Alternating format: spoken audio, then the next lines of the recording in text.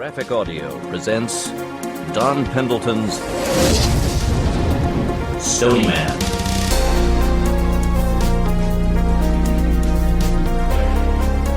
Performed by Terence Aselford, with Nanette Savard, Richard Rowan, Thomas Penny, Jeff Baker, Christopher Graybill, and Kate Torrey.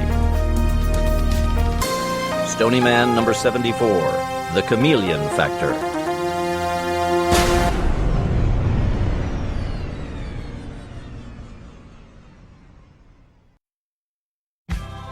It is the soldier, not the reporter, who has given us the freedom of the press. It is the soldier, not the poet, who has given us the freedom of speech. It is the soldier, not the campus organizer, who gives us the freedom to demonstrate. It is the soldier who salutes the flag, who serves beneath the flag, and whose coffin is draped by the flag, who allows the protester to burn the flag. Sergeant Dennis O'Brien, United States Marine Corps. Military target range, Western Alaska.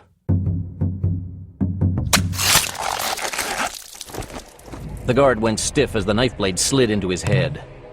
Mouthing a silent scream, the U.S. Army guard dropped his weapon as Professor Torg Johnson shoved the blade in deeper, exactly behind the right ear, where there was a small opening into the brain, a slim passage known to many as Death's Doorway. Gurgling, the guard began to claw at his side with a semi-automatic pistol in his shiny black holster. Frowning at the man's resilience, Johnson savagely twisted the blade to sever the brainstem. The guard went limp, his body turned off like a light switch, his rapidly dying brain only a few moments behind. Easing the corpse to the grass, Johnson yanked out the bloody blade just as a tremendous explosion sounded in the distance. As the professor wiped the murder weapon clean on the guard's uniform, cheers sounded from the grandstand above. Sliding the blade up his sleeve, Johnson checked the cheap watch on his wrist. Good. Everything was precisely on schedule. Taking a cigarette pack from his jacket pocket, he carefully peeled off the back to expose a thin layer of adhesive. Reaching up, he just managed to press the back to the bottom of the wooden seats of the grandstand overhead. As his hand came away, the pack stayed in place, and there was an audible click of the electronic device arming itself. Glancing briefly at the bright rectangle of light that marked the only door to the space under the grandstand, Johnson stepped over the cooling body of the guard and weaved his way through the maze of struts and support beams to reach the middle section. Attaching another cigarette pack there, he continued the process slowly, emptying every pocket of the deadly cargo until reaching the opposite side. Glancing back just once to check his lethal handiwork, the professor allowed himself a brief smile of satisfaction, then set his expression into neutral and stepped through the open doorway and into the bright sunlight. Taking a real cigarette from the pocket of his old suit, Johnson lit it with a butane lighter and drew the smoke in deep, savoring the building excitement. Soon now, very soon. Walking out of the bushes that blocked the entrance of the doorway, the man pulled up his fly and tried to look embarrassed, as if he had been inappropriately relieving himself in the greenery. An elderly U.S. congressman sitting at the edge of the grandstand happened to catch the gesture. Don't blame you. Hell of a day, isn't it, Professor?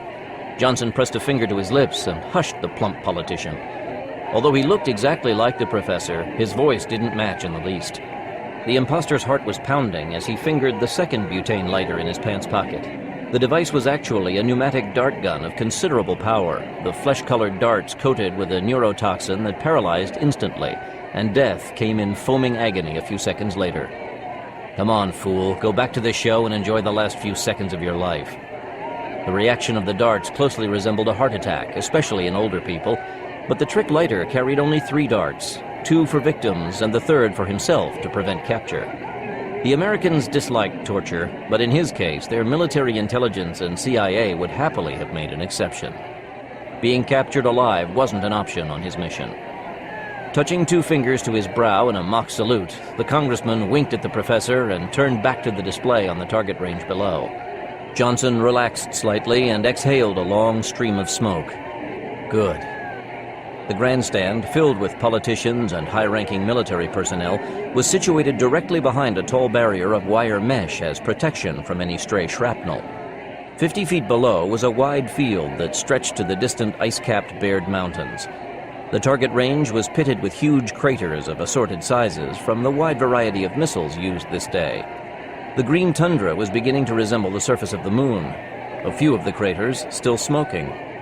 Standing untouched in the midst of the destruction and desolation was a small concrete bunker with a slim radio antenna raised high enough to sway slightly in the warm breeze. Suddenly, a figure stood, pointing.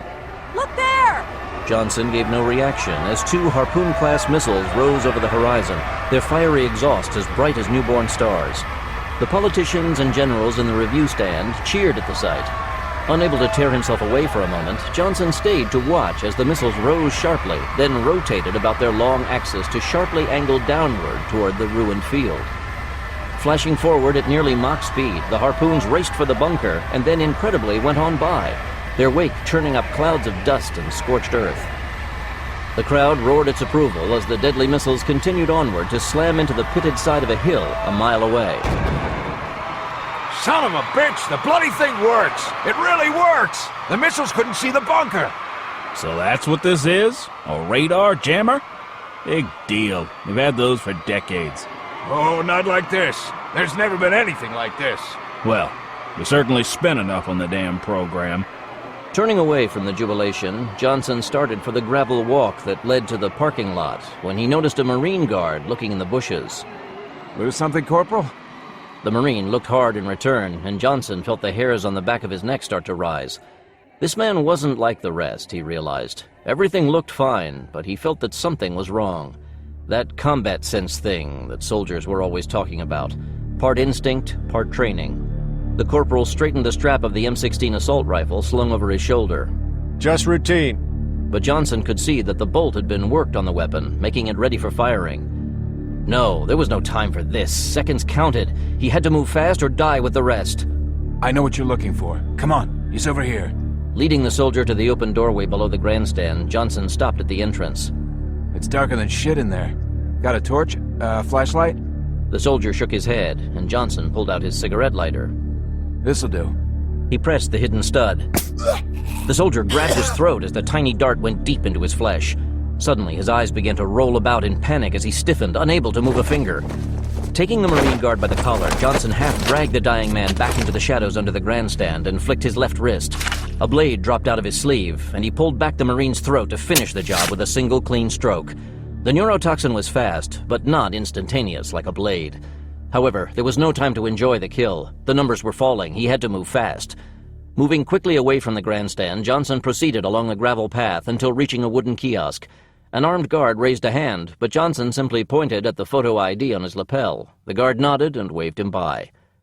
Past a wire fence woven with plastic strips to block the sight of the curious, Johnson moved onto the parking lot, forcing himself to not walk too fast. That would raise suspicion, and he might be detained for questioning, which would mean death in about 90 seconds from now. However, there were more armed guards lining the edge of the parking lot, U.S. Marines, Army, and even some Navy intelligence, because Chameleon was a multi-service project. At opposite ends of the lot sat two Apache gunships, their blades at rest, but with a full crew inside, the wing pods bristling with weaponry, 35mm mini rocket pods, and Sidewinder missiles in case of an aerial attack. The Alaskan Test Zone was a military hard site, armed and armored to withstand any imaginable attack. Chameleon was all-important. The theoretical danger team at the Pentagon had thought of everything, except him. Reaching his car, Johnson pressed the fob on his key ring to unlock the door. The EM signal unlocked the door and also silently activated the packages hidden in the trunks of two other cars.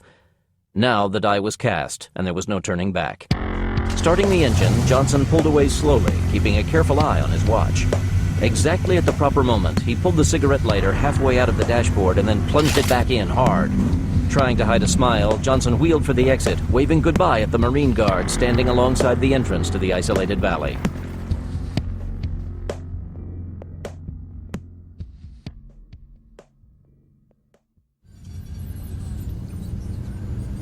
Down in the target range, inside the concrete bunker, the real Professor Torg Johnson lowered a pair of binoculars and turned. Cut the field. Yes, sir. Pivoting in his chair, the technician flipped several switches on a complex control board. On a stout wooden table in the middle of the bunker, a small gray box stopped humming and went still. Squinting out the slit in the thick concrete wall, Johnson patiently watched as two more stars rose into the sky over the horizon and started coming his way. Trying to control his excitement, the professor inhaled deeply and let it out slowly. This was it, the last test. These were two of the new breed of Delta IV missiles, equipped with the very cutting edge of radar guidance, satellite-assisted navigational system, and proximity warheads, all supported by an onboard computer more powerful than anything else in the world. 3 waves of Delta IV missiles. If the Chameleon could stop those titans, there would be no question that his project was a complete and total success. Power up. The technician checked some dials on the board. Power is good for go, sir. We are online and ready. Good. Engage the field. The professor raised the binoculars and adjusted the focus. Although a man of science, he did enjoy watching the missiles fly by stone blind, their wonderful radar eyes dead from the jamming field of his Chameleon. Sir, I did, but nothing happened. The technician flipped the switches again. Then he pressed buttons and twirled knobs with frantic speed, but the dials stayed inert. And I'm getting no response from the override. The professor clutched the binoculars to his chest as if for protection. But the missiles are on the way. Wait! Use the backup unit.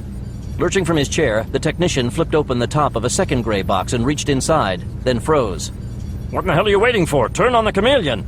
The pale technician turned to look at the professor. I can't! The second unit isn't here! The box is empty! Empty?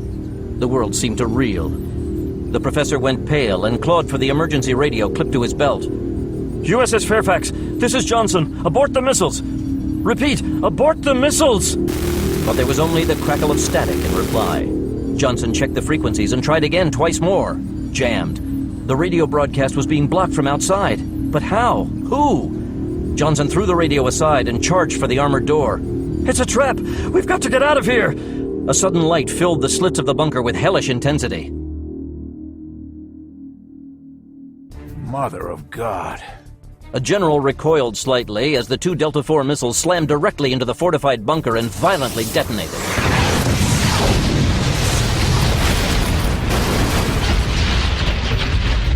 Muttering curses and prayers at the terrible sight, the crowd of dignitaries remained in their seats, unable to move from the horror unfolding below. We've got to help them! A lieutenant stood and began pushing his way through the stupefied throng, trying to reach the stairs leading to the ground. Then somebody grabbed his arm. Don't be a fool, man. Professor is already dead. Nobody could have survived that first salvo. Scowling darkly, the lieutenant yanked his arm free and stared at the decimated target range once more. The fortified bunker was reduced to a mere handful of cracked pieces of rubble, ringing a blackened crater. Sorry, sir. A movement in the sky caught the lieutenant's attention, and he turned to see the next set of Delta IV missiles lift over the horizon and angle over to start for the destroyed bunker. Then they abruptly changed course and swung directly for the grandstand. Incoming! At the incredible sight, men and women both began to scream in terror, and the crowd became a mob fighting to reach the stairs. A handful of military personnel pulled out their dress sidearms to empty the weapons at the approaching Delta IVs. If the subsonic lead had any effect on the ultrasonic missiles, it wasn't noticed as the Deltas smashed directly into the grandstand.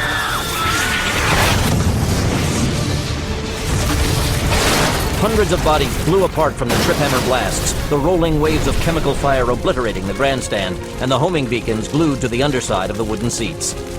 A heartbeat later, the hidden charges in the car trunks went off, adding their thermite charges to the assorted destruction. Melting cars flipped into the air, gas tanks exploding like firecrackers. The startled pilots of the 2 Apaches had no time to react before the shockwave and shrapnel arrived, throwing the gunships sideways. Their blades snapped off as the helicopters tumbled over and over along the ground until they erupted into flames. Shrieking insanely, the pilots burned alive in the wreckage until their cargo of rockets and missiles ignited.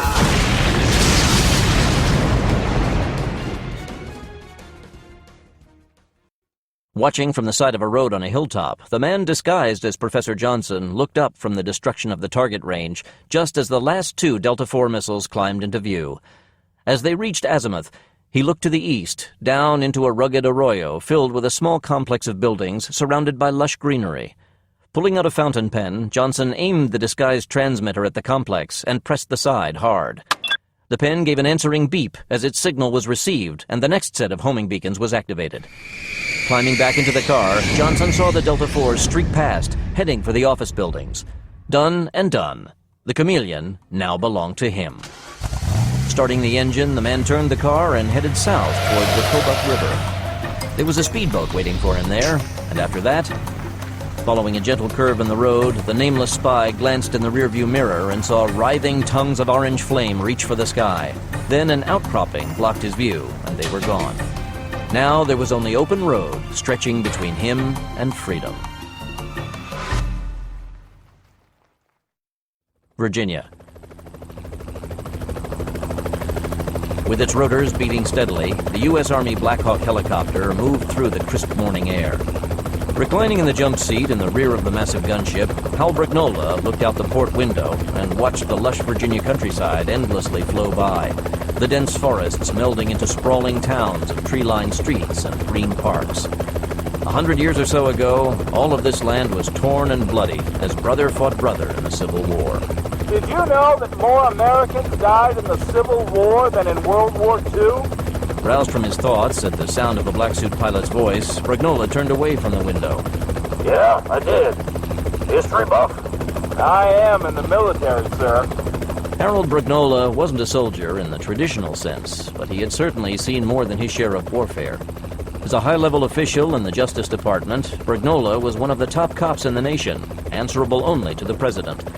Chief of the ultra-covert Sensitive Operations Group based at Stony Farm in Virginia, Brignola was returning to Washington from a quick visit to the farm, hidden in the depths of the Shenandoah National Park. Recent defensive renovations included a newly installed anti-missile system. Upgrades to weapon systems were ongoing, and every once in a while, Brignola would drop by the farm to check things out. Any excuse to escape the frenetic pace of Washington, D.C. was acceptable. The pilot touched the side of his helmet. Sir, I have an urgent call for you from Dover. Brignola frowned. Dover, as in the White Cliffs of Dover. That was this month's code name for the White House. I'll take it back here. Yes, sir. The big Fed pulled a briefcase onto his lap when his cell phone chirped. Deactivating the locking mechanism in the briefcase, Brignola lifted the lid and the compact computer inside automatically cycled on. Typing a few passwords onto the miniature keyboard, the big Fed watched as the plasma screen scrolled identification signatures and countersigns as the machine dutifully checked and then double-checked to confirm it was receiving an authorization signal on a secure frequency. Exercising patience, Brignola waited. The man was aware that the White House had its own private communication satellites and that the president had access to several that nobody else even knew existed, but it never hurt to make sure. The gibberish on the screen melted into a familiar face at a well-known desk. Good morning, sir. Good to see you, Hal. We have a situation. So I gathered, sir. Can it wait until I arrive? I'm already en route to D.C. ETA 20 minutes. Sorry, this cannot wait, and you have to turn back. Return to the farm? This relay is secure, sir. For now, yes. The president reclined in his chair and lifted a sheet of paper edged with red stripes. Even as he held it, the paper turned brownish where his fingers rested. Brignola scowled at that. A Level 10 report for the president only. This was big. The president put the paper down. It's called Chameleon, a brand new kind of jamming field that blocks or interferes with about 95% of all modulated electromagnetism. Brignola raised an eyebrow at that but said nothing. 95%? That would scramble cell phones and even landline phones and make radar absolutely dead. Doppler or focused radar. Even proximity fuses on warheads might not work. It would be the ultimate stealth shield. Tanks, planes, hell, even aircraft carriers would become as close to invisible as modern science would allow. In the hands of terrorists, they could fly cargo planes of troops or bombs anywhere, and America would never know it until it was far too late. Lifting a cup of coffee into view, the president took a sip and waited while Brignola worked out the details. How close are they to completion? This morning was the final test. And what went wrong? Everything, my friend. The missiles being fired from a U.S. Navy corvette in the bay first took out the control bunker, killing the inventor, Professor Torg Johnson, and destroying every working prototype of the device. Brignola bit back a curse. The president leaned closer. A recon flight from Fairbanks confirmed that the second wave of Delta IV missiles hit the grandstand, killing a couple of hundred people, mostly politicians and high-ranking soldiers. Could still just be an accident.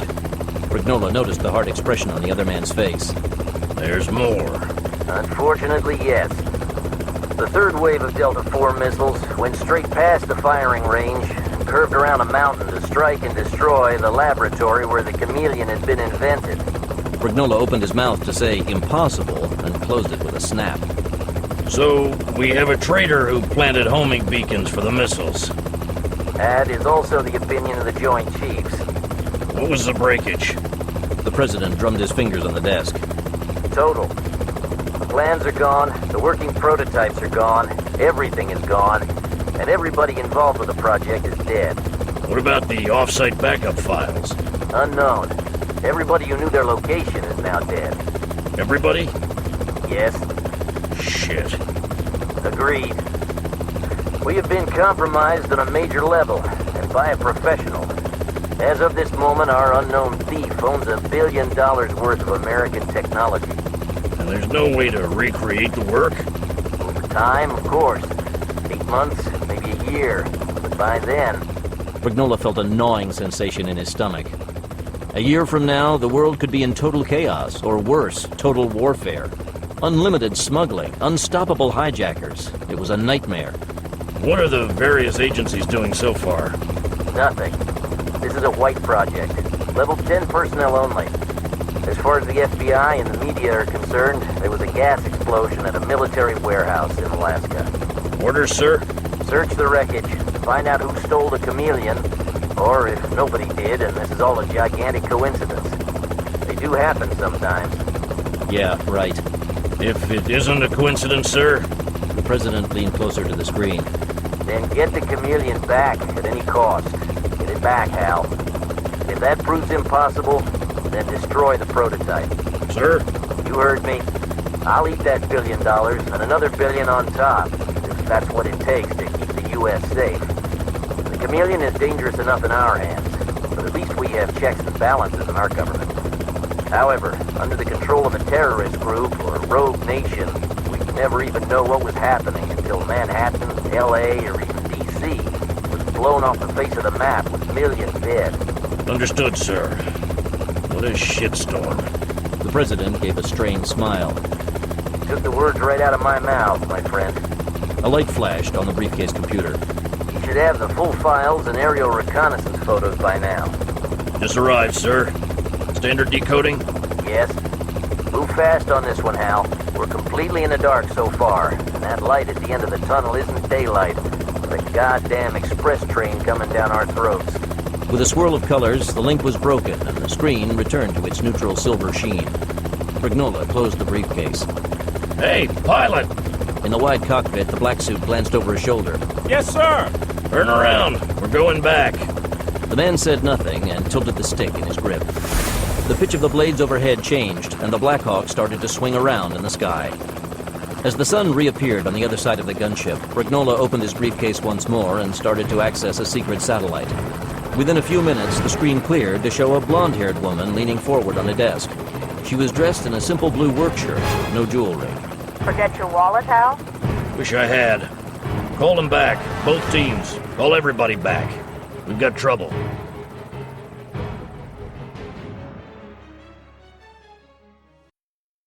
Casat Federal Penitentiary, South Carolina. Soft and low, the mournful call of a freight train moved through the night as armed guards in the high watchtowers closely scrutinized the arrival of an armored bus at the front gate of the Casat Federal Penitentiary. The first line of guards checked the driver's ID and did an EM scan of the vehicle, then finally passed it through the outer 30-foot-tall fence. Once the bus was trapped between the first and second fences, more guards arrived with dogs to sniff for explosives or narcotics before the transport rolled through the inner electric fence and finally onto a featureless parking lot. There were no concrete bumpers or ornamental bushes for anyone to take cover behind. Just a flat expanse of bare asphalt studded with tiny reflecting squares set into the tar and gravel, rangefinders to assist the sharpshooters in the watchtowers.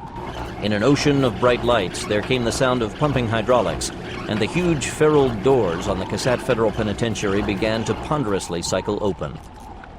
With the close of Alcatraz so many years ago, there had been an urgent need for new prisons to hold the worst of the worst, the mad dog killers and terrorists that the courts had condemned to death.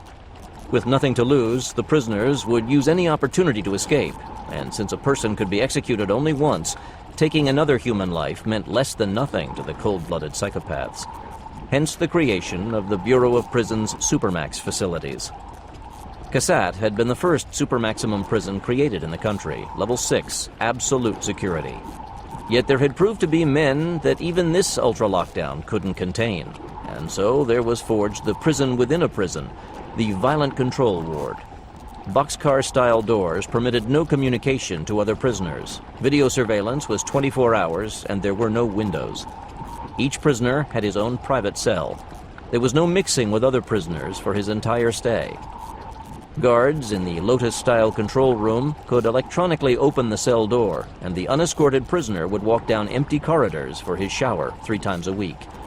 There was no human contact with these violent repeat offenders. Ever. Yet the ingenuity of the criminals was incredible. Staples were attached to the ends of Q-tips and blown through tubes made of rolled paper to strike passing guards. Dozens of makeshift weapons were created out of seemingly innocuous items, and more than one guard lost an eye or worse to the ingenious prisoners until full-coverage body armor and goggles became standard dress uniform. Cassatt Supermax and its fellow penitentiaries weren't ICCs, correctional institutes trying to correct the career of a professional criminal. The Supermax was the end of the line, the edge of the world, and damn few who went in ever came out again, except in a black body bag. Security was tighter here to keep the prisoners in than it was at Cheyenne Mountain, where the purpose was to keep invading enemy armies out. The land beyond the perimeter of the second fence was barren and dead, a former uranium milling dump site that the EPA was still trying to clean after 40 years. There was no grass to hide in, no weeds in the muddy creek, no trees whose branches could be used as a club. Additional sentry posts stood between the deadlands around the penitentiary and the city of Cassatt, forcing any escapee into the slag heaps of the toxic waste dump. 100 men had tried to escape from Cassatt Supermax over the years. 10 made it to the gate alive. 6 got over the first fence, and 2 got over the second fence only to be blown apart by the radio-controlled landmines. The infamous Ossining of New York and Leavenworth of Kansas were considered luxurious country clubs compared to Cassatt Supermax. But there were even more secure facilities now: Pelican, Logan, and the infamous Florence in Colorado. Many of the inmates were insane, but no asylum ever built could hold the killers, and the violent control ward of a Supermax was the only chance of containing these enemies of civilization. Many people believed it would be much more humane to simply kill the prisoners than send them to the steel-caged hell of Cassatt. Every prisoner and guard of the Supermax penitentiary agreed, except for 4 special inmates. As the final lock on the armored front gate was released with a hydraulic hiss, additional lights glowed into blinding brilliance, illuminating the parking lot and the grounds beyond for more than a mile. On the stone walls, searchlights swept the sky looking for small planes or helicopters. It was unknown who would want these 4 men free, but the list of people who wanted them dead at any cost was a mile long. Although they would be executed someday by the state, that wasn't the right of any individual, and as much as they hated the idea, the Cassatt guards were ready to die in order to protect the criminals from any vigilante justice, no matter how much it was deserved. 10 guards in full combat gear stepped from the armored bus and waited while 20 men in full riot gear walked 4 prisoners through the doorway of the penitentiary. The inmates were dressed in bright orange prison jumpsuits, heavy shackles on their legs, handcuffs on their wrists, and a black box encasing their hands and forearms to forestall any attempt to pick the lock on the cuffs. The cadre of guards was fully armed and carried military-grade stun guns and bulletproof plastic shields studded with electric probes. One touch and a bull gorilla would drop unconscious from the terrible pain. Hold it right there. Everybody waited a few moments for the wall guards to decide that the area was safe for everybody to continue.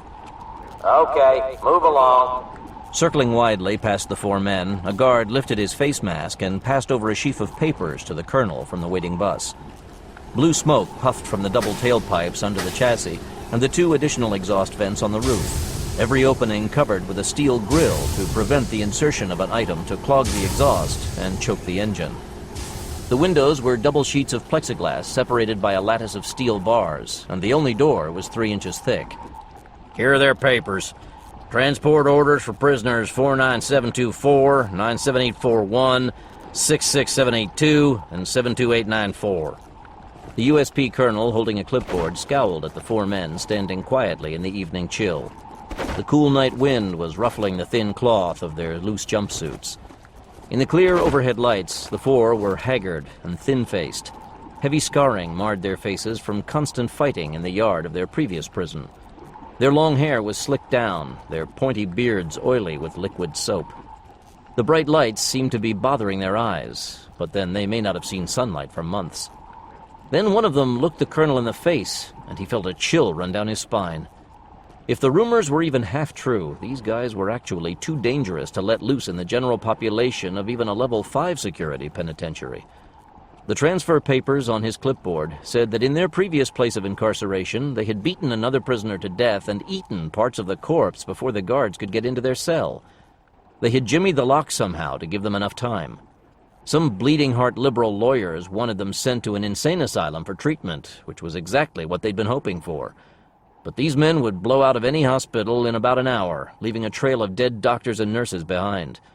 Thank God somebody in the Justice Department was paying attention for once and was moving these psychopaths to the new Supermax in Florence, Colorado, the brand new Level 7 facility. A prisoner escaping from that underground facility would face a 50-mile trek through scored earth and bare rock with helicopter gunships on him every step of the way. It was as close to being thrown off the planet as anybody would ever get. The new Devil's Island, and these bastards would be the reigning devils once they arrived.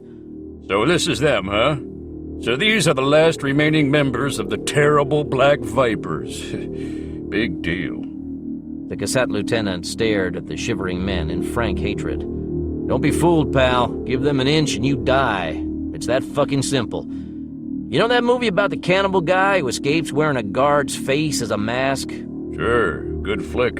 It was based on these men. Yeah? Well, Manson looked tougher.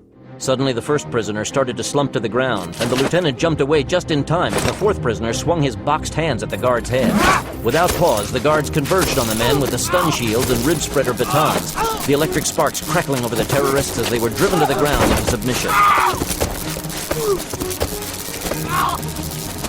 Nobody made any move to stop the beating.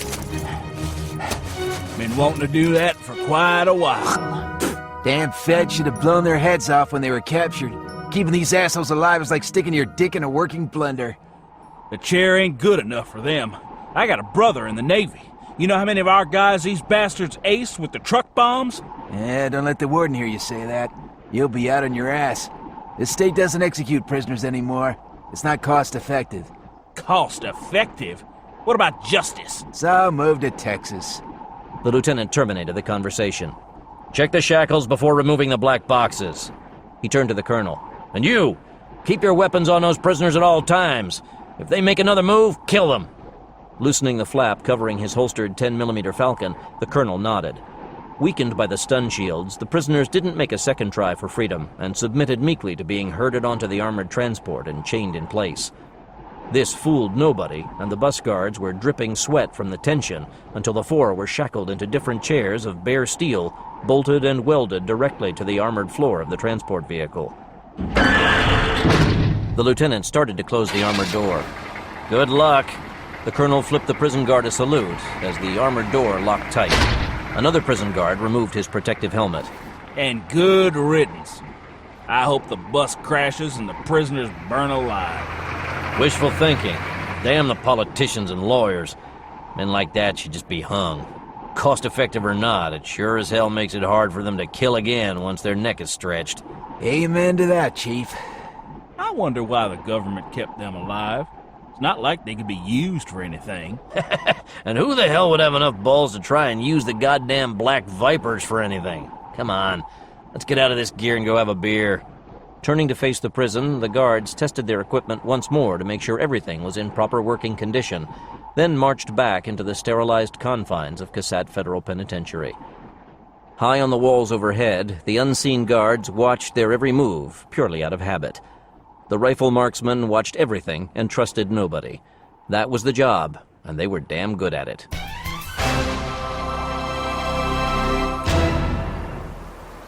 Over 2 miles away, far outside the circle of light around the Supermax facility, 3 men with starlight scopes stood alongside a battered gray SUV, the license plates obscured with mud permanently glued into place.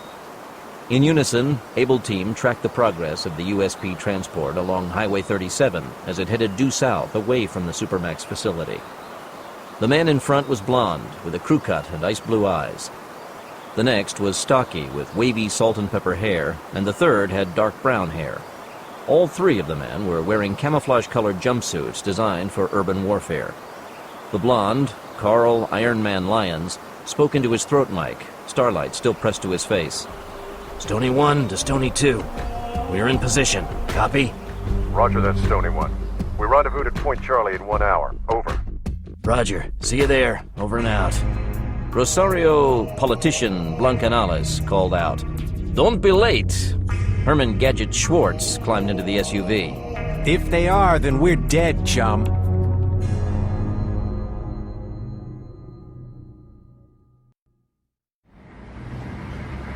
After an hour of driving, the countryside of South Carolina began to change from gray grassland into a plush forest of tall trees and countless small brooks. Shackled to their metal seats, the four members of the Black Vipers sneered at the beauty of nature as if they preferred the concrete corridors of the federal jail. Glancing about to see if anybody was watching, the largest and most heavily muscled of the Vipers jerked hard on the chain holding his wrists to the bolt in the floor. And instantly a gas vent hidden in the ceiling sprayed him with mace. The colonel glared back at the prisoner from the front of the bus. A wall of thick bars separated them from each other. That's warning number 1. Warning number 2 is a lot worse. So behave, convict, or else. I am a political prisoner of the American government. Once more, I beg for asylum from the overlords of Washington. Oh, shut up. A younger guard racked the slide of a sleek black Neosted shotgun. Designed by the new democratic government of South Africa, the high-tech alley sweeper had 2 tubular magazines and could be switched from one to the other by the flick of a selector switch. For this journey, the guard had the first magazine filled with stun bags, the other mag filled with flechette rounds that could reduce a man to hamburger in under a heartbeat. The terrorist opened his mouth to speak again, then decided against it and leaned back in his hard chair, his thoughts seething with revenge. What the hell? The guard riding alongside the driver frantically began to work the controls of the built-in radio, switching frequencies. Something's wrong. We lost contact with USPHQ, and every channel is filled with hash. Jamming? The colonel released the flap over his sidearm. The ivory handle of a Colt 45 pistol was revealed, a line of deep gouges in the grip appearing to be hand-carved notches. The guard in the front passenger seat looked up with a pale face. Confirmed. I can't get a bounce signal off a repeater tower. The airwaves are being jammed. But whether or not it's for us or some natural phenomenon, I have no idea. The guards were silent as the armored bus jounced slightly onto a picturesque stone bridge. Sir, if this is an escape attempt... The younger guard flicked the switch on his shotgun to the second magazine of flechette rounds. The colonel pulled the Colt and racked the slide. Don't kill him yet, Corporal. Going to the front windshield, he looked out into the starry night. Maybe this is just another weird solar storm like last year that knocked out all the satellites for a day. Could be anything or nothing. I'm not going to ace these men just because we're not sure. In tense silence, the armored bus rolled off the bridge and onto the paved roadway once more. A split second later, the night was split apart by a violent thunderclap. Fiery light blossomed from behind the transport, and rocks began pounding the bus in a deafening rain of debris. Son of a bitch! Flaming shrapnel washed over the armored transport, breaking out the rear windows. The bridge is gone. Completely gone. That bomb missed us by a heartbeat. Get us the hell out of here, man! The driver slammed onto the gas, and the big Detroit engine roared with power for only a single moment. Then the vehicle crashed hard to a halt. Every loose item went flying. The prisoners were thrown forward in their seats, setting off more mace, and the guards tumbled to the floor in a loose pile of bodies. It took a few moments for the pinned driver to regain his composure and pull a knife from his belt to stab the airbag, pinning him tightly into place. As the metallic cushion deflated, the USP guard gasped at the sight of a smashed pile of fallen trees blocking the forest road. The trunks painted black to render the barricade invisible. Damn! The bridge had to have been blown just to make them go faster and slam hard enough into the barrier and cripple the bus. That was a trap. There was nothing moving in the darkness outside the broken windows, but the driver knew trouble was coming, and soon. Frantically, he tried to get the engine to turn over and only got a clicking sound. The battery wires had to have ripped loose in the crash. Shit! Pulling an M16 assault rifle from a boot alongside his seat, the driver pulled the arming bolt and started over the jumbled forms of the groaning guards sprawled on the floor to shoot the prisoners when he suddenly felt very warm and relaxed. As his thoughts became muddy, it became difficult to stand, and he slumped to the floor, losing his weapon. Fighting to stay conscious, the driver vaguely understood this was a gas attack. Summoning his last vestige of strength, the USP guard tried to slap the emergency alarm button on the dashboard that would send off a flare and a radio signal, plus detonate a series of explosive bolts to lock down the entire transport, rendering it impossible for anybody to enter without using a cutting torch. The Black Vipers couldn't be set free.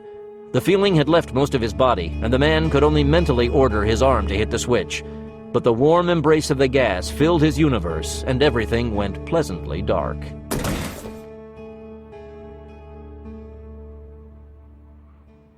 Sluggishly, the 4 members of the Black Vipers came awake in a field of damp grass, the moonlight overhead bathing them in silvery light.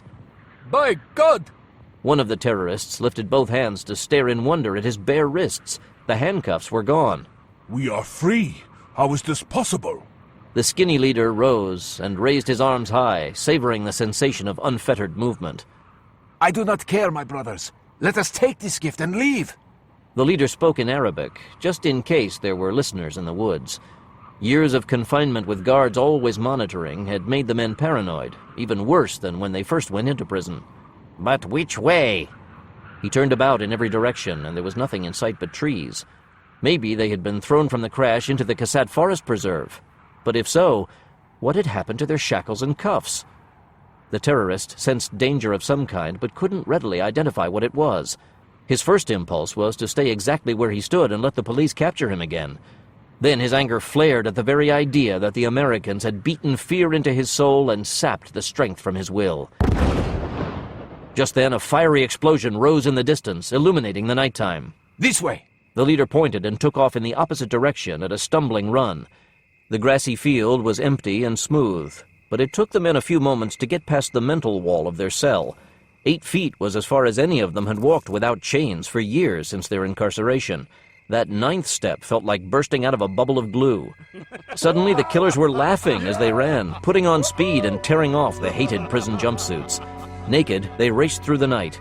Somewhere they would find new clothing to wear, a laundry line, a closed store, or from the bodies of murdered strangers.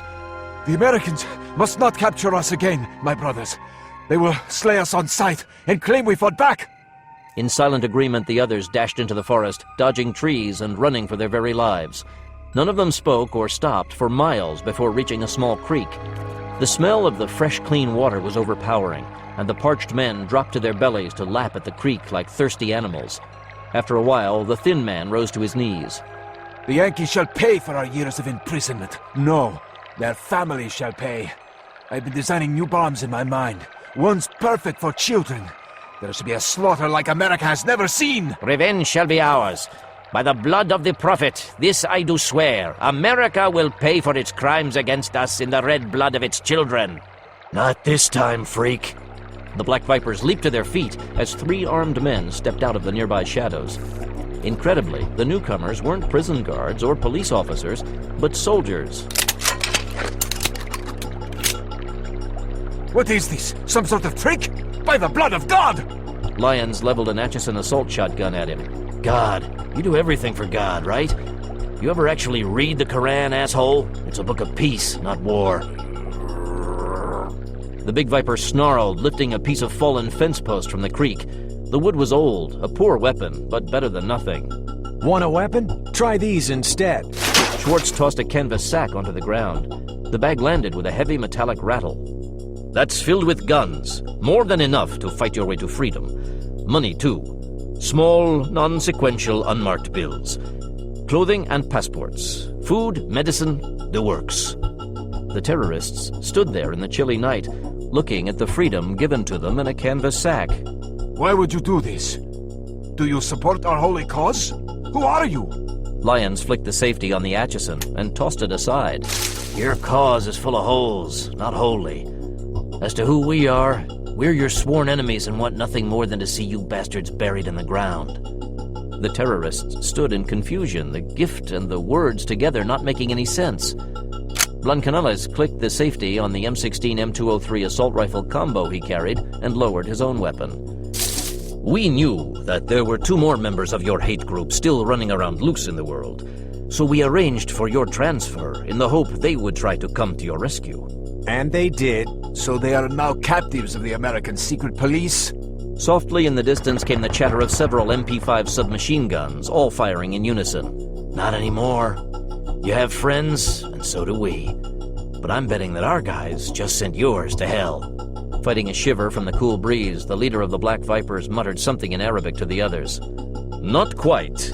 Blancanales, the former Black Beret, only knew a few words of Arabic, but as a master of psychological warfare, he could guess what the other man had said. If we wanted you dead, we would have slit your throats when you were unconscious, instead of taking off your shackles. But we're offering something you never gave any of your victims. A fighting chance for life. The terrorists stood in silence, thinking hard, poised for flight, but uncertain. Schwartz thumbed on the safety of the Beretta he was holding and tossed it away. Surrender and go back to prison, or go for the guns, your choice. Flexing his hands, Lyons lowered into a combat crouch. But you'll have to get past us first to reach the guns. Ha! With snipers hidden in the bushes? The leader glanced around nervously. Only shrubbery and more trees were in sight. Why should we give you an excuse to gun us down? You did that already when you bombed that civilian hospital. Now choose, or we choose for you. And even if there were snipers, do you have a better offer? The leader waved that aside and said something softly to the other members. We want nothing of this charade. We surrender. Then he whipped his arm around and threw the stone he had been palming while the others charged in a group. Expecting the betrayal, Lyons ducked out of the way of the rock, then launched a sidekick into the belly of the first terrorist. The force of the blow driving the man to his knees. But from there, he lunged forward and snapped his teeth at Lyons' groin. The able team leader raised his thigh just in time and drove a rock-hard fist into the other man's exposed neck. The bone snapped with an audible crunch, and the terrorist fell to the ground, twitching to death. 2 of the Black Vipers converged on Blancanales, while the leader went for Schwartz. Although an expert with explosives and electronic surveillance, the former U.S. Army soldier had done more than his fair share of unarmed combat, and simply stood motionless until the very last second. Then Schwartz twisted his fingers together in an odd way and thrust both hands into the face of the terrorist. Screaming in pain, the man froze motionless to claw at his ruined eyes. Unexpectedly, the terrorist lashed out a kick, and Schwartz just swayed out of the way in time to avoid having his throat crushed. Darting forward, he grabbed the snarling man's neck in a complex hold and spun him fast. Still fighting to get free, the prisoner contorted in an odd angle. There was a crack, and the leader of the Black Vipers slumped lifeless into the creek with a loud splash. Moving fast, Blancanales ducked under the hands of the giant terrorist and kicked the second in the knee. The joint broke, and the man dropped, only to throw dirt into his adversary's face. Blinded for a second, Blancanales backed away quickly and felt the oversized hands of the giant terrorist close around his neck. His air was instantly cut off, and he forced himself to go calm, which used less oxygen, and fingered the other man's arms until sightlessly finding the nerve complex in the wrist. Savagely, he buried his thumbnails into the tattoo-covered skin at just the right angle. The giant let him go. Instantly, Blancanales launched into a karate kata, a set sequence of movements normally used to fight your way out of a large crowd of opponents, but also served well if you were blind. His hands and legs flashing, he hit nothing again and again, simply protecting himself while his watery eyes slowly cleared away the dirt. When at last he could see, the able team commando dropped into a defense posture just as Schwartz smashed the temple of the small terrorist with a back kick, and Lyons released the giant from a bear hug, blood dribbling from the slack mouth of the last member of the dreaded Black Vipers. Their chests heaving, able team stood for a moment amid the dead prisoners, pulling in the cool air. Often they had terminated the mad dog killers of society, but usually it was at gunpoint, and rarely was justice so satisfying. I swore to that dying Marine we would get these scumbags face to face. It took a long time, but the bill has finally been paid in full. Blancanales was wiping his cheeks dry with the back of his hand. Those 2 were supposed to be mine. Ah, but you were having so much fun punching the empty air, we didn't want to disturb you. Schwartz grinned weakly, rubbing his oddly lumpy shoulder. I'm not a ninja like John Trent, but I make do. Hey, what's wrong with your arm? I don't know. Hurts like a bastard, but I don't think it's broken. Lyons walked over to the electronics expert and touched the shoulder. Schwartz winced slightly. It's dislocated. Schwartz nodded, knowing what was coming. Bluncanellis took his friend's arm by the wrist, then placed the sole of his foot in the other man's armpit. Bracing his legs against the ground, Lyons held Schwartz tight by the waist. On the count of 3. 1, 2... Ow! What the hell happened to 3, you bastard? They both released the man. I didn't want you tensing up. That only makes the pain worse. Worse? How is that possible? Trust me, I've been there. It can get worse. Damn. Lyons spun around at the noise and waited for it to come again before answering. A few seconds later, Phoenix Force strode into view from the midnight shadows beneath the thick cover of oak trees. The prison guard's okay? Bruised, but alive. David McCarter eased the tension on his Barnett military crossbow. In the hands of the former British SAS officer, the silent kill weapon struck like divine justice, leaving only cooling corpses with puzzled expressions on their faces. Although they'll have a hell of a headache when they finally wake up. Without the antidote you gave to Black Vipers, that bleeding sleep gas has nasty side effects. But it is fast, and that's what counted tonight. Rafael Enciso scanned the night through compact starlight goggles, looking for any danger, or worse, any witnesses. Heavily muscled, the soldier moved with cat-like reflexes that spoke of endless years of combat in the field. T.J. Hawkins nudged one of the dead men with the toe of his boot. We took a big chance on this. Not that I disagree, but it was a hell of a chance. I'm surprised that Brignola gave this mission an okay. Pleased, but surprised. His actual name was Thomas Jefferson Hawkins, but everybody who knew him quickly accepted the nickname of TJ. Trained by the elite Delta Force, Hawkins was relentless and brutal in combat. Lyons rubbed a palm across his blood-smeared cheek. Hal understands that there are some crimes for which a simple bullet in the head is not enough payment. Now the books are balanced. Gary Manning canted his silenced MP5 submachine gun against his hip. Starting to sound more and more like bowling all the time. Thanks for the compliment. Incoming call. Calvin James touched the radio receiver in his ear. Tall and lean, the night camouflage paint only took the reflective quality off the man's dark skin. We've been recalled.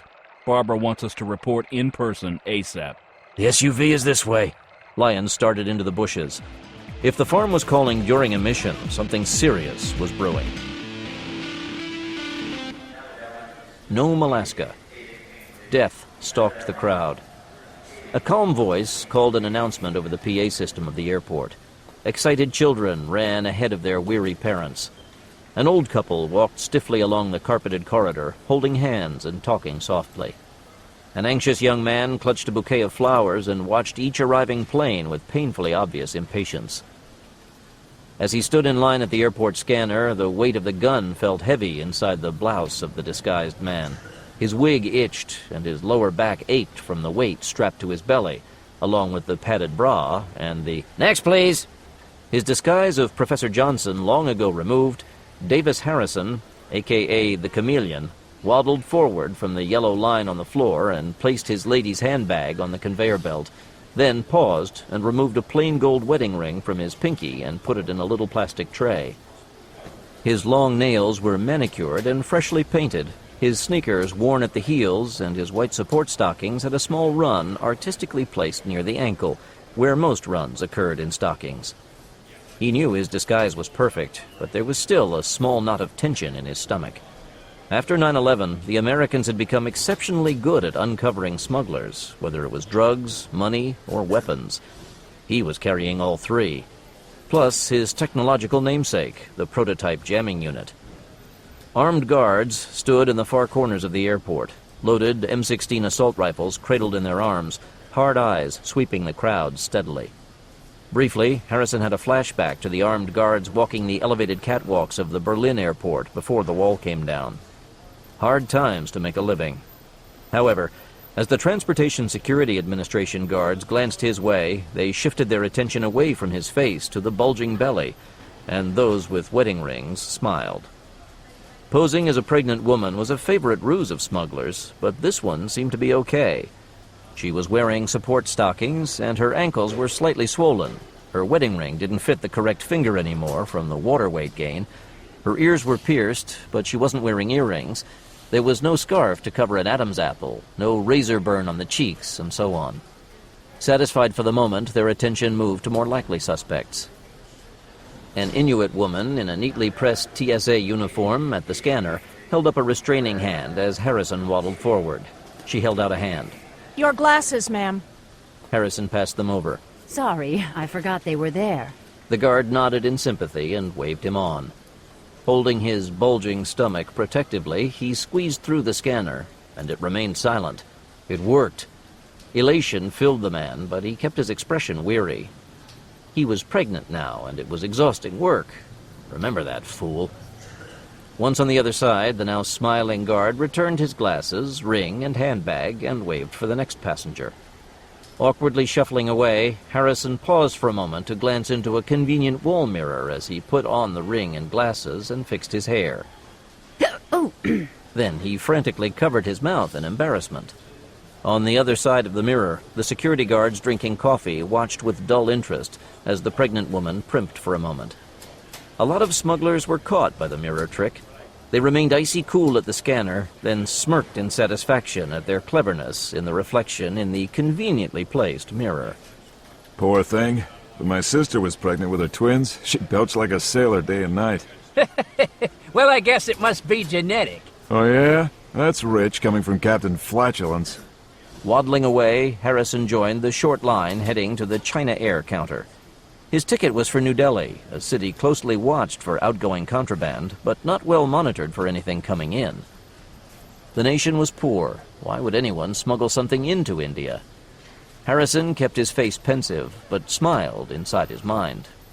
Why indeed? As the line to board the plane moved slowly forward, he started shifting his weight from foot to foot and began breathing a little heavily. An alert flight attendant noticed the action and briskly walked over. Come on, dear. Let's get you on board where you can use the restroom. Her name tag said Gwyneth. Thank you. I didn't want to seem pushy or anything, but, well, you know. I understand. My first baby seemed to enjoy kicking my bladder. It's okay. Come with me. A few of the younger men scowled as the pair moved past the line and onto the plane, but most of the adults merely smiled as they figured out the reasoning behind the courtesy. Harrison took hold of the pretty woman's arm and let his hand press against her uniform jacket, savoring the warmth of her full breasts as they walked along the Skyway tunnel. Then he felt a flash of real fear at the totally unexpected appearance of a second weapons scanner in the entrance of the waiting 747 jetliner. This wasn't on any of his plans or charts.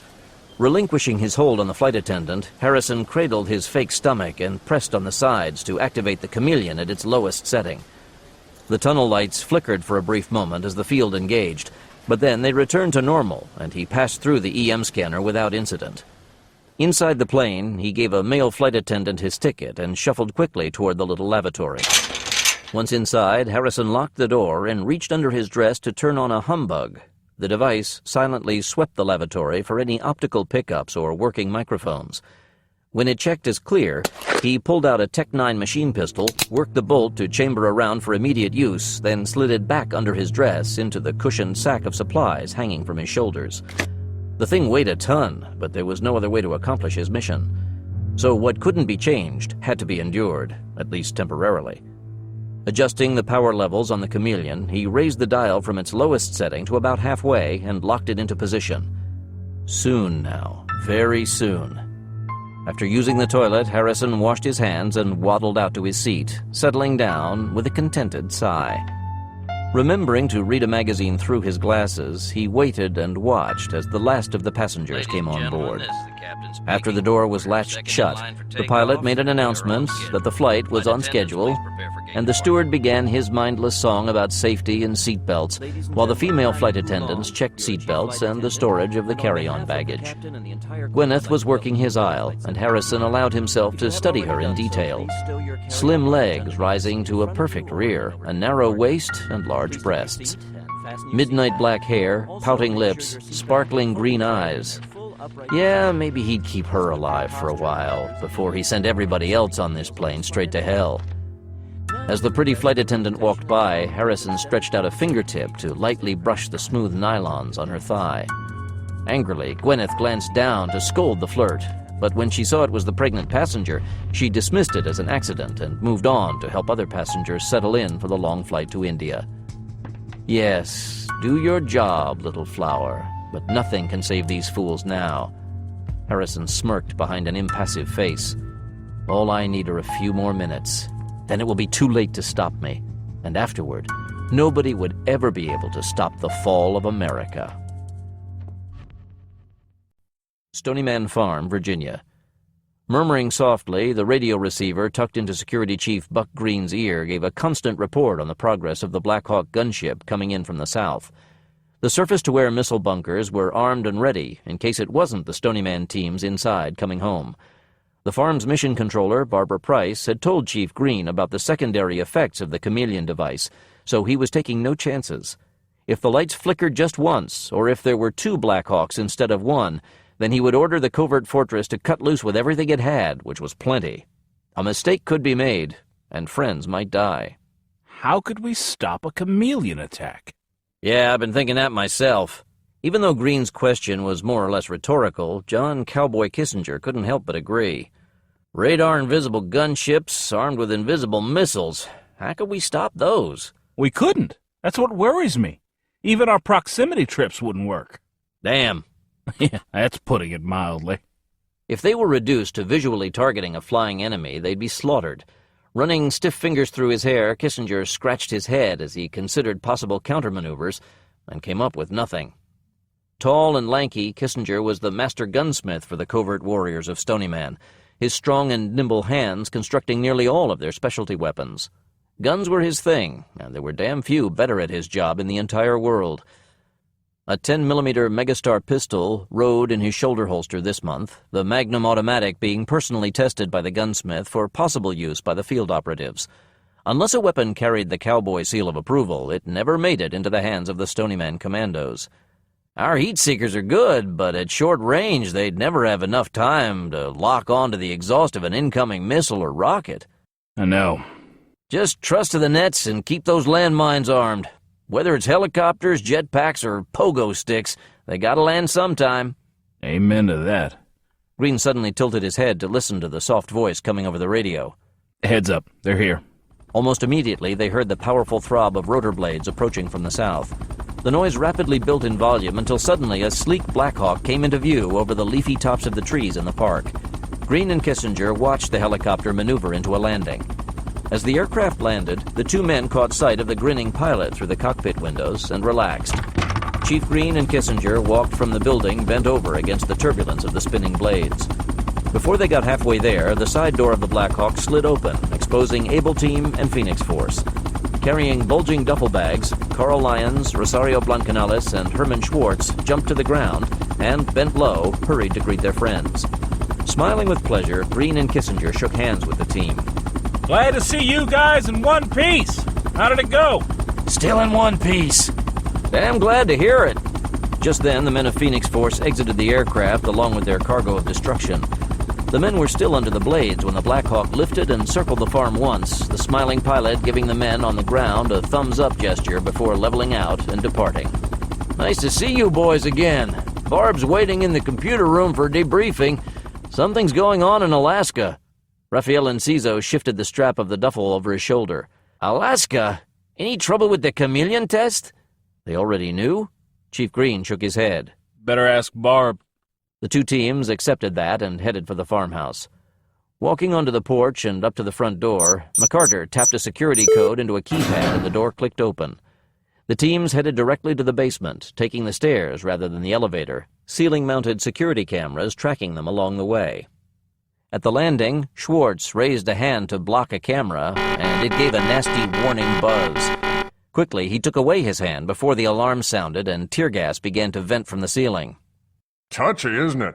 Built-in proximity sensor? Yep, the best in existence. I helped design them. Hawkins frowned. And if the chameleon works as promised, they would be about as useful as 2 paper cups and some waxed string.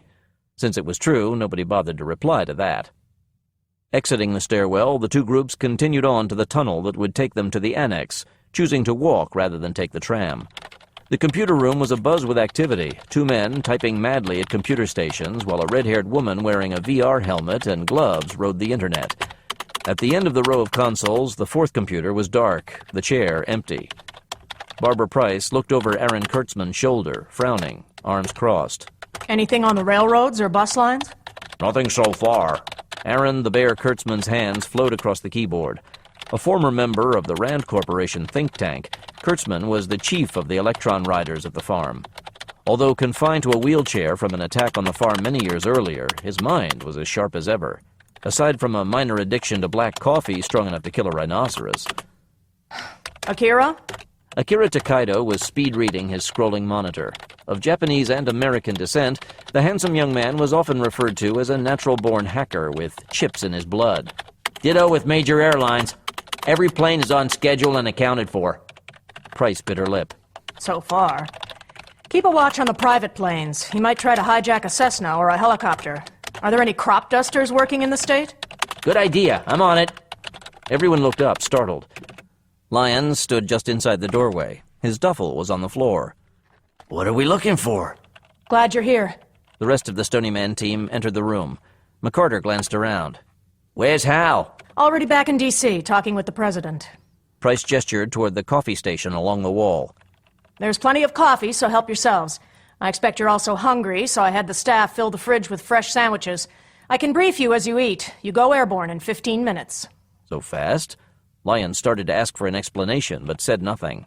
Price was no fool. If she was sending them into the field this quick, then the shit had already hit the fan. Calvin James warily approached the coffee pot. Did Bear make this coffee? And you call yourselves soldiers? He brandished a steaming mug. This'll put some hair on your chest. Or take it off. Gadget Schwartz reached for a mug on the coffee station. Also degreases tractor parts. Suddenly, Carmen Delahunt's voice issued from behind her VR helmet. Heads up. I just accessed an NSA watchdog satellite. Right on cue, the main wall monitor fluttered with a wild scroll and settled into a picture of swirling clouds. Damn!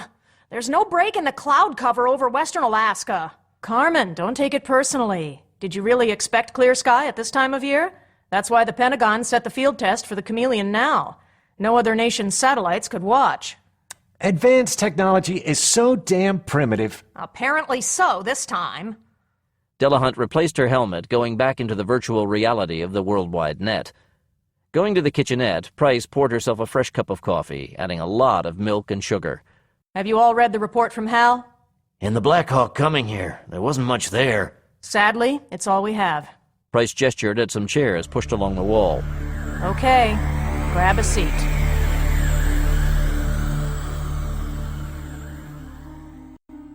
We're truly operating in the dark on this.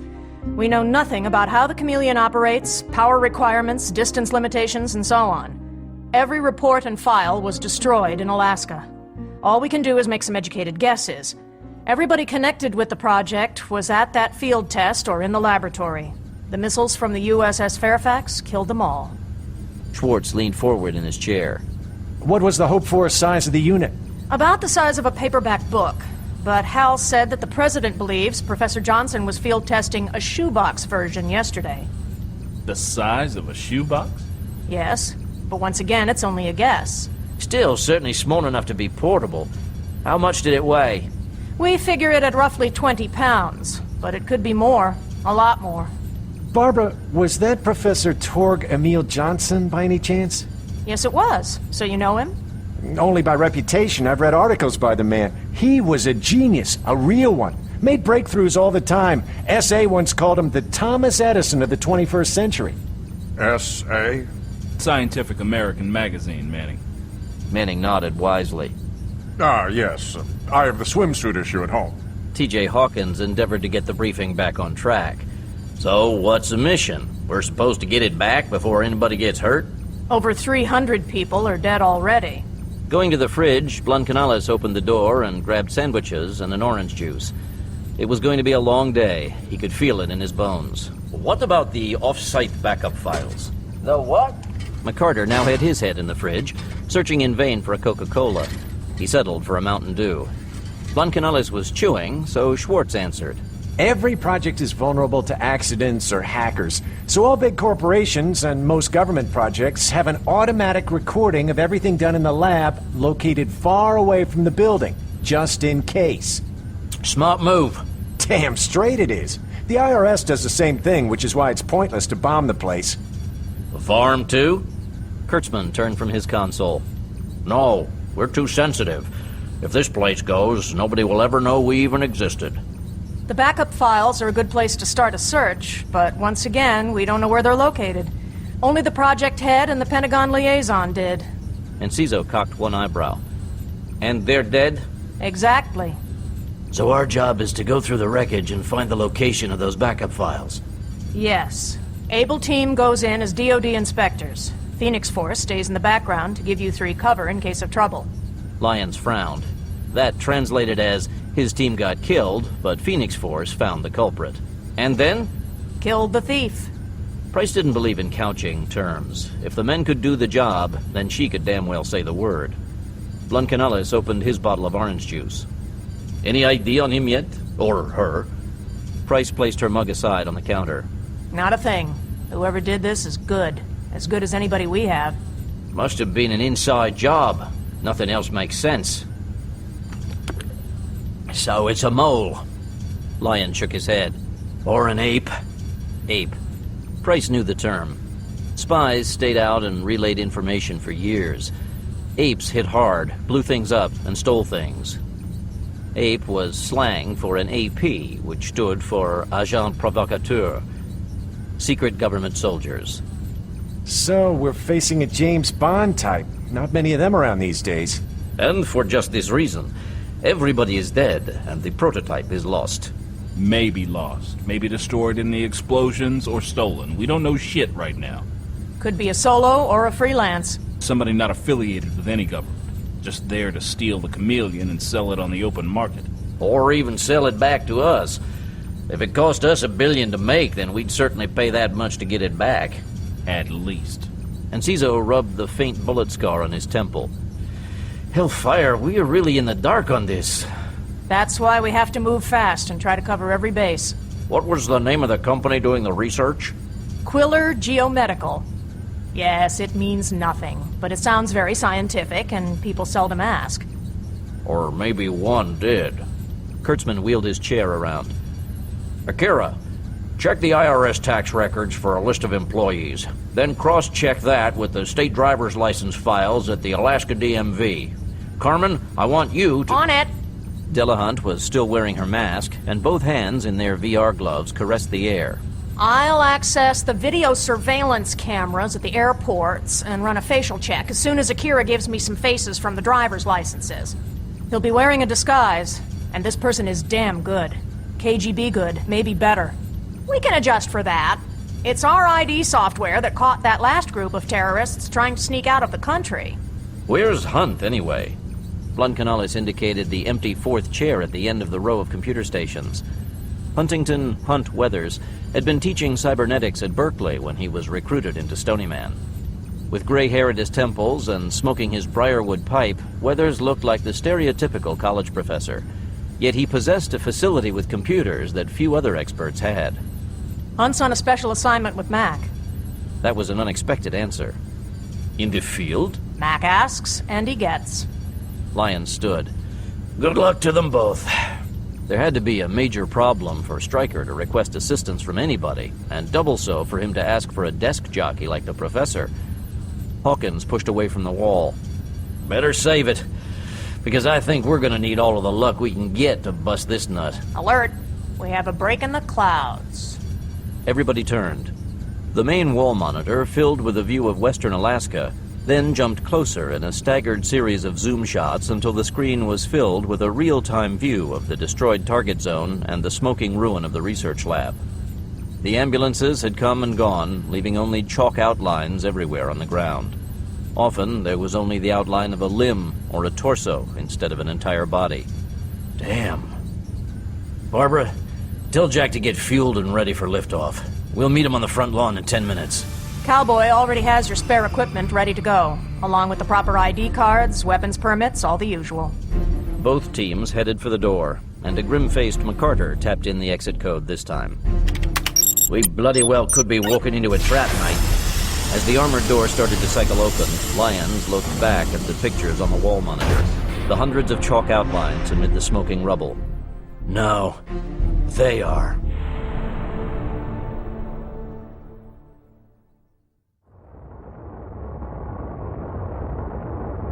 Flight 18, above the North Pacific. The recessed ceiling lights in the 747 flickered for a moment. A passenger who had been talking on an airphone abruptly took it away from his ear. Hey, what the hell is going on? His wife lowered her magazine. What's the matter? This damn thing is dead. Gwyneth started forward to talk to the upset passenger when she noticed that across the plane a woman was shaking her earphone and also muttering annoyances. 2 phones died at the same time? How odd. Gwyneth approached the other flight attendants. Who? Yuki? Something weird is going on with the phones in the cabin. Could you go calm down the passengers? I'll report this to the captain. Yuki nodded vigorously and started down the aisle, beaming a pleasant smile. Hu took the time to slide another packaged meal into a microwave to be warmed. It's nothing, just a coincidence. Maybe. Or maybe it's a freak magnetic storm that'll throw off navigation and make us hours late. Either way, regulations say that the captain has to be informed at once. Hu shrugged in a non-committal manner, and Gwyneth pushed past the man to start for the cockpit. Moving through first class, she stopped as the door to the lavatory opened, almost hitting her in the face. It was Mrs. Coulson, the pregnant American woman from Coach. You really shouldn't be here, dear. What? Suddenly, the woman grabbed Gwyneth by the arm with unnatural strength and shoved something hard into her stomach. I have a weapon. Stay calm and you may get to live. Gwyneth started to scream, but Harrison rammed the gun into her stomach, almost knocking her out. Oh dear, you've got the flu too? Here, let me help you. Sit down. Gwyneth tried to fight free from the other person, but his grip was like iron. Every move only earned her another jab in the belly. Her vision was starting to go red from the lack of air, and a wave of weakness swept over her. This had to be a hijacking. Terrorists. But how to warn the crew? Something slammed into her face, and Gwyneth had a brief flash of the steel-plated door to the cockpit before the universe turned black, and she tumbled into a warm darkness. Dropping the unconscious woman to the deck, Harrison pushed the door open, its electronic lock disabled from the humming Chameleon strapped to his belly. Stepping inside, he swung the deadly Tech-9 about, marking his targets. The crew was 3, pilot, co-pilot, and navigator, exactly as there should be. No surprises here. Excellent. The navigator spun from his console. Then his eyes bugged at the pregnant woman holding an automatic weapon of some kind. Shit! A hijacking! Nobody move! The co-pilot fumbled under his seat, while the navigator snatched a small black box from the wall and lunged forward to thrust the Talon stun gun at the intruder, the silvery prongs crackling with electricity. The Chinese man got only halfway before Harrison fired from the hip. Hardly any flame or smoke erupted from the muzzle, and only a subdued click was heard, as if the weapon had misfired. Harrison fired twice more, only clicks sounding. The navigator writhed under the sledgehammer blows, his chest seeming to explode, and a radar screen behind the man noisily cracked. Alert! Anchorage! Code 4! Repeat, we have a Code 4 in progress! But there was no reply from the airport. Not even the soft crackle of static came over the earphones. The radio was completely dead. That was when she noticed that most of the control board was dead, many of the instruments giving wildly impossible readings. Her ship was in some sort of a jamming field. There was no other possible explanation. Reaching under the chair, she thumbed a hidden button. Then something hit her shoe. The pilot glanced down to see a misshapen lead slug on the deck. From the pistol? But there had been no noise. What was going on here? That emergency signal will never be heard. On impulse, Harrison reached up and pulled off his annoying wig. The pilot scowled at the sight of the hijacker's bald head, the skin stubbled with hair. Not bald, shaved. Details she would need to remember to help convict him in court before the Red Army firing squad blew off his face. The co-pilot raised both hands and spoke in Chinese. Don't hurt anybody else. We will obey. What do you want? The hijacker frowned at the co-pilot, and the pilot realized he didn't speak Chinese. That could be useful in the future. She addressed him in English. This is foolish. Once we move off course... Shut up! Do you need the co-pilot to fly this plane? Not really, no, she admitted to herself. Then the end result of such honesty became horrifyingly obvious. Yes, of course. This aircraft is huge. Harrison smiled. You lie. The strange gun clicked twice more. The co-pilot jerked backward against the hull, then slumped over in his chair, supported only by the safety harness around his chest. Blood began to dribble from his slack mouth, and a second Talon fell to the deck with a clatter. Toy. Stupid, useless toy. Then the Tech-9 swung to point at the captain. To her, the muzzle seemed larger than the Beijing tunnel, and she felt the world shrink to a view of its black interior. A drop of sweat suddenly trickled down her face, and 1,000 images and feelings flashed through her mind in a single heartbeat. Childhood, family, friends, becoming captain. Obey me or die. The pilot's attention split in two. The yoke of the jumbo jetliner felt hot in her grip. The elaborate control board only inches away. If it was only her life, she would crash the plane rather than submit. But she was responsible for all the other souls in the aircraft. Honor wouldn't allow her to abandon them. For the moment, there seemed to be no other choice. Yes, she would obey, and hopefully live, and do her best to keep the passengers alive no matter what. Then a muscular hand gripped the pilot's shoulder and squeezed hard, the sharp painted nails digging painfully into her flesh. Well? Harrison pressed the gun barrel to her right eye. As if her head weighed 1,000 tons, the pilot slowly nodded. Very good. He slid his hand down the silken material of her white blouse to cup a soft breast and squeeze with brutal force. She started to cry out from the pain, then bit back the sound and concentrated on flying the plane as the man lewdly fondled her body. Born and raised a communist, the pilot didn't believe in any gods, but she still sent a silent prayer to the universe, begging for deliverance from the coming hell.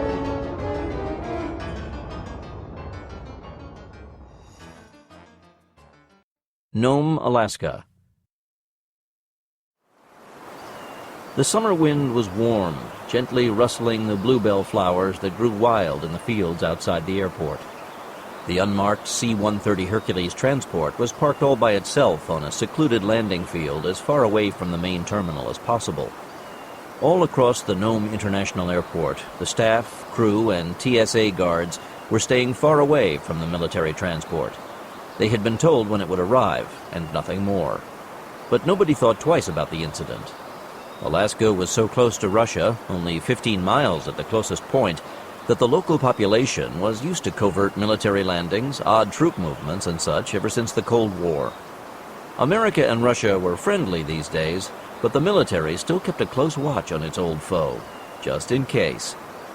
With a strong whine of hydraulics, the rear of the C-130 Hercules transport disengaged and cycled down to the ground to form a ramp.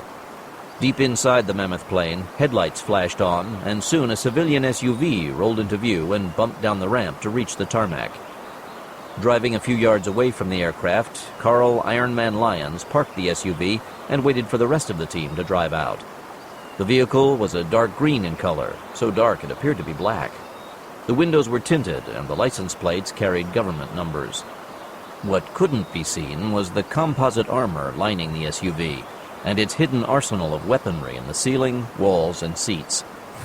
Suddenly, the massive engines of the Hercules coughed into life, the four great propellers rotating in spurts and then accelerating into a steady blur. Then the rear hatch began to cycle upward as the airplane prepared for takeoff. Setting the parking brake, Lyons scowled. What the hell was going on now? The side door near the tail swung open, and a pair of duffel bags was tossed onto the tarmac, closely followed by Blancanales and Schwartz.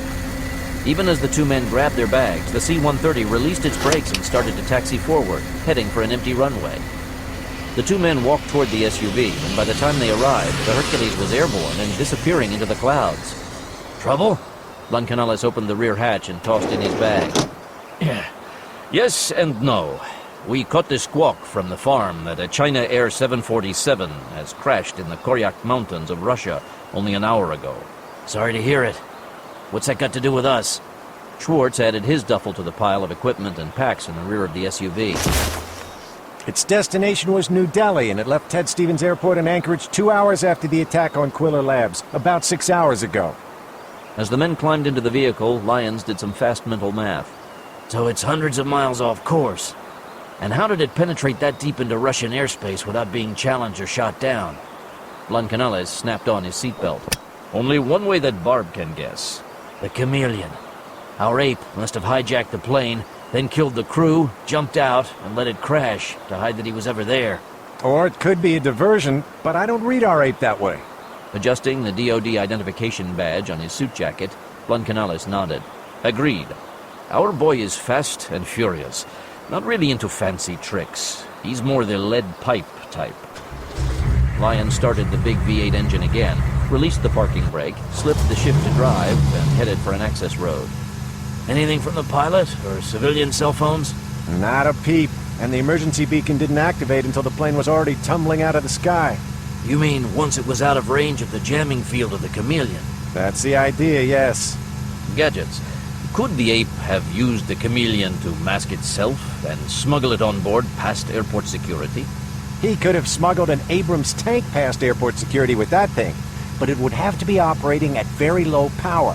Full force, it would interfere with the operation of the controls regulating the jet engines, and the plane... Crash.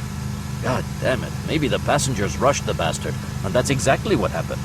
Pennsylvania all over again.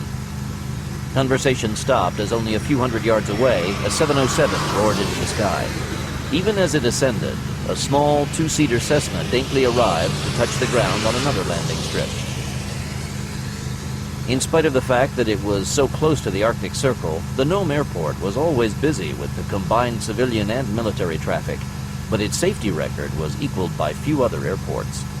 So unless we can find the backup files here, this is going to be a race between McCarter and the Russian Air Rescue Service. Which is why they took off with us still on the field. Jack isn't going to try to fly Phoenix Force there, is he? He'd never get past the Russian radar. Damn right he couldn't. Their EM umbrella is tight. Without the Chameleon, there's no way to fly into Russian national airspace without getting a SAM up your ass. Maybe 2, unless you do it at a height of 6 inches. Slowing down at a locked gate, Lyons waited for the armed TSA guards to leave the kiosk. He showed the woman his ID. She gave no reaction, but spoke into her radio, and then waved them past. Taking a turn onto the access road, Lyons raised an eyebrow at Schwartz's statement. They're gonna try a dead man's run? Blancanales pulled an M16 M203 combo from his duffel. Only way to get there fast enough. Our ape might not have jumped, and the damaged Chameleon could still be on the plane. They have to get there first, at any cost. Damn, then Grimaldi would be taking McCarter to Ketchikan Island. The Coast Guard should have what the team needed. If not, check your equipment. We'll be going to the testing area first. That's the last place where anybody would hide their backup files. Blancanales slapped in a clip. Then why are we going? Then his face brightened. Because it's the best place for them to ambush us. This crazy son of a bitch is trying to take the pressure off Phoenix Force. Schwartz thumbed a fat 40mm round into the breech of his M203 grenade launcher. He closed the breech with a solid metallic snap. Fair enough. Let's rattle the trees, Carl. We got your 6. Merging with the outgoing traffic, Lyons said nothing as he checked the .357 Colt Python under his jacket and sent the SUV heading for the coastal highway outside of Nome. International waters, North Pacific Ocean. The white Coast Guard cutter pitched and tossed in the churning ocean, waves crashing over the bow with drumming force. The evening sky was pitch black, a cold rain pelting sideways through the fog. Visibility was near zero. Off in the distance, the powerful beam of a Russian lighthouse was only a ghostly glow. And if there was a warning horn, its plaintive cry was swallowed whole by the near-deafening crash of the endless waves. David McCarter squinted and blinked against the rain lashing his face and shouted in T.J. Hawkins' ear, "This weather couldn't be any better! God loves the infantry, but I think he hates the Navy tonight. Hold on, here comes another big one!" The men gripped the chain railing tight, bracing for the crash. For a full second, the ship was in freefall. Then it hit hard, the jolting impact almost tearing their hands away. Riding the recoil of the watery landing, Phoenix Force watched and listened for the rampaging storm, getting a feel for its tempo and rhythm. The unexpected squall was helping to mask the approach of the U.S. Coast Guard cutter Mellon. That was the good part. Unfortunately, the Coast Guard cutter was also falling way behind schedule, and the team felt the pressure of the lost time bearing down upon them. The numbers were falling, and not in their favor. Too many battles to count had been lost because of arriving late. They couldn't let that happen this time. McCarter wiped the water from his face with a palm. "We're going to have to leave early. Got no choice." Gary Manning braced himself as the giant wave swept across the lower deck, crashing against the hull just below their boots. In for a penny, in for a pounding, eh, David? Pity we have to leave Ketchikan Island before seeing the Panama guns. Enciso cast a glance back toward the coast of North America, only 100 miles away. But in this storm, it might as well have been in another dimension. Not much left of those cannons anyway. James squinted critically into the maelstrom. Hey, TJ, I think the squall is easing some. Good. Still, those cannons would have been nice to see. The Panamas were designed to stop the Russian Navy from taking Alaska. Sort of the American version of the guns of Navarone. Enciso swayed to the pitch of the rolling deck. How big were they again? A whopping 155 millimeters. He grinned at James. Just about the size of a decent T-bone steak in Texas. You mean a deep dish pizza in Chicago? Whipped by the wind and sea, Phoenix Force shared a brief laugh as the men battled the squall and continued their vigil. Time was short, but professional soldiers knew how to wait until just the right moment and then explode into action. It was all timing. Inside the wheelhouse of the USCGC Mellon, a young helmsman turned from the joystick-style yoke and scowled at the strangers below on the forward deck. Alaska had been clear sailing, but only 50 miles off the coast they hit this squall. Now cold rain was coming down in sheets, and the triple-blade window wipers fought to keep the bulletproof glass clear. But the raging sea and rain were mightier than the technology of man, and the wipers gave only brief slices of visibility, strobing glimpses of the churning sea and the rocky shore they were heading toward at full speed. The helmsman flinched as a wave slammed against the starboard windows. Look at them out there, standing on the open deck, crazy bastards! Peterson, why are you talking to yourself? Captain Tyson stood straight, hands clasped behind his back. In spite of the inclement weather, the officer was dressed in a crisp uniform, his shoes shiny with polish and his hair neat. On the wall behind the officer was a line of yellow rain slicks, berry pistol flare guns, fire extinguishers, a medical kit, and a dozen life jackets. The helmsman checked the course and heading on the dashboard instruments. What was that, Skipper? You know the standing orders. There is nobody on the deck. Not a soul in sight but you and me. And you sure as hell didn't just call your CO crazy now, did you? The helmsman swallowed hard and turned his face to the rampaging storm again, tightening both hands on the joystick. Sir, no sir! Didn't think so. Tyson moved to the motion of his cutter. Sonar showed the sea below was clear of Russian submarines, but the radar screen was filled with the storm, the computer unable to recognize a few small dots moving in from the west. They could just be St. Elmo's fire, there was a lot of that out here, or it could be MiG fighters moving just above the storm on a recon run. Maintain course and speed. Aye, sir. Concentrating on his job, the helmsman switched hands on the joystick to wipe the first one dry on a pant leg. Equipped with auto feedback, the computerized yoke wasn't loose under his grip, but pushed back at him this way and another as the currents slapped the rudder about. It was exactly like holding a wheel and steering a windjammer. In spite of the mechanical interfacing, the joystick gave a man a feel of the water, and that was sometimes even more important than maps and sonar readings. Sailing was a science, but one that was ruled by art. The poetry of the wind was more than a clever saying. It was a way of life burned into the bones of every sailor. Especially on this combination rescue vessel and warship, the USCGC Mellon was the pride of the Coast Guard. A Hamilton-class cutter, the craft was 378 feet long, with a crew of 18 officers and 143 sailors.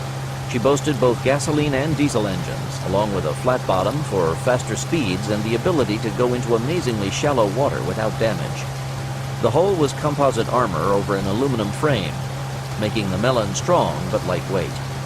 The windows were shatterproof glass, every door a watertight hatchway, and each deck was railed for safety in even the roughest storms.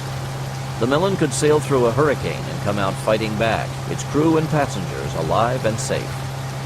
As was standard in the Coast Guard, the cutter came with a 76mm cannon and a small pillbox at the bow, designed to put a whistling warning shot across the deck of other vessels to make them come about for inspection. However, if the warning failed, the Mellon also boasted two 25mm Bofors autocannons, four 50-caliber machine guns, side-launching Mk-49 torpedoes, and harpoon missiles. Back in 1992, the torpedoes and the missiles had been removed because of budget cuts.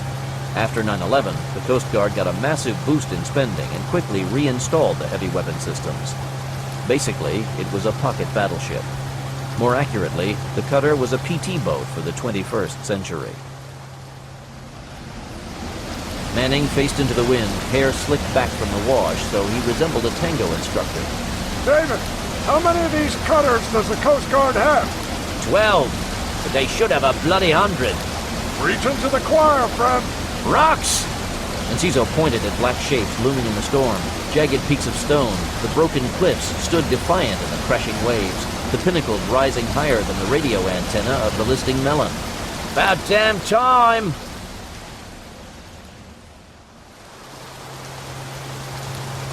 Captain Tyson's hands clenched white behind his back, but his expression was cool and calm. Half speed! Hard to port, 2 degrees! Aye, sir. Shapes rose from the squall, black and imposing. Quarter speed! Hard to starboard! Damnation, the rocks were everywhere. Captain Tyson glanced at the instruments, but they were useless. Too much conflicting data from the storm, rocks, and muddy surf. Half speed! Hard to port! More rocks appeared from the rain.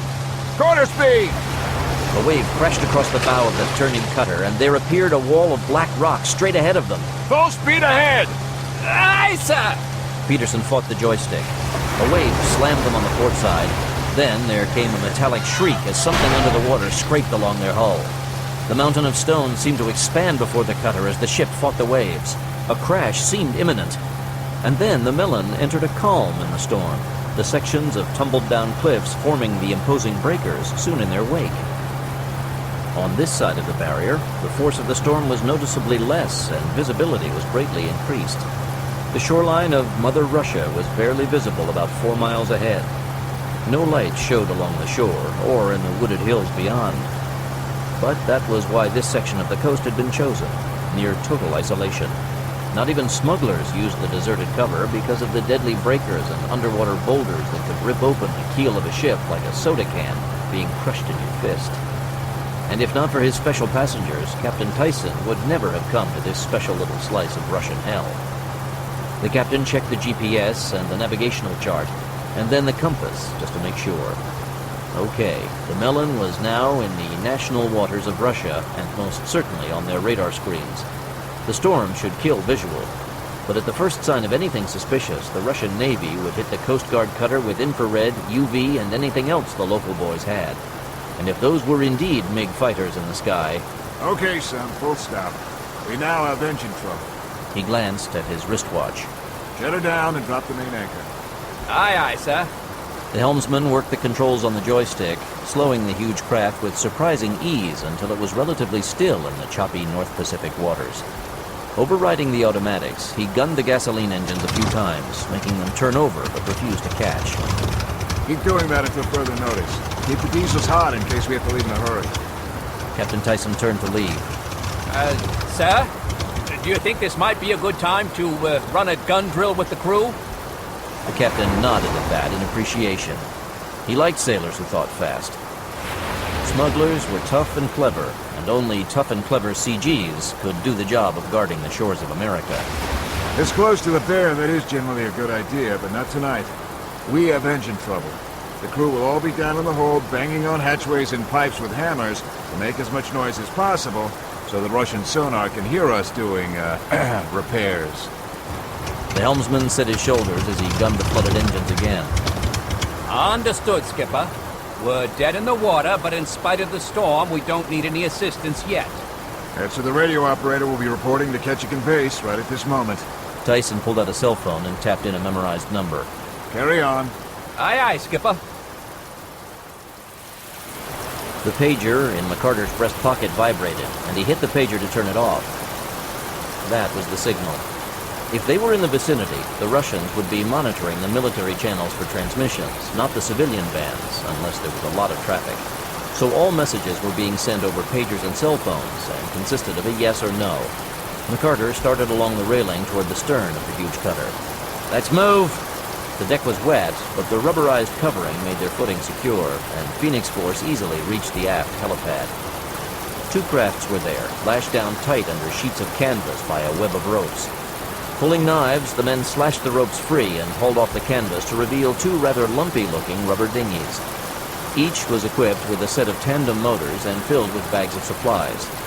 Going to the first craft, McCarter and Ciso and Hawkins climbed inside and started the engines. They came to life with a muted purr. Manning and James took the other, as the crew of the cutter appeared to pile in additional watertight bags, along with an assortment of flotation boxes, waterproof cushioned containers designed for hauling delicate electronic equipment through the worst of storms. "Wait for it!" McCarter adjusted the radio transponder around his neck, tucking the receiver into his ear. A hatch opened on the tower, and the captain walked into view on the aft gun deck, flanked by a pair of Remington 50 caliber machine guns, still strapped down against the squall. Dressed in a bright yellow slicker, Captain Tyson stood with his hands folded behind his back, the very ideal of a Coast Guard officer. Taking a seat between two tandem engines, David McCarter gave the man a salute. Nodding for a moment, the captain returned the gesture and then spoke into a radio mic hanging over his left shoulder. Listening to a response over his earphone, the captain raised a splayed hand and folded one finger down, then another, a third, a fourth. Right on cue, the engines of both of the strange rubber crafts roared into full power exactly as the huge rumbling diesel power plants of the massive Hamilton-class cutter started working. As the rubber skirting of the crafts billowed outward, the vessels rose about a foot off the wet helipad. Moving effortlessly, the hovercrafts sailed off the end of the cutter and skimmed onto the choppy waves of the cove. Bouncing a few times, they settled down into a smooth run and rapidly built speed until the men and machine both vanished. The captain spoke into the radio handset at his shoulder. "Helmsman, our engine trouble is fixed now. Take us back to Alaska." Aye, aye, sir. Just then, something rumbled in the sky overhead, a different noise than anything previously made by the squall. Looking up quickly, the captain caught a brief glimpse of 3 MiG fighters streaking through the clouds, and then they were gone. Tyson grinned. Timing is everything.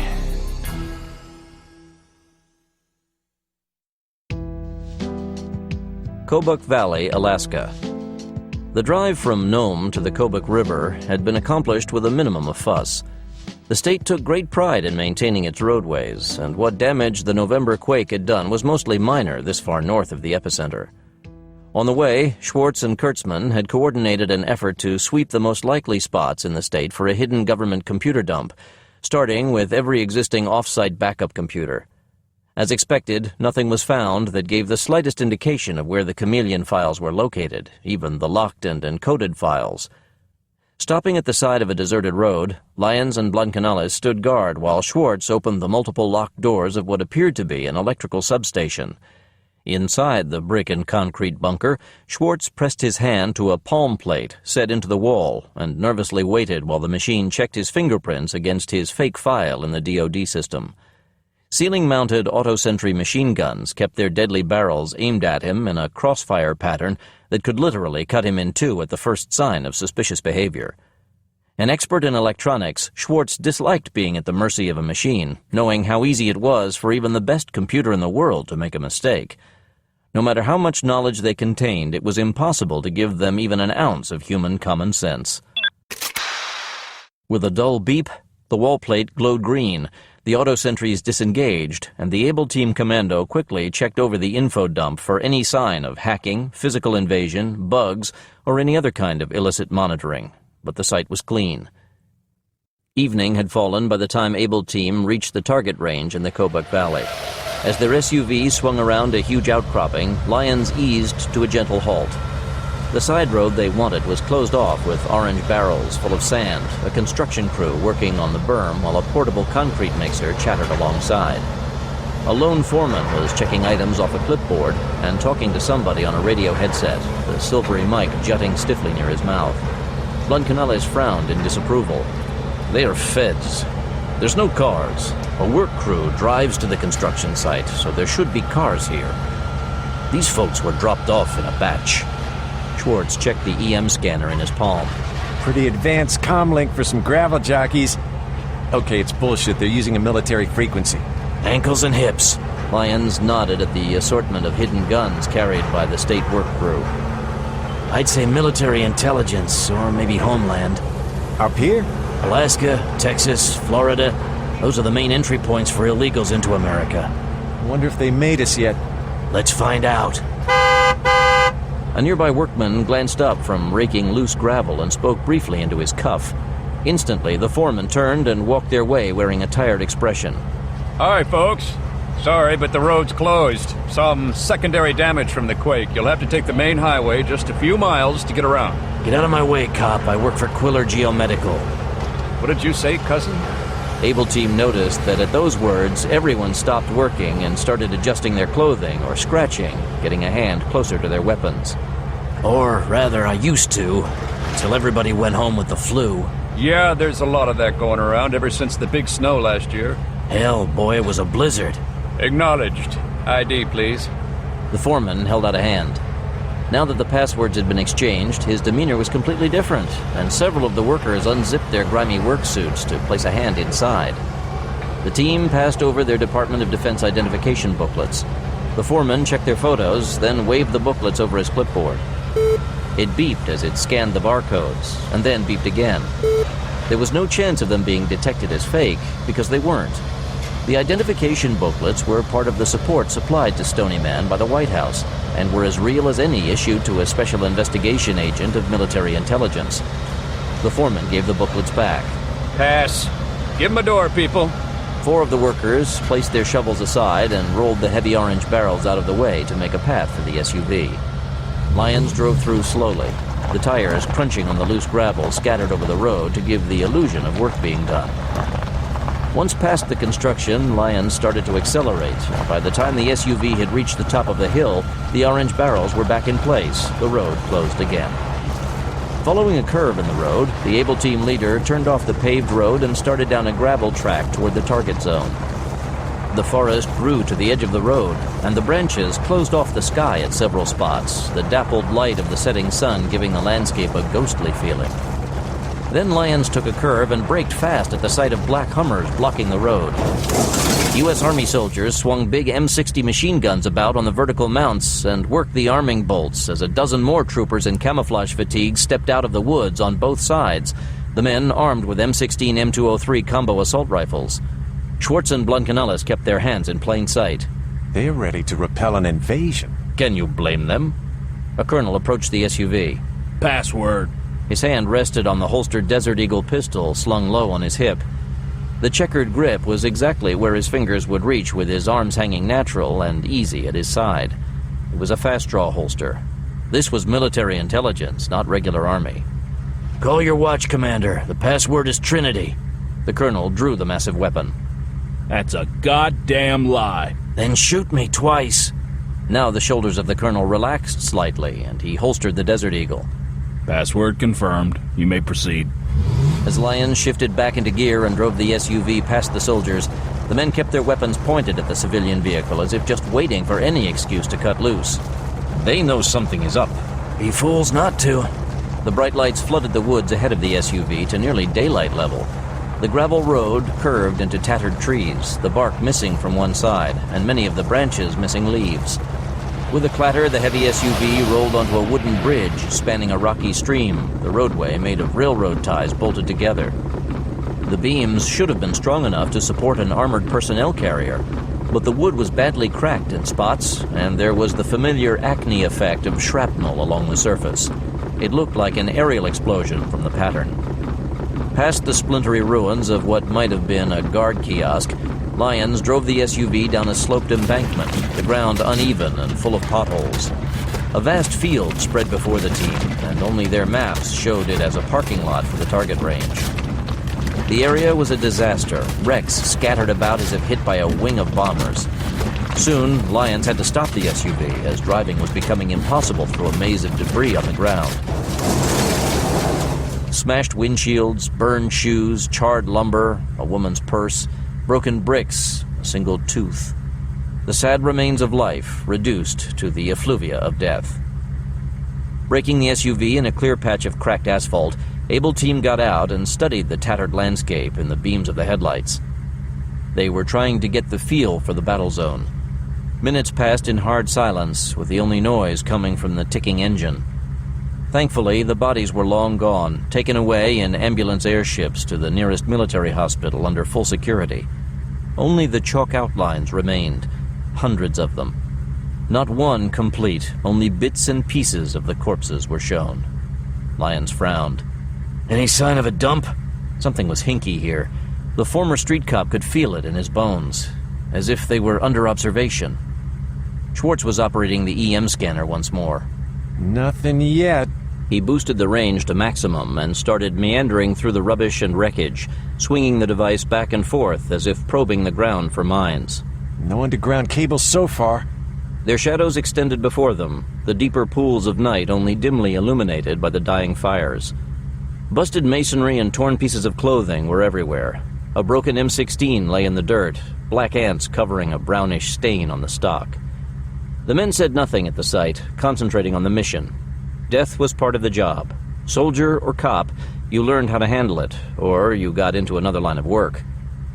Lyons walked around a crumpled sedan lying on its side. The tires were gone, burned off the rims, the doors smashed inward, and the interior upholstery was slashed in 1,000 places, the stuffing welling out like pus from a wound. Any idea on the number of vehicles? Blancanales swept the destruction with his goggles.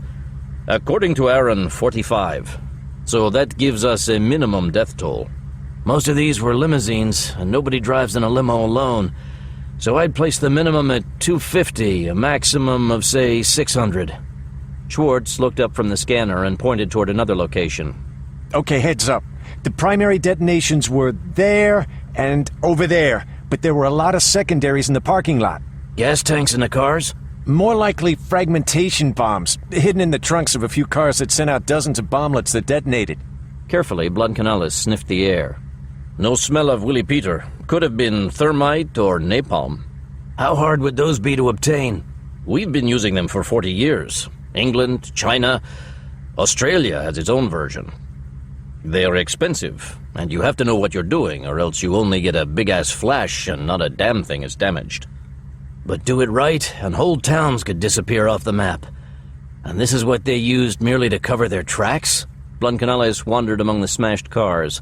A tattered scrap of Navy uniform fluttered from a jagged piece of twisted metal.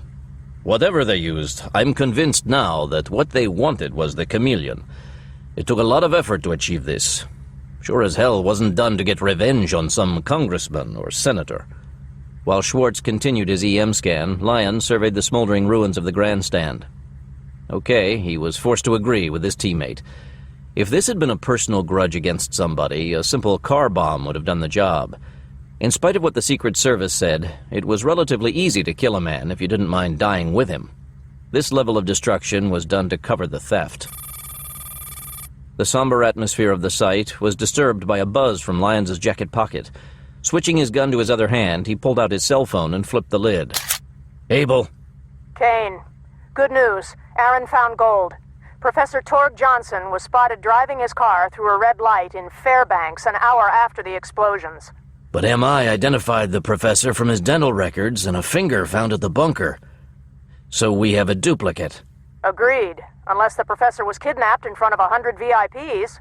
Highly unlikely. Agreed. A duplicate of a dead man, a stolen prototype.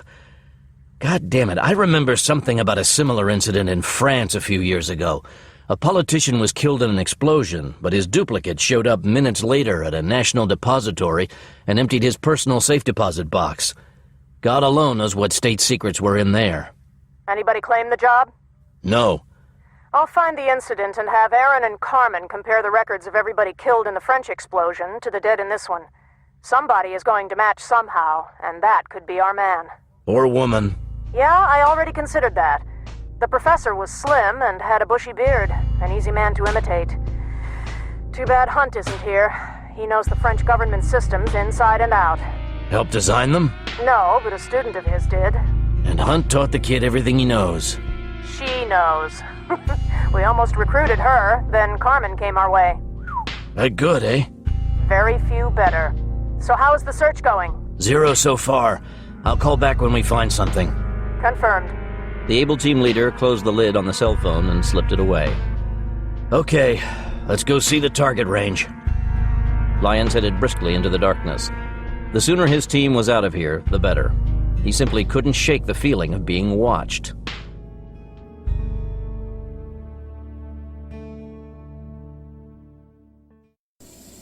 Firebase 1. The missiles were ready to fly. Gigantic, gleaming columns of metal, the 4 North Korean monsters, stood in a neat line, each supported by an individual gantry. Brick fire pits yawned open beneath each Titan to contain the blast of the launch. Power cables hung in clusters, while fat fuel lines kept the tanks of liquid hydrogen and liquid oxygen constantly filled to the absolute maximum level. Wisps of cold fog drifted around the exhaust vents of the colossal ICBMs, and a thin layer of ice covered the housings where the huge fuel tanks were located. The sum total of the organization's resources had been used to make these 4 missiles. There would be no more, but they would suffice. The design of the missiles was unique, a mixture of American electronics, Chinese alloys, and Russian engines. They were marvels of technology, fully capable of traveling halfway around the world to deliver a payload of staggering destructive power. Not nukes.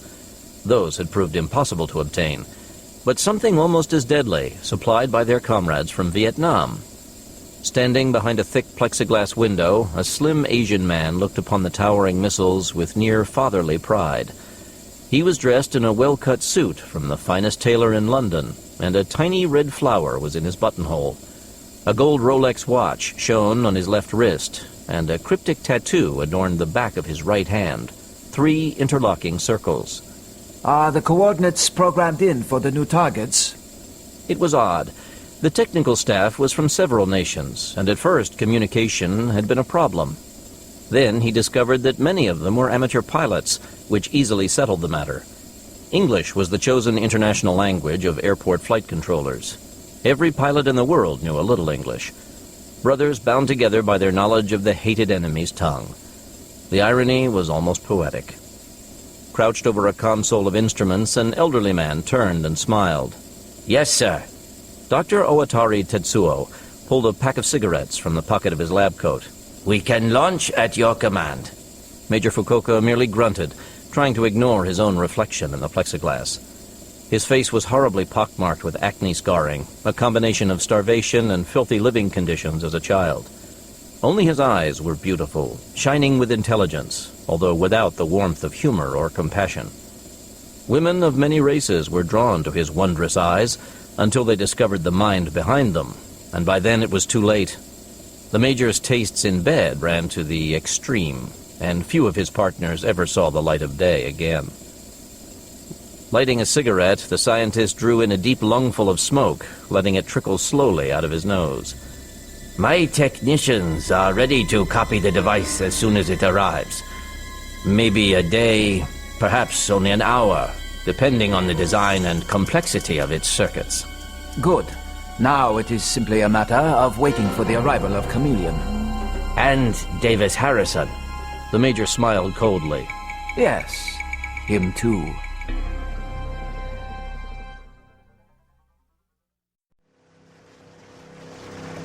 Kolyma Hills, eastern Russia.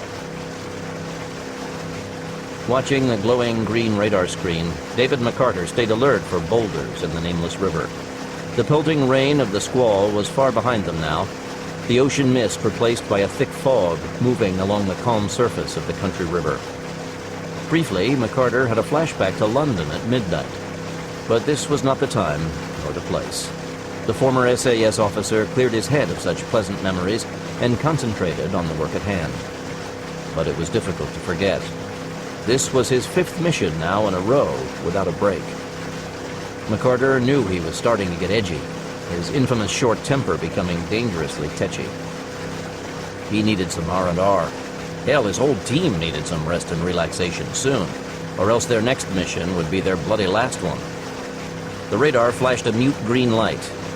Oh, stop. McCarter was sub-vocalizing into his throat mic. At the rear of the hovercraft, Enciso was operating the engines, and he carefully began to slow the vehicle. Wearing night vision goggles, Hawkins stood guard at the port side with an assault rifle draped over his shoulder and a silenced tranquilizer gun held loose in his gloved fist. This was civilian territory, and even if the U.S. and Russia were at war, the Stony Man Commando would refrain from killing innocent civilians at all costs. The narcotic dart of the gun would put a person to sleep for hours, and by then Phoenix Force would be long gone. As always, the danger was encountering a child. The darts carried an adult dose to put a man down fast. The same amount could cause heart failure in a small child, but there was no second gun. If the team was spotted by a kid, they would have to run for it and take their chances against the entire Russian army. Manning and James in the second hovercraft pulled alongside the first, and as the engines went silent, the vessels lowered into the sluggish river. The fog carried a faint aroma of wood smoke, but there was no sign of a flickering campfire in the billowing mist covering the two shorelines. Rising and falling with the gentle currents, the hovercraft headed downstream toward the ocean. The waves slapped against the moss-covered boulders rising from the river like baby mountains. Manning jerked about his assault rifle as a fish broke the surface, jumping after an insect. He relaxed with a sheepish grin, then went stiff as a soft buzz came from the sky. The Canadian whistled softly in warning, but the others had already caught the sound. A single-engine plane, or a small one-man helicopter. With the masking effect of the fog, it was hard to tell, and McCarter didn't dare use the radar again. If that was a military aircraft, the pilot would spot the signal instantly and backtrack it directly to the hovercraft. That would blow the entire mission. TJ, toss it. Sliding the tranquilizer gun into a holster, Hawkins pulled the pin on a fat tube that resembled a pipe bomb. Whirling it above his head at the end of a short rope, he built momentum and then let it go. The bomb flew into the fog and disappeared. If it hit water, the sound was lost in the noise of the waves on the rocks. At first, nothing seemed to happen. Then the sound of the plane began to drift away in the direction of the pipe until it could no longer be heard. Lifting a pair of infrared goggles to his face, McCarter scanned the sky and found nothing. Switching to UV, he still saw nothing. Feeling the pressure of time, he decided to risk the radar, and the screen came up clean. The plane was gone. Engines. We used this long enough. Head north by northwest, half speed. Rising off the river, the hovercraft moved forward once more and soon made up the lost distance. Skimming across the rocks and water, they floated over a submerged log and up onto a pebble shore.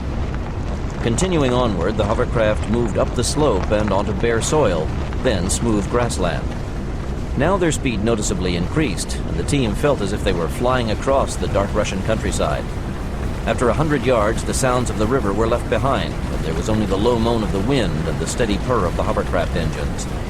James had one hand tight on the joystick of the little craft. Looks like the plane bought the Singer. The Singer was a decoy that generated the radar ghost of a flock of birds. A sensor set for aerial pursuit would switch off the ghost as soon as the plane got close. The team also carried one set for a school of whales if they had been in danger of becoming exposed at sea. That one would sink while making the sounds of a dying whale, then turn itself off as it touched the seabed. The Singer was designed by some unsung genius in the Pentagon as cover for Navy SEAL incursions and emergency evacuations. This was the first time Phoenix Force had used one, and so far it was receiving high marks. Floating along the ground at 50 miles per hour, the men stayed alert for obstructions coming out of the thick fog. Now and then, a tree zoomed out of the mist, and they had to separate fast to go around. But mostly, the terrain appeared to be farmland, the soil churned by tillers for the spring planting. Once a giant shape appeared on the horizon, and the team swung their weapons around. But it proved only to be a combine tractor sitting idle until the next day of work. Minutes passed in hushed quiet, only the purr of the engines and the rush of the ground effect that kept them airborne, disturbing the night. The craft dipped as they took a ravine filled with reeking garbage and stagnant water. But they rose again on the other side, sailing past some loose bricks scattered on the ground. A soft glow became noticeable in the rushing fog, and McCarter checked a map on his Palm Pilot. Just a local village. This part of the Kolyma mountain range was mostly deserted, aside from a few farms and a couple of mining towns. The CIA believed it was also the training ground for a Russian terrorist organization, but that was unconfirmed. Chancing the radar once more, McCarter slowed the hovercraft until it stood still, drifting slightly in the wind of its own creation. James did the same with the second hovercraft. Some loose gravel on the ground kicked out from the spinning turbines, creating a small dust cloud. The men backed away until it stopped. Just then, rapidly building in volume, a great shape came rushing out of the fog with blazing lights, and then it was gone. Clear. McCarter nudged the joystick forward. Moving on, the two craft flowed effortlessly over a low rock wall and across a smooth concrete highway. The two American craft paused above the grassy strip, separating the opposite lanes until another truck went by. Then they proceeded once more down a gravel hill and out across a rough terrain of broken shale and small ponds. As they crested the top of a low hill, the mountains were now in sight, impossibly tall peaks surrounded by a dense forest. If they stayed on the roads, the team might be seen. But if they stayed in the woods, soon the trees would be so close that the men would be forced to abandon the hovercraft and proceed on foot. But the forest gave them vital cover, so they'd keep flying until the very last moment. Any sign of the crashed plane yet? No response from the ILM system of the black box, but the GPS says we're smack on track. Stay alert. Watch for wreckage on the ground of broken treetops. Roger that. In the second hovercraft, Manning and James shared a thermos of coffee and zipped up their suits a little tighter. Cold. The Russian night was surprisingly cold. Trees rose in the darkness, and the proximity sensor gave warning in time for the hovercraft to be turned in time to avoid a collision. Minutes later, their forward speed was cut by half as the two craft wove through the dense greenery, the trees dangerously close to one another. The branches formed a canopy overhead, and the sky was gone. Dead leaves swirled in the wake of their turbofans, and birds screamed in terror at the mechanical invasion, but there was no help for that. Time was of the essence. The team knew that while America and Russia were on genial terms these days, political friends became economic enemies at the drop of a stock market, and there was still a strong anti-American feeling in many of the former Soviet Union soldiers. The Chameleon would give the Russians a killing advantage in stealth technology, invisible spy planes and unstoppable missiles. Even incursions like this by Phoenix Force would be next to impossible to control if the hovercraft were masked by the blanketing field of the Chameleon. Recover or destroy. The words rang in their minds. It was seldom they received such a command. The craft slowed at a rushing river, the mist fading away and a cold, clear moonlight bathing the primordial woods. Enciso did a scan with the infrared and found nothing. The same for James and the tracking beacons. This was starting to worry McCarter. A crashed commercial jetliner was one of the easiest things in the world to find. Aside from the great fan of wreckage in its wake, the jet planes carried numerous devices for rescuers to find the passengers.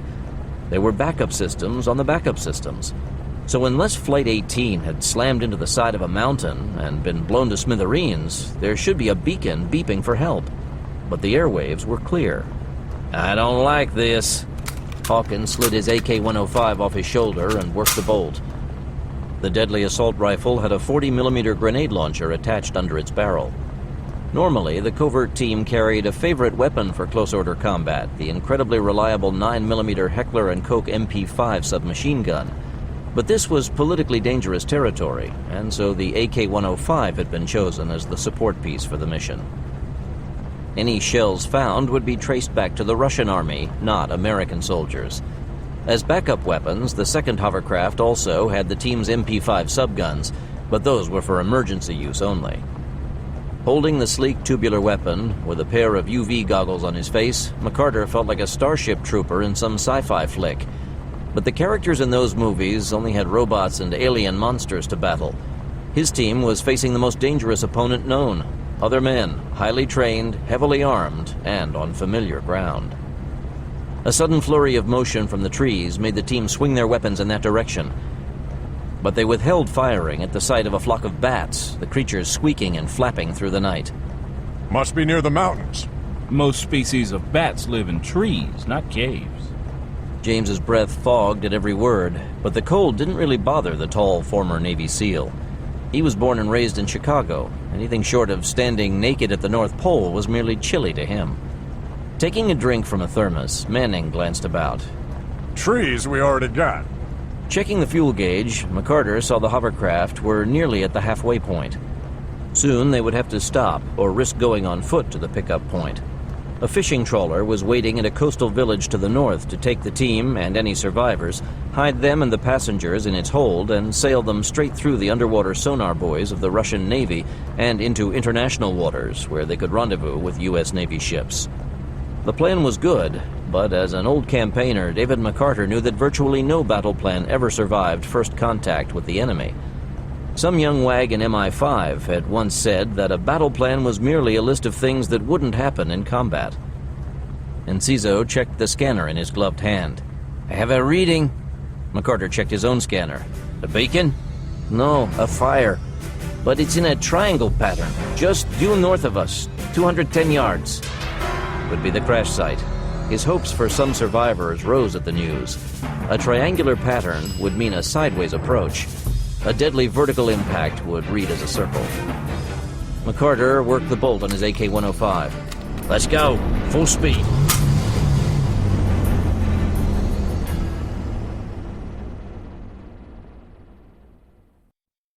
Kobuk Valley, Alaska. The flies were thick near the ruins of the grandstand and flocked to the flashlights carried by Able Team. But Lyons and his teammates were prepared and sprayed themselves with insect repellent before working their way through the splintered timbers. Only vestiges of flagstones in the ground told them where the grandstand had originally stood. A single Delta IV didn't leave much behind, and a salvo even less. Half-melted poles bent low to the ground, the only reminder of the safety nets erected to prevent clumps of soil from hitting the spectators when the missiles hit the distant hillside. Beyond what might have once been a railing was a flat field with a large charred hole in the center. Thumbing his flashlight to a tight beam, Lyons played it about, but not even scattered debris remained to mark the exact location of the annihilated bunker. Schwartz tucked away the scanner.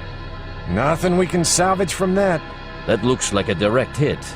Without a gunner washing it with a laser light, there must have been a homing unit in the blockhouse to make sure it was struck dead center. Deltas are good, but not that good. I'm betting on a homer. The breeze from the nearby inlet carried a faint smell of salt water. The clean air helped reduce the charnel house reek of the kill zone. Our guy likes to plant hidden bombs. Bombers are very monogamous. They find one type of explosive and stick with it.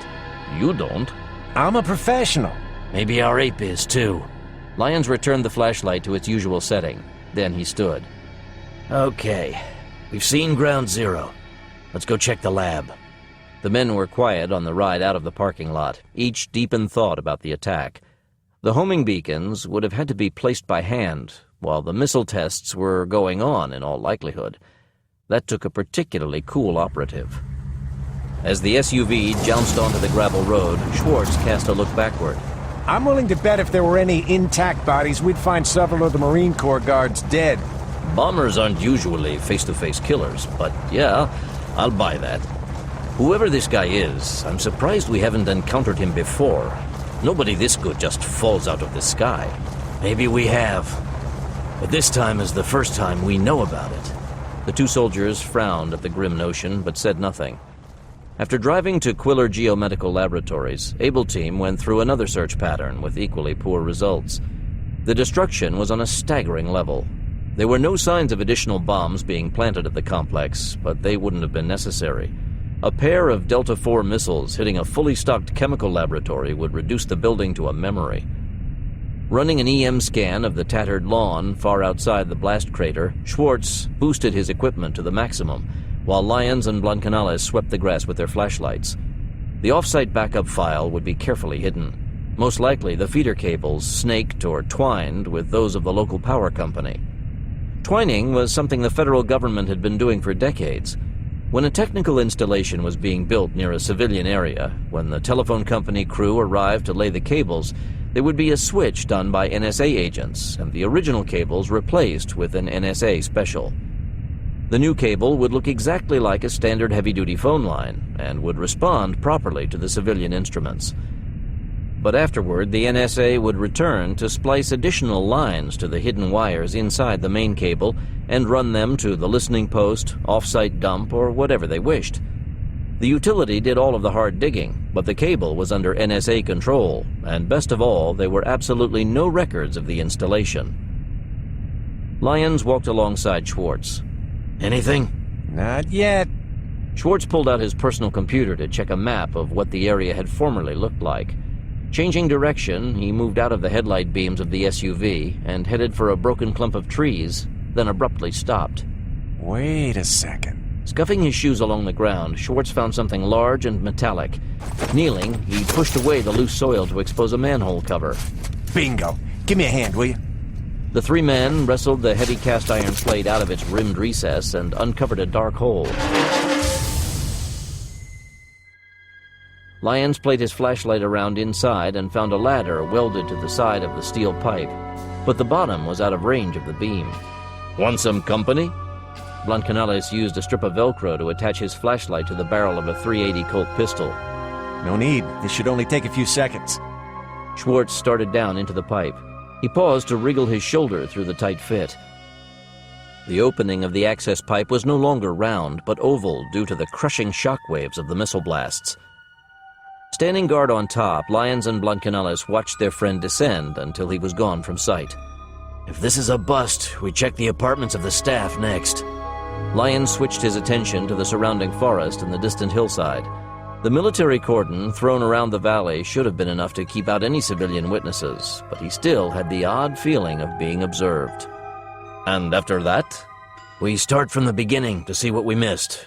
And we keep doing it until Barb tells us to stop, or we find the files. Or the thief. You know, I've had fun before, and this ain't it. I hear you.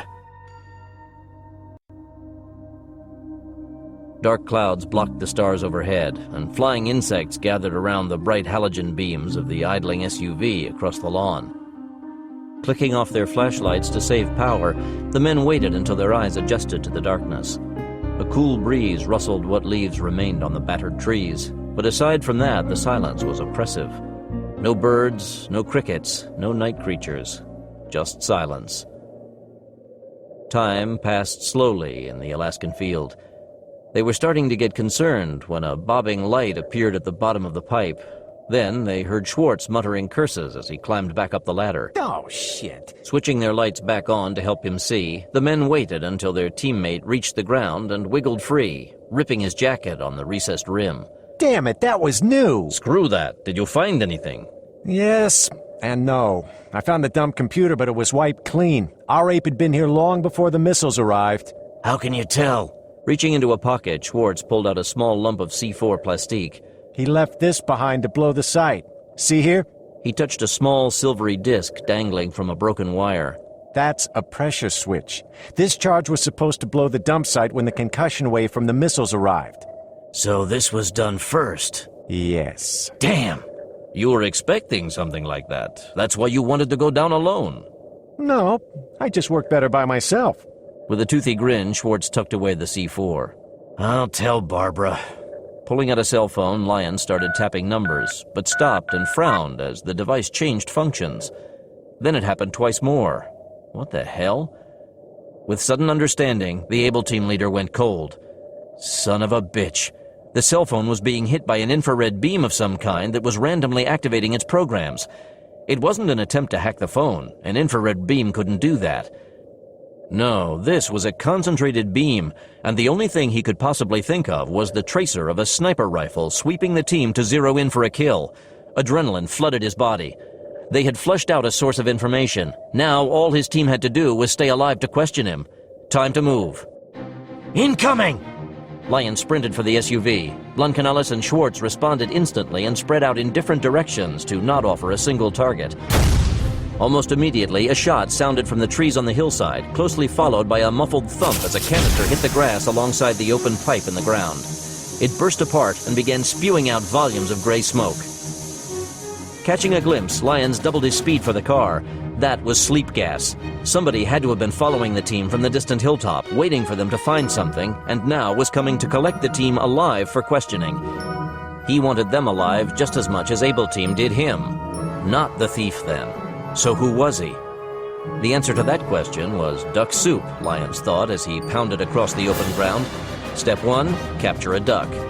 There were heavy weapons hidden in the ceiling panels of the SUV that would tip the balance in their favor. If he could just get hold of an M203 or another grenade launcher. The Stony Man Commando was only 10 yards from the SUV when the hillside shot sounded again and something crashed through the windshield of the vehicle, filling the interior with greenish smoke. Vomit gas. Okay, change in tactics. Shifting direction, Lyons raced across the open ground and dived headlong into the ragged bushes. The shot of a grenade launcher sounded again as the Able Team leader fought his way free and jumped off the top of the embankment. He landed with a splash into the trickling creek at the bottom and sprinted into the blackness of the storm drain set under the road. A figure rose before him, and Lyons almost fired from the hip when the shape gave a two-tone whistle. He responded and stepped closer to Blancanales and Schwartz. Well, we found the end of the road. Blancanales checked his .380 Colt pistol. The weapon was woefully underpowered for a duel with a sniper, but everything else they had was in the SUV. Anybody catch his direction? Toward that big peak to the west. That's the direction my cell phone was facing when it triggered from the tracer beam. Good thing he's using infrared. If it was UV, we'd be face down in the dirt, and a pro would have known better than to point IR at civilian equipment. So this isn't our ape then? Damn. Then again, he might know who our guy is. We take this asshole alive. Just then, something splashed into the stream outside the storm drain, and green smoke rose from the bubbling water. Schwartz covered his mouth with a pocket handkerchief. More vomit gas! Kneeling, Lyons dipped his handkerchief into a puddle before covering his mouth and drawing in a deep breath. Then he tied the cloth behind his head. That wasn't a mortar round. It sounds too weak. Maybe a Russian RPG or a 40mm American M79. If he caught some of the smoke, the wet cloth would help, but not for long, and not against tear gas or VX nerve gas. How long would the sniper try to take them alive before he changed to more lethal tactics? He's firing too fast for those. I bet it was an MM1. That holds 18 rounds, and he's only sent 5 our way so far. Make that 6. Blancanales frowned. 12 more rounds before reloading, and the shells for an MM1 came in a wide variety. The person on the hill could start lobbing anything at them, from aerial flares to light up the night, to anti-personnel shotgun rounds that could cut an oak tree in two. Anybody else have a grenade? Lyons pulled the explosive charge from his pocket. The colored stripes marked it as a stun grenade. It was perfect for this sort of work. Unfortunately, it had a very limited range, while that person on the hill could easily sweep the whole valley. Just a C4. Why? Got a plan? Yeah. We make a run for the SUV and get more weapons. Lyons pulled out the keys and pressed the fob. There was an answering horn honk from the vehicle as the engine turned off. Okay. In about 30 seconds, the headlights will automatically cycle off. And with this cloud cover, we'll be almost invisible. Blancanales took some mud from the floor of the drain and smeared it on his cheeks in lieu of combat cosmetics. Smart man. Lyons copied the trick. We hit the car from both sides and get the sabers from the trunk. The ceiling panels will take too long to open for the other weapons. After that, we can... That sounded like the SUV got hit with an explosive round. So much for the saber assault guns in the trunk. Damn things are too heavy anyway. Schwartz blinked hard against the stinging gas. The wind was blowing through the tunnel from the Western Ocean. If the sniper figured that out and hit them with gas on both sides, they would be forced into the open. Easy pickings. I don't think our boy wants us alive anymore. Lyons liberally added more mud to his white shirt. The rest of the suit was nicely dark, but the clean white shirt would have been a beacon asking to be shot in a night attack. That second blast was a gas tank. I recognize the sound. The ammo will start cooking off soon, and when that goes, it'll set off the C4 satchel charge hidden under the seats. We can use the explosion as a diversion. We'll break for the trees and go after the bastard when the C4 charges blow. How long? Schwartz shrugged. Any time now. With those words, the entire world seemed to shake, and a harsh red light banished the night, the concrete tunnel cracking slightly overhead and sprinkling fine dust. Without pause, Able Team dashed out of the storm drain and into the night. Scrambling up the steep slope of the culvert, the three men barely reached the top when a canister dropped into the space behind them. Spreading out fast, each man was going in a different direction across the grass when the charge loudly detonated.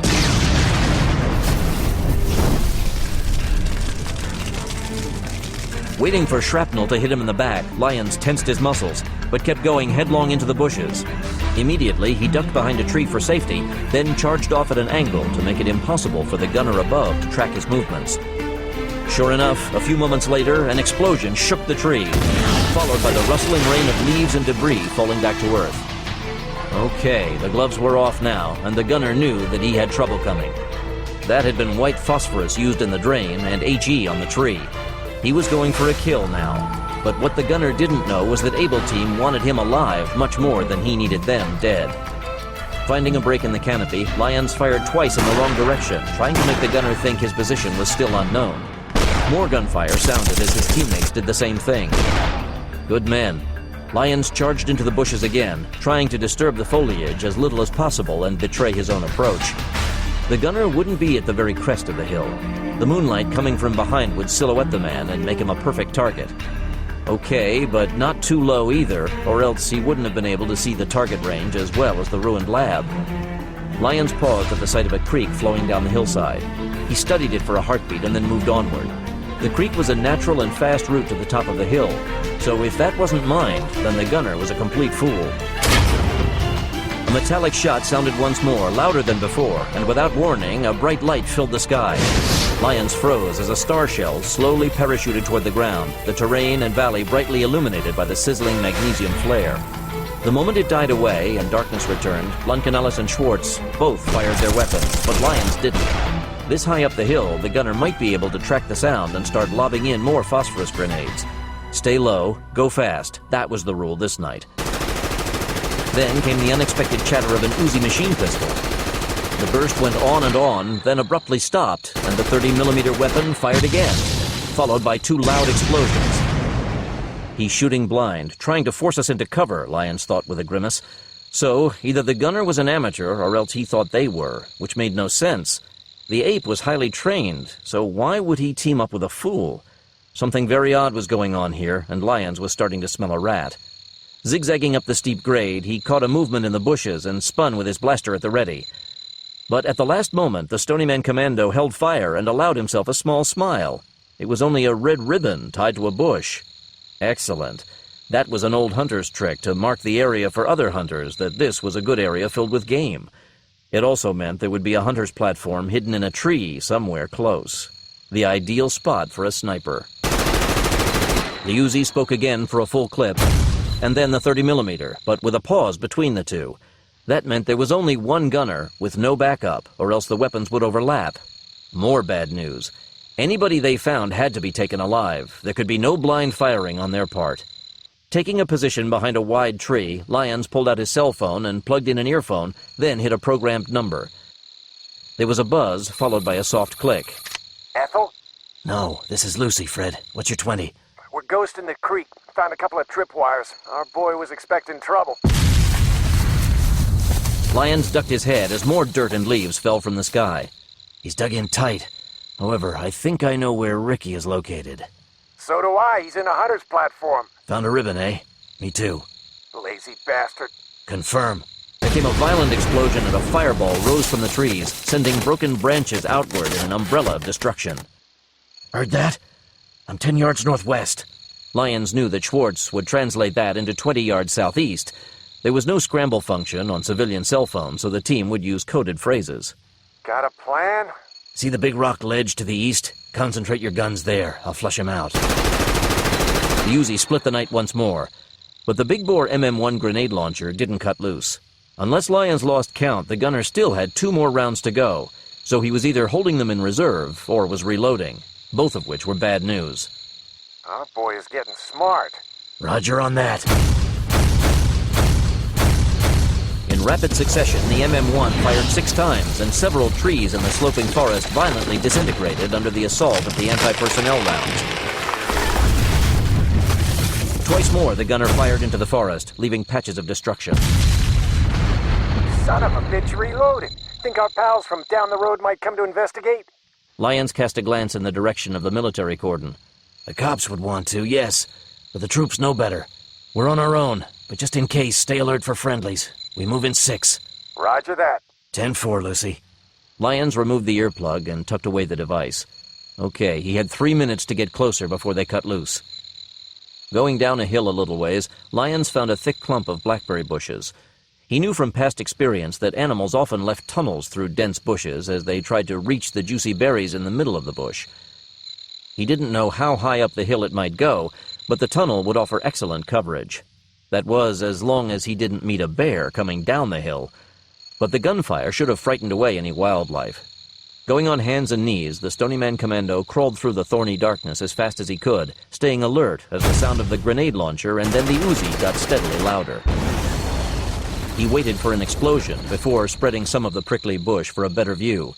The thick cloud cover kept out most of the moonlight, but Lyons could vaguely make out a dim figure standing in a crouch.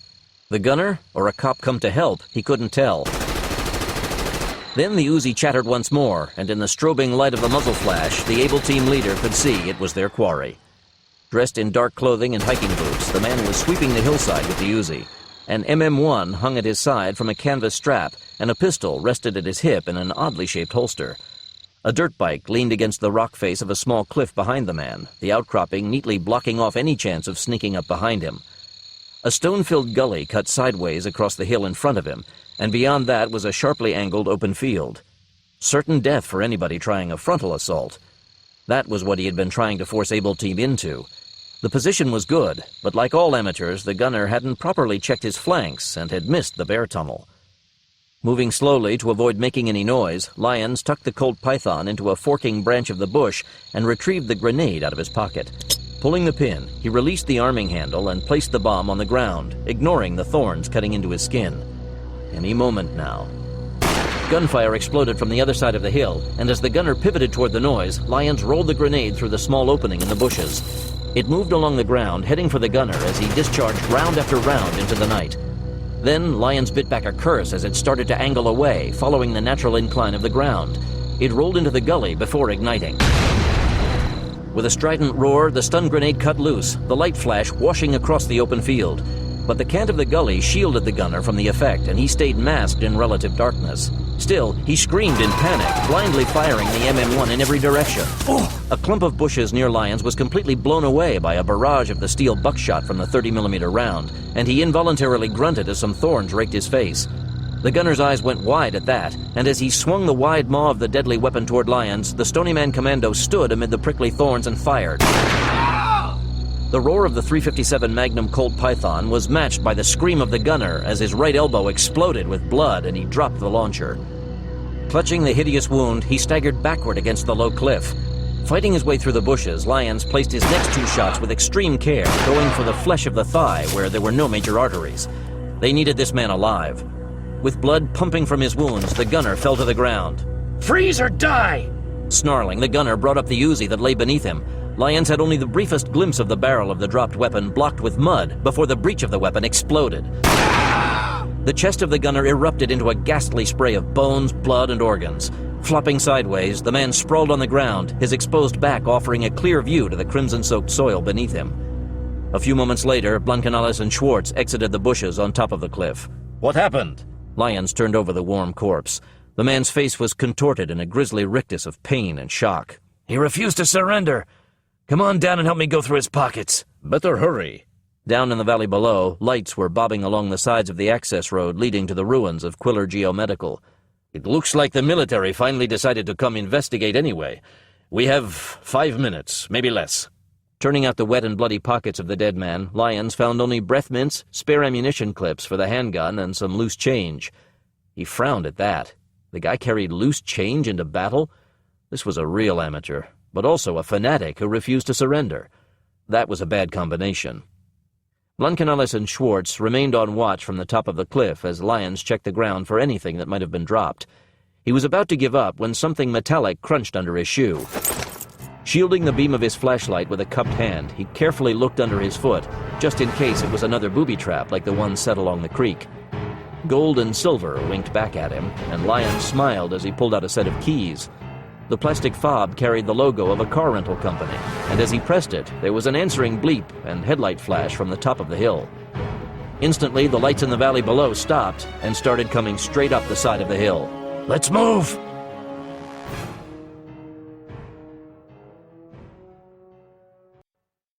Orkormov Plain, eastern Russia. Broken treetops marked the initial descent of the plane, then broken limbs, followed by smashed tree trunks mixed with pieces of wreckage. Manning and James held back as reserves, as McCarter and the others went straight in with weapons at the ready. The crash site spread out for yards, wheels and debris scattered in every direction. Small brush fires burned out of control, but there was no general blast nimbus indication of burned aviation fuel. Following the natural rise and fall of the land, the team suddenly came upon the downed plane. The wings were crumpled, the fuselage bent at impossible angles, but the plane was mostly intact. One hell of a pilot. Hawkins nodded in admiration as the hovercraft swung around the plane on a fast recon. Bodies lay on the ground, mostly men, and one rested against the cracked hull, a line of bloody holes across his chest. Land! Unit 2, continue the sweep. Watch for enemy troops. A passenger has been shot. Shot? That's a confirm. Roger, Unit 1. A woman's scream came from the darkness, followed by a pistol shot. Revving the hovercraft to full speed, James swooped around the tail section of the aircraft, working the joystick even as he pulled a weapon. Bodies were scattered across the ground, oil lanterns adding a yellow tint to the orange light of burning debris. A suitcase was open on the ground, filled with wallets and jewelry, another with cell phones and in-flight liquor bottles. 2 women were tied spread-eagle on the bare ground, ropes lashed around their wrists and ankles, tied to wooden stakes jutting from the hard dirt. One was a young woman, no more than a teenager. The other a mature woman in her 50s or so. Both were naked, their clothing ripped away. The older woman faced the sky with her head thrown back, her throat slashed open and blood pooled around her shoulders. The teenager's head was flopped sideways, a gaping red hole in the middle of her forehead. Blood was smeared on their thighs and breasts. Manning worked the bolt of his AK-105 assault rifle and concentrated on the group of bearded men standing near the corpses. A bald man in heavy clothing was zipping up his pants as another pumped a second round into the dead teenager. Standing nearby, several other men in civilian clothing were laughing among themselves, one of them displaying a pair of lacy panties. Working the joystick of the hovercraft, a cursing James slowed the craft as Manning cut loose with a Kalashnikov. The first burst went wild from the moving hovercraft, and the men looked into the darkness beyond their lanterns with shock, and then anger as they drew an assortment of weapons from their clothing. As the craft landed firmly, Manning and James both cut loose with their AK-105 assault rifles, sweeping through the murderous group. 3 of the men threw their arms to the sky as the hardball ammo punched straight through their chests, blowing red light out the front of their flannel shirts. A 5th man stepped around the tail section of the plane, firing an AK-74. The weapon jammed, and the gunner screamed vulgarities as he savagely worked the bolt to clear the ejector port. Centering his weapon, Manning put a burst into his adversary's chest, and the man went flying backward, his repaired weapon discharging into the uncaring sky. Manning dropped the spent magazine and slapped in a fresh one. Stony 2 to Big Dog. We have scavengers. Roger 2, we heard. On the way. Suddenly 2 more men appeared at the gaping rift in the fuselage, firing Kalashnikov assault rifles, the fiery muzzle blast lighting up the night. Ducking behind the rubber gunnel of the hovercraft, James loosed a burst their way. The Russian lead ricocheted off the exposed struts of the body of the plane, and one man crumpled into a ball, his arms wrapping around the bleeding ruin of his stomach. His comrade ducked inside. Then a gun barrel poked through a rift in the hull and started firing blindly. Leaping out of the hovercraft, Manning zigzagged across the debris-covered ground as James gave cover fire in short bursts from his assault rifle. There was a 40mm round in the grenade launcher attached under the main barrel, but it was loaded with a star shell. The aerial flare was useless for this fight since there was more than enough light coming from all of the small fires. Passing the suitcase full of wallets and purses, Manning involuntarily flinched as a horrible smell hit him like a punch in the face, and he tried not to gag.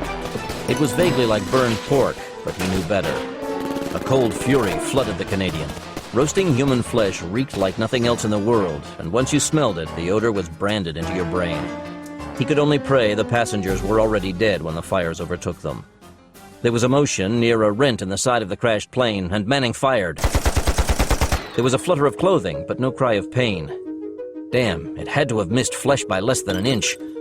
Shoot no more! I have a hostage! Come closer and I kill her! It took Manning a moment to decipher the words. German and Japanese were his specialties, but every member of Stony Man knew a little Russian from their long battles with the KGB and Moscow Mafia. Moving low and fast, McCarter and the rest of Phoenix Force appeared from the night, their hands full of destruction. Silently, James relayed them instructions with a few curt gestures, and the others moved into position. Do not hurt my wife. Here, I surrender. Manning pulled out a pistol with his left hand and tossed the AK-105 into the twisted hatchway of the craft with his right. Then he dropped flat and aimed his Tokarev pistol as the rest of the team assumed a firing stance behind the hovercraft. Army fool, time to die! The man stepped into view with a Kalashnikov level at his hip. The entire team cut loose in an orchestrated barrage, the incoming hail of lead driving the killer backward until his riddled body crashed through the door to the lavatory. As he slid to the floor, his twitching hands released the assault rifle and it hit the ground, banging off a single round. Rushing forward, Manning grabbed his rifle and slammed his body against the bent fuselage of the jumbo jet alongside the hatchway.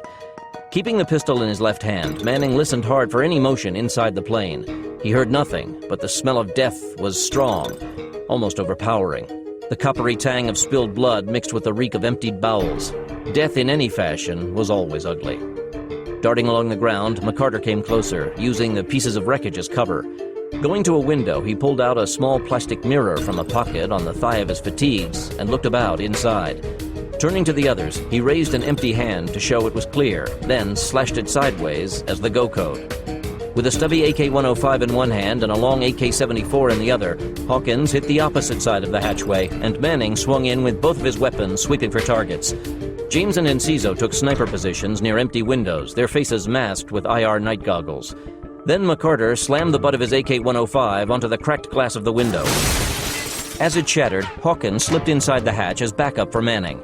Sliding down his own night goggles, McCarter started for the hatchway when there came a brief burst of machine gun fire. The Briton froze at the sound.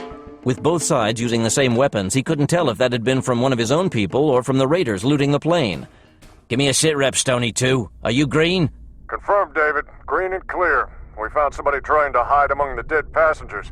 I fired a burst as a diversion so TJ could go for a capture, but the stupid bastard pulled a knife. "Is he alive?" Me, yes. Him, no. "Damn it. We could have used a prisoner to question." McCarter walked into the plane. There was rubbish and blood everywhere, yet the aircraft was in amazingly good shape. Most of the destruction seemed to have occurred after the crash. Enciso entered with James. "Must have been an amazing pilot at the controls, especially considering the rugged terrain." Trees and planes are natural enemies, but yes, these people landed alive. James scowled. Then the raiders came.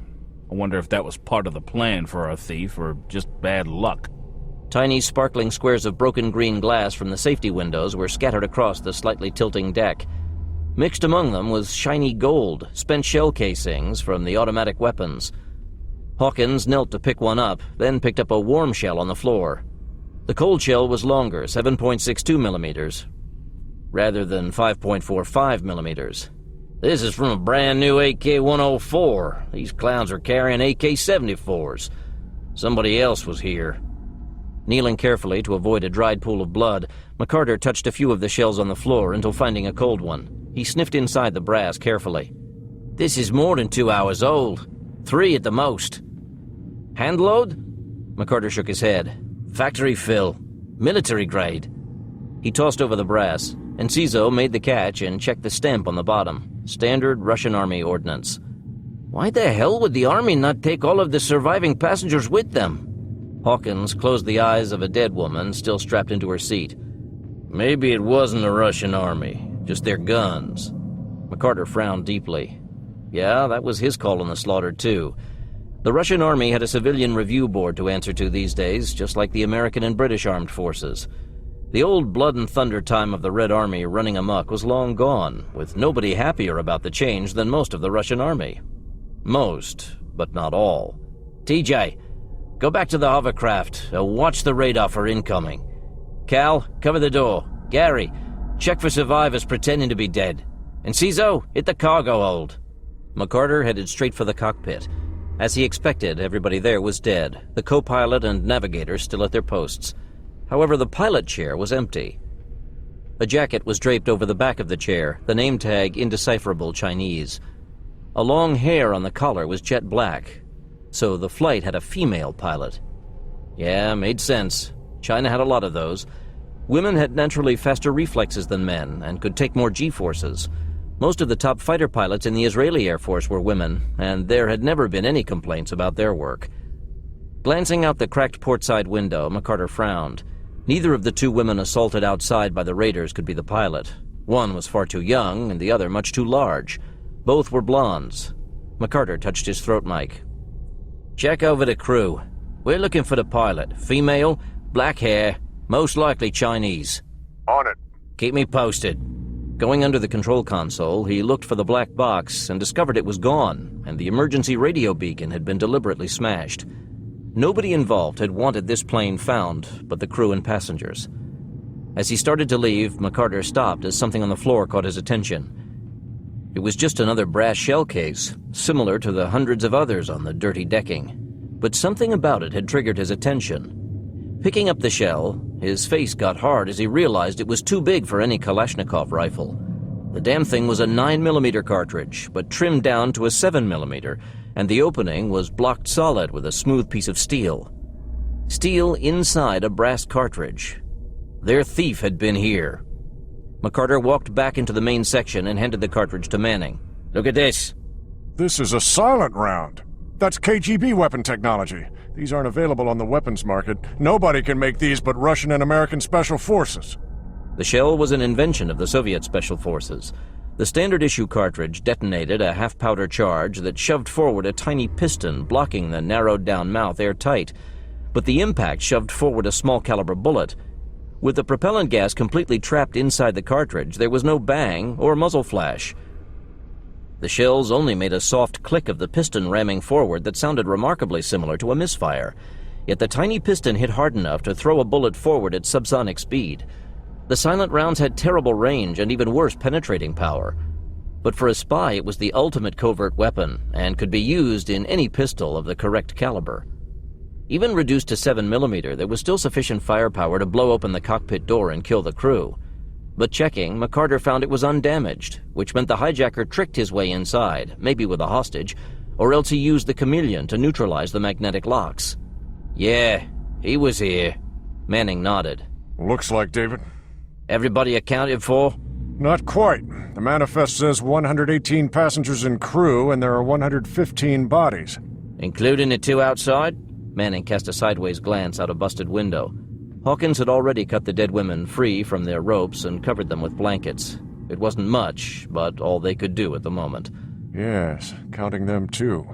"So, we have 3 missing people." One of them is a pilot, one is our thief, and somebody else. A hostage, maybe. "Unfortunately, we don't even know if our thief is a man or a woman." "Could be a team, and they took the pilot." "Maybe so. Heads up!" Enciso entered and threw some clothing on the floor. "I found this in the cargo hold." It was a woman's dress and handbag, with a wig and glasses stuffed inside.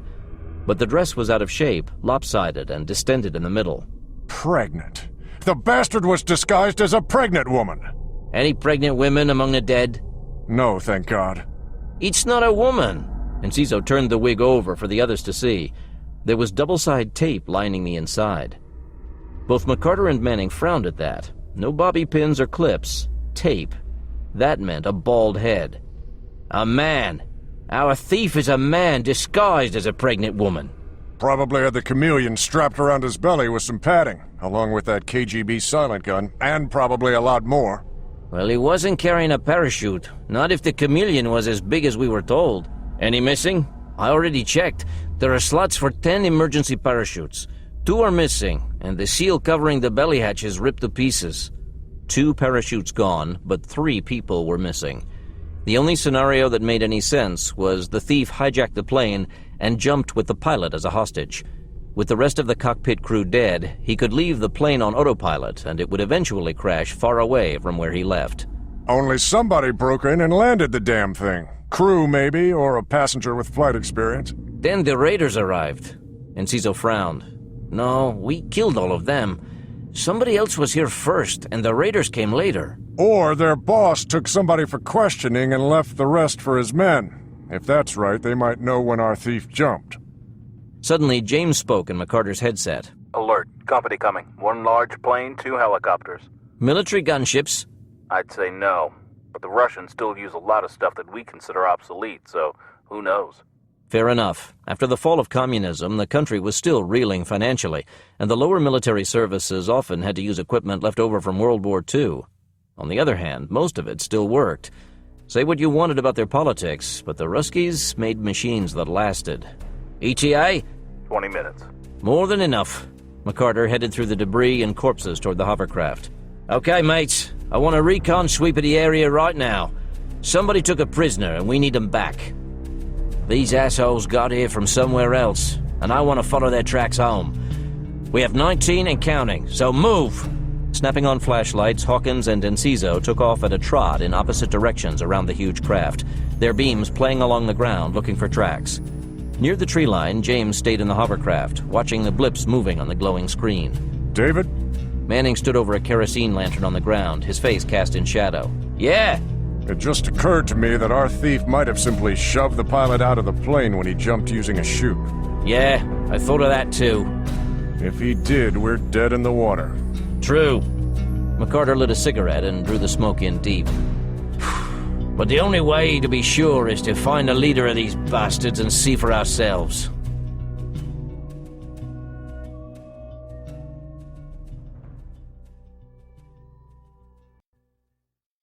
Ungalik City. This'll do. Lyons pulled the stolen Jimmy to the side of the highway. He set the vehicle behind a large boulder where it couldn't be easily seen, set the brakes, and turned off the engine. Able Team got out of the vehicle. Rolling up the sleeves of his shirt, Blancanales knelt along a tire, pretending to work on the lug nuts in case somebody drove by. Meanwhile, the others walked to the edge of the cliff and scanned the horizon. Even though the men of Able Team were all world travelers, they had to admit that the view from the simple Alaskan hilltop was extraordinary.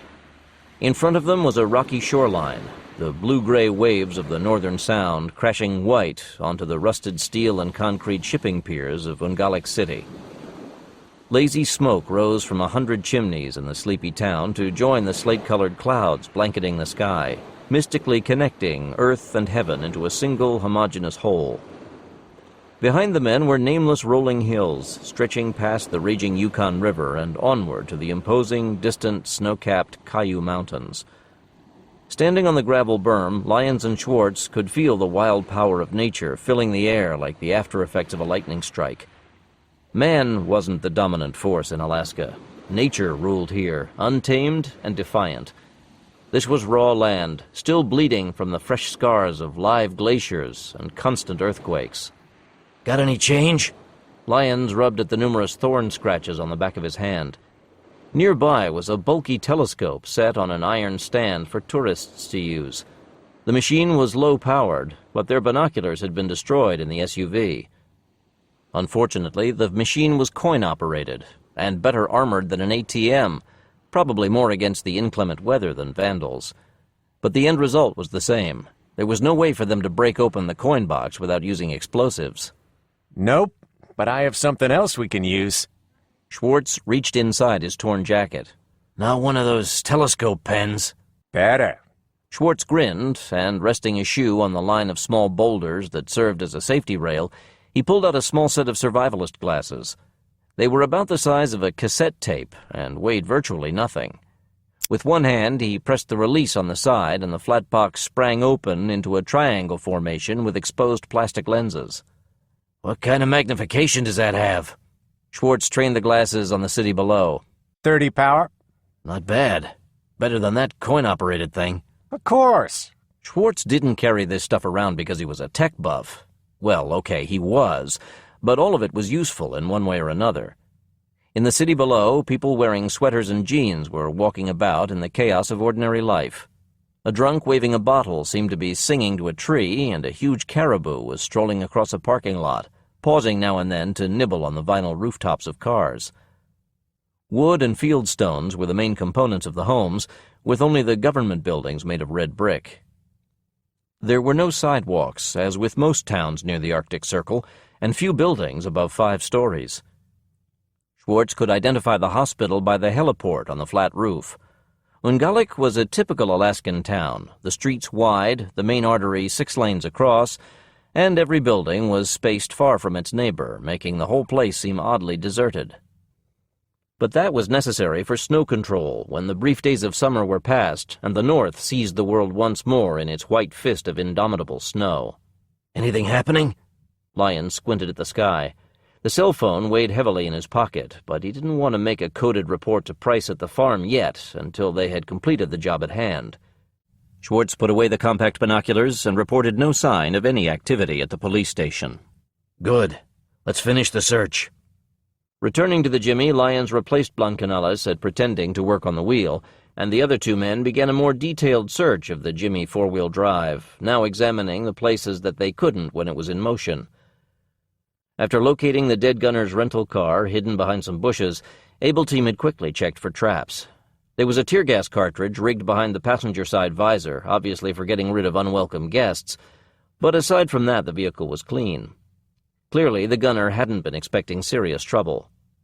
With the bobbing flashlights of the military coming up the hill, the Stony Men commandos climbed inside and drove off into the night without using headlights until they went around a curve. Then Lyons flipped on the beams and hit the gas. Trying to put as much distance between them and the Kobuk Valley, the able team commander raced along the interstate road without stopping, cutting through the Waring Mountain Pass and crossing Hog River. The deep gorge was still choked with pieces of floating winter ice in spite of the seasonal warmth. While Lyons drove, the others tore the vehicle apart, searching for anything useful about the identity of the assailant or possibly whom he worked for. But there wasn't so much as a used gum wrapper on the floor mats. No spare ammo, no maps, not even a thermos of coffee for the cold nights. Opening the rear area, Schwartz lifted up the carpet to discover there was no spare tire or jack. Those had been removed to make space for spare ammunition, a medical kit, handcuffs, leg irons, a ball gag, blindfolds, and a case of torture instruments. He badly wanted something our thief had, and wasn't squeamish on how he got it. Had to be the Chameleon, or who he was planning on selling it to. When he was a cop in Los Angeles, Carl Lyons had done business with several bounty hunters who used items similar to the leg irons. This wasn't new equipment, and had been well used. Could their gunner have been a collector for a turkey doctor? It was a chilling thought. Turkey doctors were brutal torturers for organized crime. The Mafia, the Jewish mob, the Russian Mafia, the Colombian drug lords, the Rastafarians, Yakuza, everybody used them. Maybe this whole thing was a play of some crime family to steal the Chameleon, and not a covert mission by a foreign government. That would expand the scope of their search for the device 100-fold. Shit. Standing, Lyons wiped his hands clean on a pocket handkerchief, pulled out his cell phone, and tapped in a memorized number. "Hello, Stonehouse. There may be new guests at the party." As Lyons made a brief report to Barbara Price in Virginia, Blancanales crawled out from below the steering wheel, where he had been checking under the carpeting below the floor mats. Another 0. That left only one more spot. During the 2-hour trip to Ungalik, the only spot that hadn't been fully inspected was the driver's seat. Now Blancanales expertly ran his fingertips over the leather and twilled cloth and stopped as he encountered a poorly glued seam near the back, where the driver wouldn't be putting any pressure. Holding his breath, he pulled out a knife and carefully split open the material. Loose pieces of foam padding puffed out from the opening. Gently teasing them aside, Blancanales allowed himself a brief smile as he unearthed a clear plastic bag containing a wallet, a ring of keys, and an airline ticket folder. Eureka! He placed the bag on the front passenger seat. Avoiding the pressure seal, he sliced open the side of the clear plastic and extracted each of the items, checking for more traps before placing them aside. Finally, Blancanales flipped open the wallet. His name was James Dunbar, which was most likely as false as the names that we're traveling under. Schwartz looked down at his name tag. It read Sean Lane. Why? Don't I look Irish? What else is in there? Pushing the seat back to gain more room, the men gathered around the items and examined them. There were no markings on any of the keys, not even a manufacturer's stamp, which meant they were illegal copies, which was interesting but not useful. The wallet was full of cash, non-sequential large bills, well used, with a crisp 100 tucked behind the driver's license, clearly intended to be used as a bribe to a traffic cop. Lyons scowled darkly at the implication, but said nothing. However, aside from the money and license, the wallet contained nothing else. No credit cards, video store card, ATM card, family photos, dry cleaning receipts, nothing. That would set off alarms in any cop that sees it. Their own wallets contained an entire false history, including movie ticket stubs. Details made lies believable. This guy was an amateur, ruthless and well-financed, and MM1 isn't a Saturday night special, but he really didn't know what he was doing. Blancanales rifled through the wallet. Here's the license. Sure looks like the real thing. Accepting the card, Lyons barely gave it a glance. No, this is fake. Top-notch quality, but a fake. It's too thick, and the picture's too clear. This is better than the DMV of a state would issue to the governor. Carl, I can hear it in your voice. We have gotten hold of the end of a rope. Maybe. Lyons turned the license over and over in his hands. His ice-blue eyes glinted hard as any glacier. Just maybe. Schwartz held the airline ticket up to the dome light to check the watermarks. Well, this is real. Same name as on the driver's license. James Dunbar, first class, open-ended, good on any flight. Final destination is Memphis. Any stops along the way? Let me check. Schwartz flipped the booklet open and thumbed through the flimsy vegetable paper copies. China Air didn't exactly use SOTA printers. Yeah, there is a 12-hour layover at Chicago O'Hare. So that was his real destination. Lyons tucked the license into his shirt pocket. Yeah, makes sense. He burns the extra fare to hide his hometown. Smart move.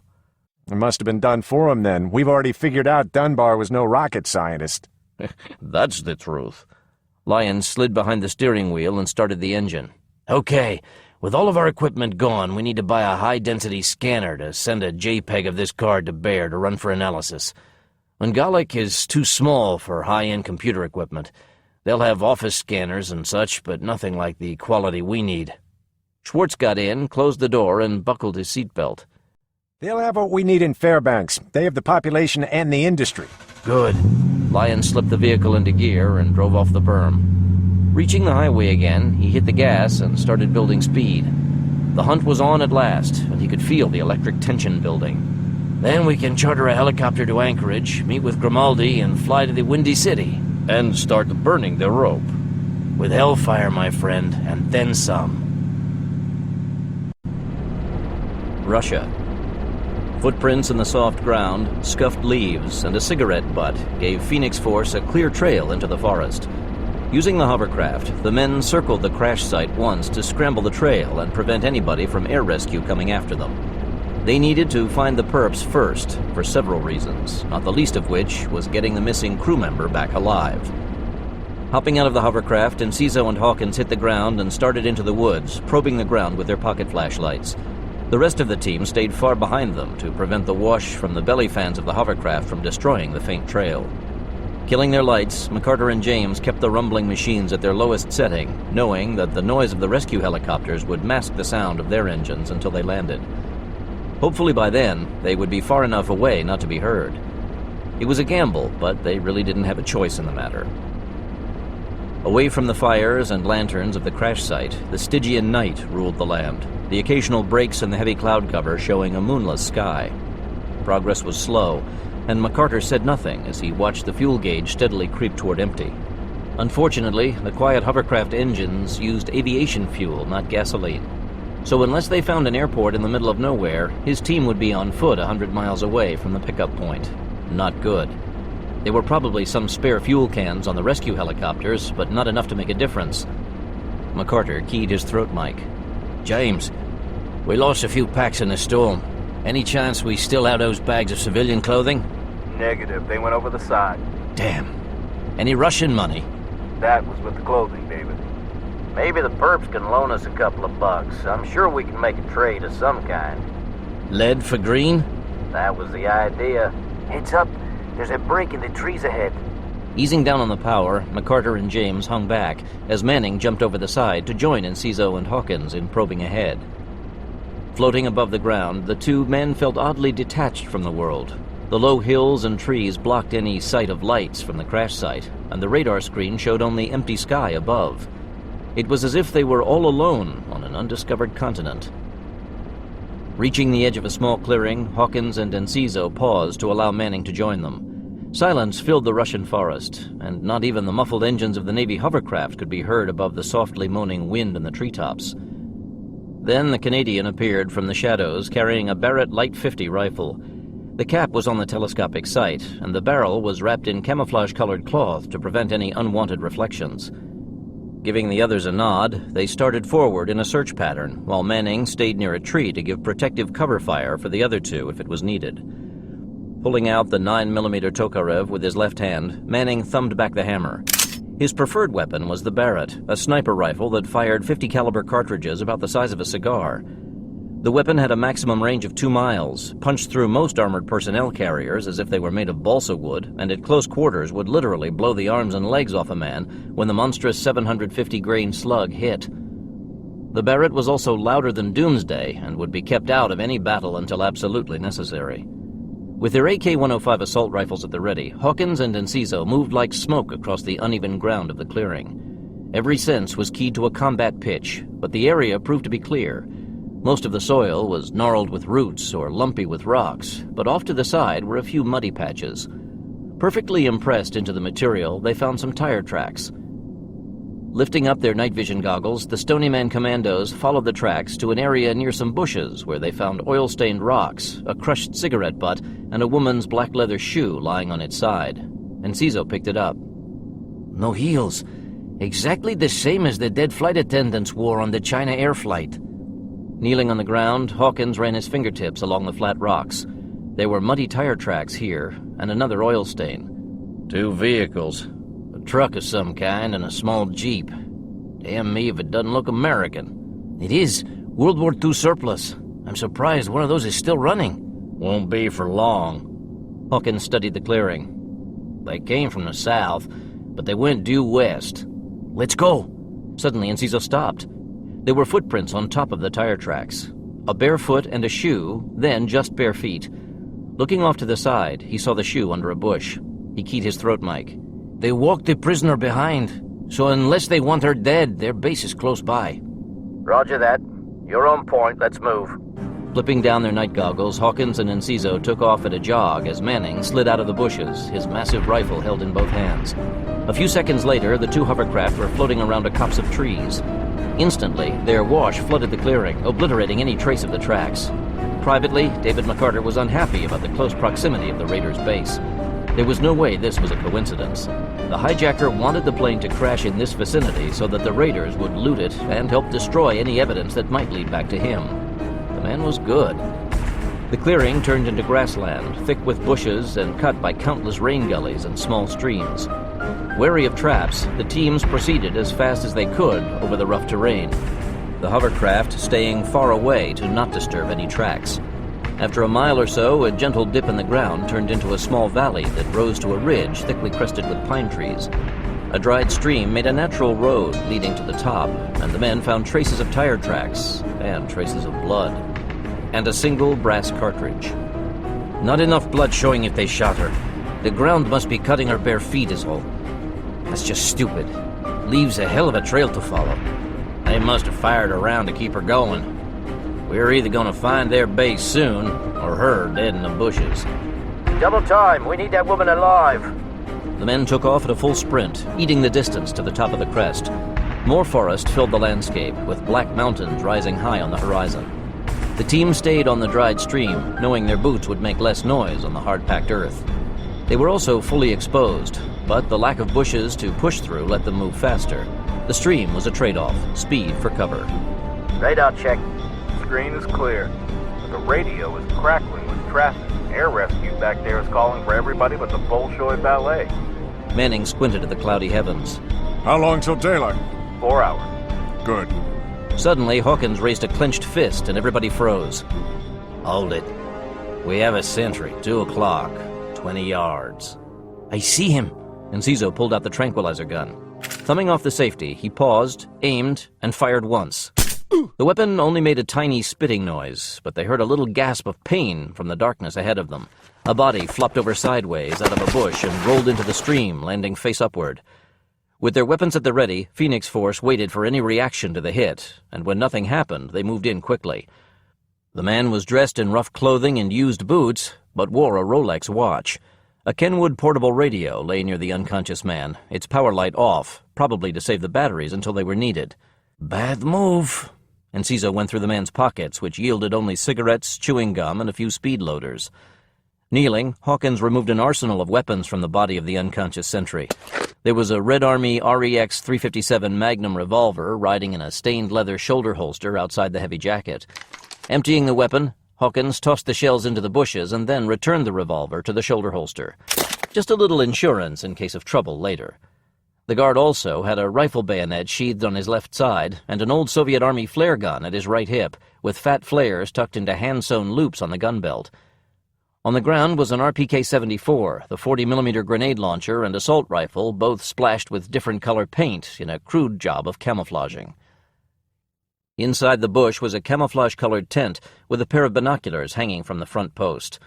A wooden chair was situated at the entrance, with a black and red checkered thermos nearby, the cap balanced on top. Inside the tent was an antique cherrywood dining table that was badly scarred, its top covered with American MRE packs, tin cans, a box of cigars, piles of sex magazines, boxes of ammo, a crate of grenades, and a small cardboard container with a roll of toilet tissue. Closing the flaps, Enciso and Hawkins shared a brief smile. This was no temporary site, but a permanent sentry post. Hawkins grabbed the guard by the boots. "I'll take the bottom." Enciso took the shoulders, and they carried him inside the tent, draping the unconscious man over the table in what they hoped was a natural position. Now he merely appeared to be asleep on duty if anybody found him. Returning to the creek, the team spread out to do a fast recon until finding a wall of thorny bushes that cut off the mouth of a small ravine with steep hills on either side. Good enough.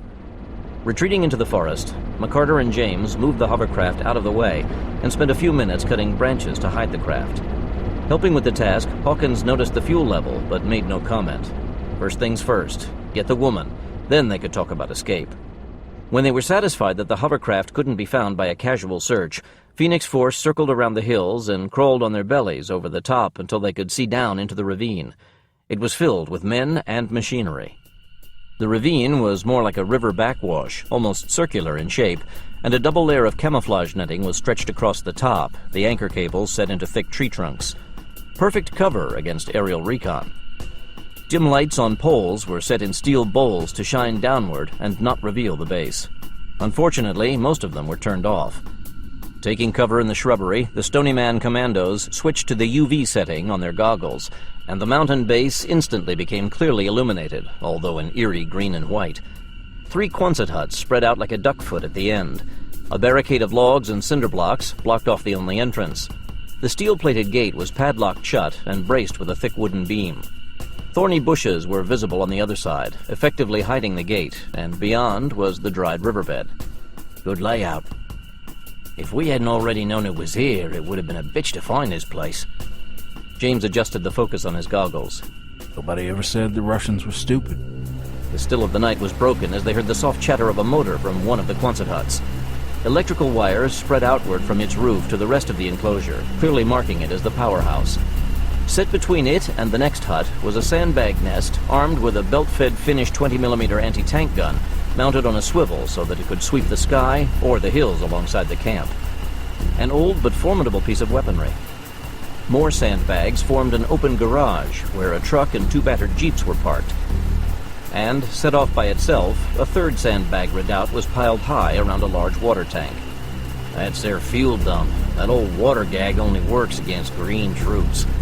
Keeps them from hitting that first and setting the place ablaze. That wouldn't work here. The dump is too far away from the huts. Blowing that would only block the entrance. Yes. Yes, it would. David, someone's being raped. Enciso's hands tightened on the AK-105. McCarter nodded, his sharp eyes sweeping the camp. Yeah, but where? We go in blind, and they'll be picking their teeth with our bones. And then go right back to finish with the woman. Must be one of the huts. The electrical generator, the barracks, and the storage. Barracks makes the most sense. Easing the safety off his military crossbow, McCarter scowled. Yeah? And are you willing to bet the farm on that? Sure am. James worked the bolt of his AK-105. The star shell round had been replaced with an HE charge, and he knew exactly where it was going. Another scream sounded from below, the cry changing to a wail of pain. McCarter cocked the crossbow. I agree. Okay. Gary plays guard. Cal opens the door. TJ blows smoke. Move! Slipping into the bushes, McCarter, Enciso, Hawkins, and James spread out and moved toward their targets, while Manning stayed on the side of the hill. Scuttling into a bush, the Canadian laid the Tokarev pistol on a nearby rock as backup, and slid the long barrel of the Barrett Light 50 rifle out of the greenery, snapping off a twig that was in the way. The Barrett had a range of almost 2 miles under ideal conditions, and the base was no more than 300 yards away. But heavy foliage could turn a bullet as easy as a sheet of glass, so he needed a clear line of fire to the base. Watching the smoke drifting from the exhaust stack on top of the barracks hut, Manning checked the wind drift and adjusted the scope 2 clicks. Carefully sweeping the camp with the telescopic sights, he couldn't see the rest of Phoenix Force moving through the underbrush, but he did spot the enemy. Payback's a bitch, boys. Manning worked the bolt on the massive rifle and marked his first target. Merlik Ravine, Russia. Smoking Turkish cigarettes, the two guards were lounging near the gate of the base, talking about the Chinese woman prisoner, and passing around a bottle of airline Scotch whiskey. Both were named Ivan, and they were always assigned to work together as a sort of crude joke. Aside from the mutual name, they really had nothing in common. The elder Ivan winked at his comrade. When it is my turn, she'll be begging for more. More like begging for death. Here, fill your mouth with this and shut up. Certainly, my comrade general. Ivan grinned, accepting the Scotch with a mock salute. If we were in the army, we would both have been shot long ago. And that is another good reason to drink the fine Scotch. Raising the bottle high, the men started to chug the whiskey when he violently jerked backward against the wall. Idiot! It might have broken! Wiping the neck clean, the younger Russian took a moment to finally realize that his friend wasn't putting on an act. Then he stared in shock at the bloody quarrel sticking through his friend's neck, pinning him to the log wall. Mother of God! He threw the bottle aside to grab a whistle hanging around his neck, but before he could place it in his mouth, there was a blur of motion and something white-hot exploded in his belly. Doubling over to clutch the quarrel jutting from his shirt, the guard tumbled sideways, his hands spasming on the grip of the AK-74. The assault rifle chattered a burst into the night, chewing apart the corpse of his partner nailed to the wall. Almost instantly, the door to the middle Quonset hut slammed open and a large man holding a 40mm grenade launcher stepped into view. What is happening? He squinted into the darkness. Wearing only boots and pants, his bare chest was covered with a network of scars from 100 fights. Snapping open the breech, he thumbed in a fat brass shell and looked over the base. Guards, report! The words were barely out of his mouth when he flew backward into the hut with a spray of blood. Invaders! The man inside the sandbag nest slapped on a helmet. He worked the heavy arming bolt of the Finnish anti-tank gun, swiveled it about, and randomly fired at the hillside. The tracer round stitched across the air to punch through the camouflage netting and hit the trees in fiery detonations. The Barrett spoke again, and a sandbag on the nest exploded, throwing loose dirt everywhere. Cursing wildly, the gunner grabbed his face and tried to clear his eyes. Then an AK-105 chattered in the darkness, and he fell over, minus a throat. Shouting men were running everywhere in the small base by now, and suddenly the pole lights slammed on to full brightness. Unexpectedly, a canvas pack flew out of the bushes to hit the ground near the fuel dump. The U.S. Army satchel charge was still moving when the C4 blocks cut loose. Then a strident blast ripped apart the gasoline tank, sending out a fiery spray that engulfed the vehicles in the garage and covered the front gate, making escape for anybody impossible. Charging out of the third hut came a group of men fully dressed and well-armed. A short man wearing an eye patch seemed to be in command. Hell's demons, we've been cut off! Section 2, go hard! Delta 5, hike! Cover the points and squeeze! From the hillside, Manning cursed at the bad luck to encounter somebody who knew better than to shout uncoded instructions in the heat of battle. That wouldn't work with regular troops because it was too difficult to keep track of who knew what code phrase for retreat or open fire. But in Special Forces teams, it was the only way. This guy had to go away, and fast. Turning aside, the short man heard something hum by, and then a rolling boom echoed from the eastern hills. He pointed in the direction of the shot. Sniper! All guns fire! Aiming his own RPK-74, the gang leader braced himself and pumped a 40mm shell from the attached launcher toward the densest group of shrubbery on the hill. If there was a hidden gunner, that would be the location. A full heartbeat later, an explosion formed a fireball into the trees, throwing out a corona of branches and leaves. You got him, sir! Shut up, fool! I see no body parts! The leader flinched as a secondary explosion came from the burning vehicles in the garage. Have Ivan and Ivan get the smoke generator working! We need cover! They're both dead, sir! Then you do it, but move! As the hard men scattered across the base, the door to the power shack was slammed open and a big man wearing NATO-style commando garb knelt in the doorway to fire an AK-105 into the camp. 3 of the hard men were cut apart before the rest dived for cover. As smoke from the fire blew across the camp, the leader charged for the sandbag nest and frantically scrambled inside. Swinging the 20mm gun around, he started to aim for the stranger when a lance of flame stretched across the camp and slammed into the Finnish weapon with a doomsday clap. Inside the Quonset hut, McCarter ducked out of the way as tattered sandbags and body parts went flying. He dropped the nearly spent clip and slapped in a replacement just as the linked belts of 20mm rounds started detonating in their ammo boxes like firecrackers.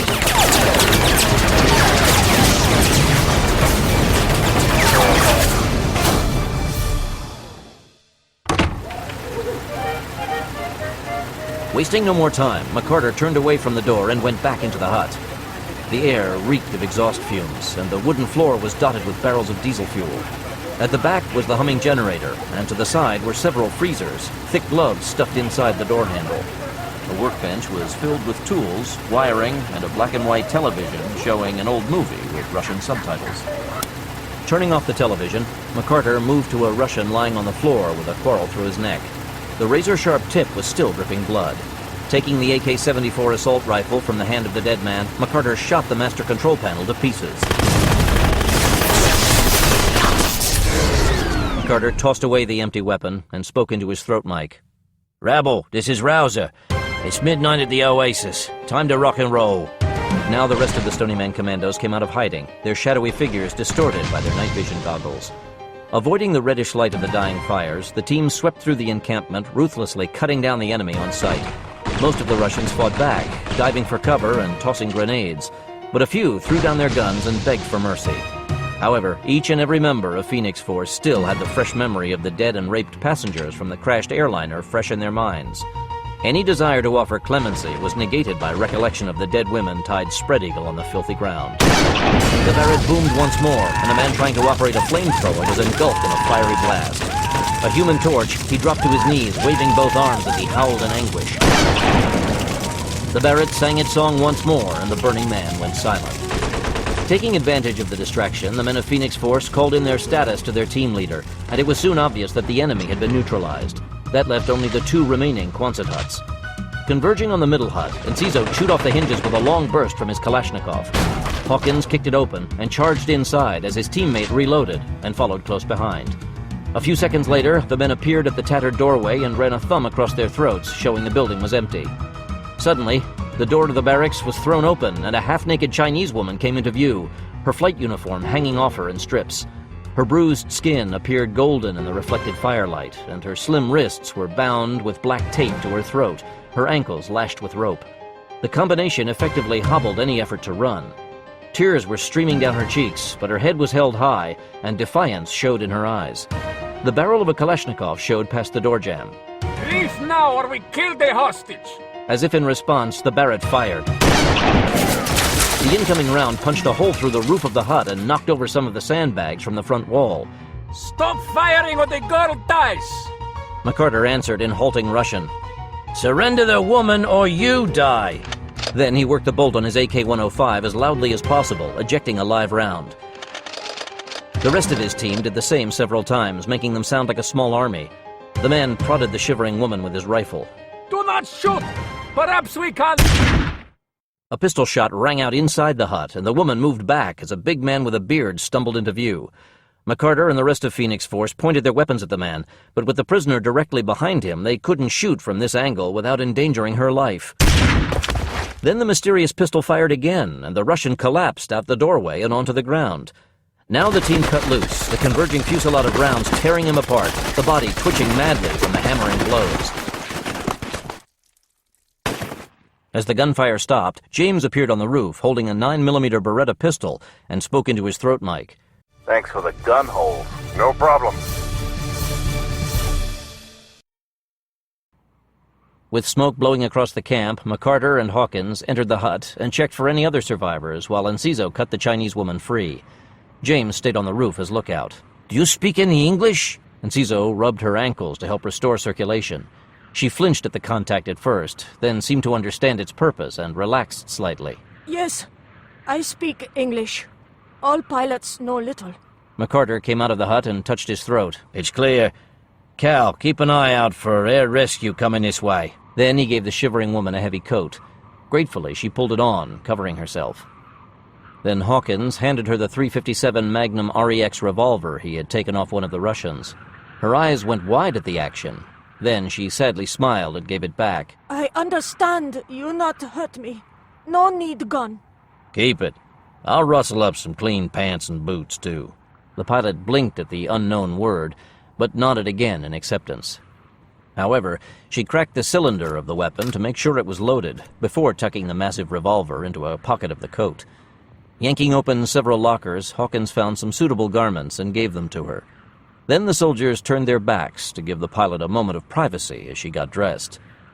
There was almost nothing to hide, as the men had already seen her nearly naked, helplessly bound like an animal. So the gesture was more than mere courtesy. It was done as a psychological return to civilization. It would help her know that the ordeal was over, even though she would carry the mental scars for the rest of her life. Thank you, gentlemen. You can turn now, please. As they did, the woman started to cry, then stopped and stood up straight. "You're a hell of a lady." And Cizo passed over a sealed bottle of vodka. There had been several liquor bottles from the airline in the collection, but he was sure those would only have upset the woman. And they desperately needed her lucid. Every minute put them farther behind the escaping Chameleon. She gratefully accepted the vodka, unscrewed the cap, and took a long draught that even impressed Hawkins. Damn, she could drink like a Texan. She wiped her mouth on a sleeve. Thanking you. I am Captain Li Tuan-su, pilot for China Air. You are not air rescue. No, ma'am, we aren't. But they're near. But time is important. We need to know exactly when and where the hijacker left your plane. Captain Sue drew the heavy coat tighter about herself. In here, Russia. 10 kilometers before crash. That would be 8 American miles. McCarter politely waved that aside. Was anybody with him? A stewardess, yes. Gwinnett. They use parachute. Chinese? Sue shook her head. No, he hadn't thought so. An Asian companion in Russia would make the thief rather noticeable. Gwinnett, Hong Kong. Look American, but Chinese. You understand? As a loyal British officer, nobody knew better than David McCarter. The island was owned by mainland China these days, along with its hodgepodge of international citizens. Can you describe him? Bald, but blonde. Below. Sue gestured below her belt. That rape had been cancelled by rough weather caused by an unseasonable squall over the Pacific. However, the other attacks... She violently shook the memory from her mind and stepped outside. The pilot was startled by the extent of the destruction done to the base in such a short period of time. The battle had only seemed to last a few minutes. Spinning about, she stared at her rescuers. Who were these men? Soldiers, obviously, but from where? His appearance, ma'am, please. Time isn't in our favor. Ah, so they weren't there to rescue her, but to capture the hijacker. All was made clear now. Slim, many scar. Tattoo arm, blue eye, but contact lens make black. He had a tattoo? Yes. I saw it while he changed into clothing of Lieutenant Mahjong, my dead co-pilot. Can you describe it? Was it an anchor or a line of numbers, a bird? It was a knife with wings. A dark frown creased his face, and McCarter removed some equipment and began to open his fatigues. Sue thrust a hand into the pocket of her coat containing the gun, until McCarter lowered the sleeve off his shoulder and turned toward the nervous woman. Like this? Yes, like that. Holy shit. He's SAS? That's not possible. Must be somebody who got thrown out, or a recruit that never made it all the way through training. Or just a wannabe with a tat. Or a rogue SAS operative gone freelance merc. No wonder the guy was so good.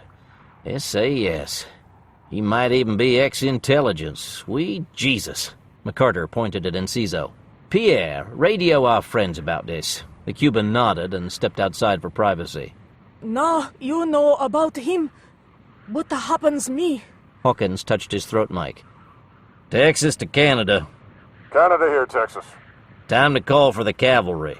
Way ahead of you, Texas. Now that the fight is over, I've already done the sentry. Just say when. Now would be good. Looking to the east, a streak of light shot up into the sky and blossomed into a blazing nimbus of light. Slowly, the flare began to drift back down to the earth, when another streaked into the heavens, followed by another and another. Okay, Captain Sue. Russian air rescue will be here in 5 minutes. But we have to go right now. Will you be okay? I can survive. Sue cast a glance at the men sprawled lifeless on the ground. I tell that special army unit kill these men, but chase more of them. She made a vague gesture with her hand and paused, waiting. McCarter grinned in spite of himself. West. Due west. Respectfully, Sue gave a slight bow. West. Of course. That is what I tell. With unspoken sentiment, McCarter placed a gloved hand on the woman's shoulder and gave a gentle squeeze. She raised her chin defiantly. Das die done. Death to our enemies. She spoke in Chinese, and McCarter didn't know what she had said, but could make an educated guess from her expression and tone. Long life and Godspeed. Standing guard in the doorway of the hut, Sue watched as the masked soldiers moved silently across the ground to vanish into the trees. Sitting on the front step, she tried to make herself comfortable in spite of her many aches and pains. But less than a minute later, a bright light rose above the hills in the east, and she could hear the muffled thumps of helicopter blades. At the sight, her long-denied tears finally came, and she released all of the pent-up emotions into hysterical sobbing. Sue lost track of time, and the next thing she knew, doctors and nurses were all around her, asking questions in Russian and halting Chinese. Sue shook her head at the people as if too weary to speak, but let herself be placed on a gurney and carried into a medical helicopter. As it lifted into the sky, Sue felt as if the pain in her heart became too heavy to be airborne and slipped through her body to fall upon the base below. She sighed in relief at the sensation, feeling clean and alive once more. At last, it was over. She was safe, and the ordeal was finished. But somehow the battered woman had a feeling that for the soldiers who had rescued her from the jaws of death, this long night was only beginning. A devout communist, she couldn't pray for them, but Sue asked the universe to help guide their way. Stony Man Farm, Virginia. Akira Tokaido pulled the earbuds out of his ears. Okay, we have an ID. Aaron Kurtzman stopped typing on his computer keyboard and swung around in his wheelchair. You know who the thief is? Did that French thing Blancanales suggested work? Well, not quite. But from the digital pictures of that license sent in by Able Team, I know how to find him. Start talking. The young man tapped a few keys on his console, and a sub-monitor at Kurtzman's station came to life with a picture of the driver's license. Just as Carl reported, it's too good. In fact, it's top-notch. Some of the best work I've ever seen. CIA good? Better. Carmen Delahunt chimed in from under her VR helmet. Svensson in Oslo is the best at forgery of fake identification, but he is way out of the price range of some amateur gunner. Only governments and major corporations can afford him. Tucholka is just as talented, but Uncle Richard retired a few years ago. Where did he go? South America or Australia? Kurtzman had to chuckle at that. Poor Australia had more retired spies and forgers than they would ever want to know about. 20 years ago, Brazil had been the place to go, but after the creation of the brutal secret police called the S2, another location had quickly needed to be found, and Australia won. Or lost. It all depended on how you looked at the situation. Actually, no. He went back home to Michigan. Detroit, I believe. Starting to slide a CD into the slot on his player, Tokaido looked up sharply at the statement. An Able Team is on the way to Chicago following the trail of their attacker. They're both major cities in the Midwest, but yeah, that's one hell of a coincidence. I'll hack the FBI files and find out where Tucholka is. Delahunt's hands were already caressing the air to open programs and activate macro files.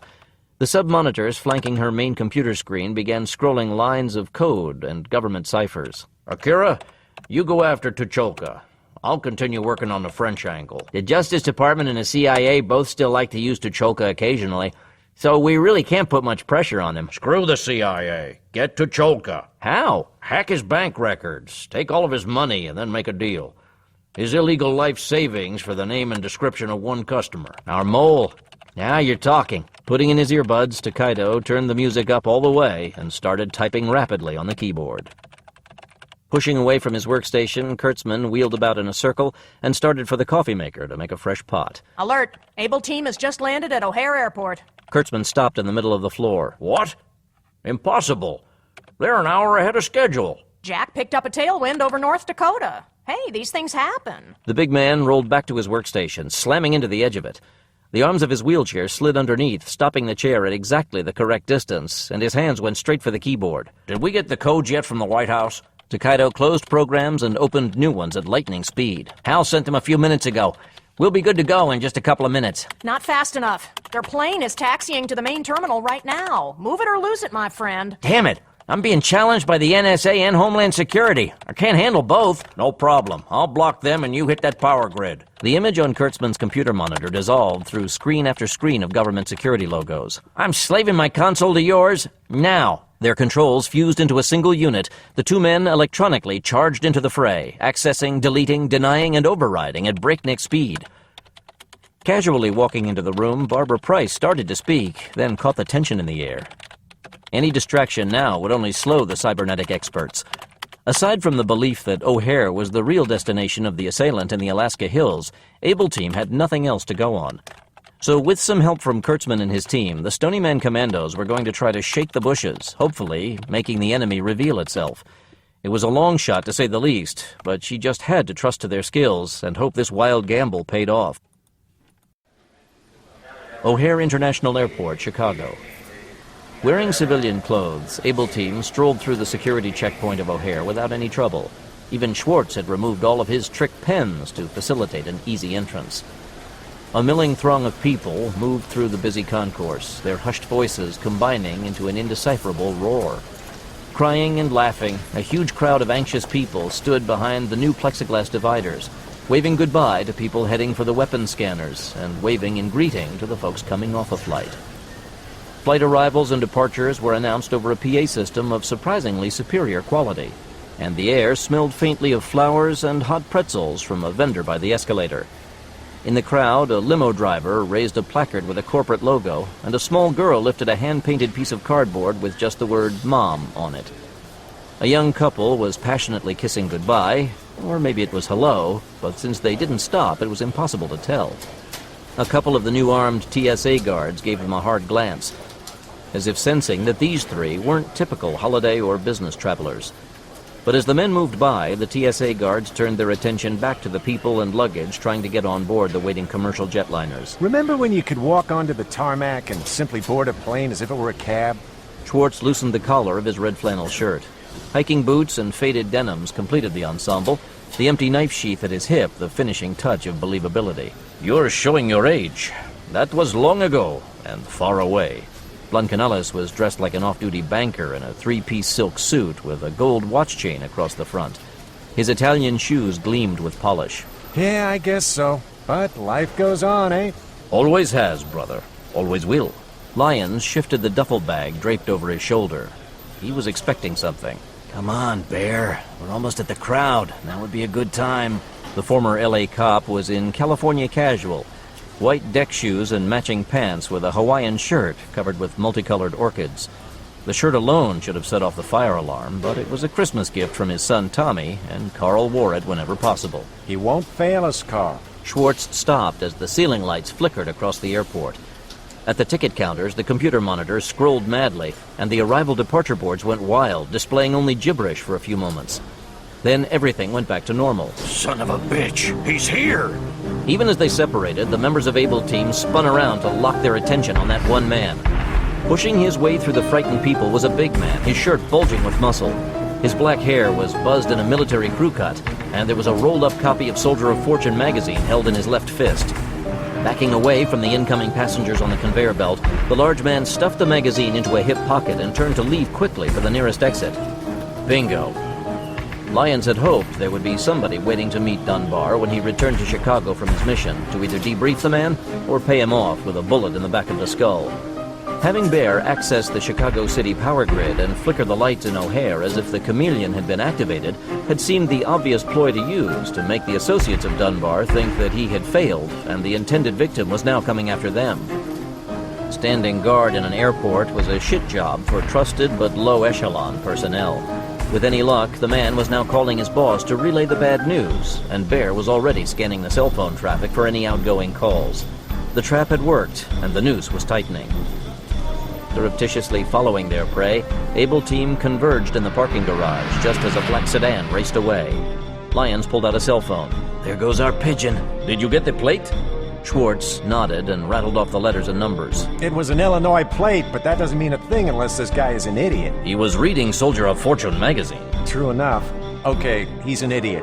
Or a rank beginner, which makes him doubly dangerous because we can't predict what he'll do. Hello, Birdman. The quail has left the nest. Jack Grimaldi was hovering in a helicopter high overhead. Dark sedan, driving like hell? Yeah, I see him.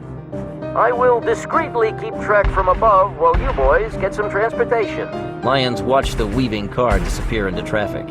Don't lose him. Not likely. Let me know when you're mobile. Closing the phone, Lyons slipped it into a pocket as the team went back into the airport and headed for a rental agency.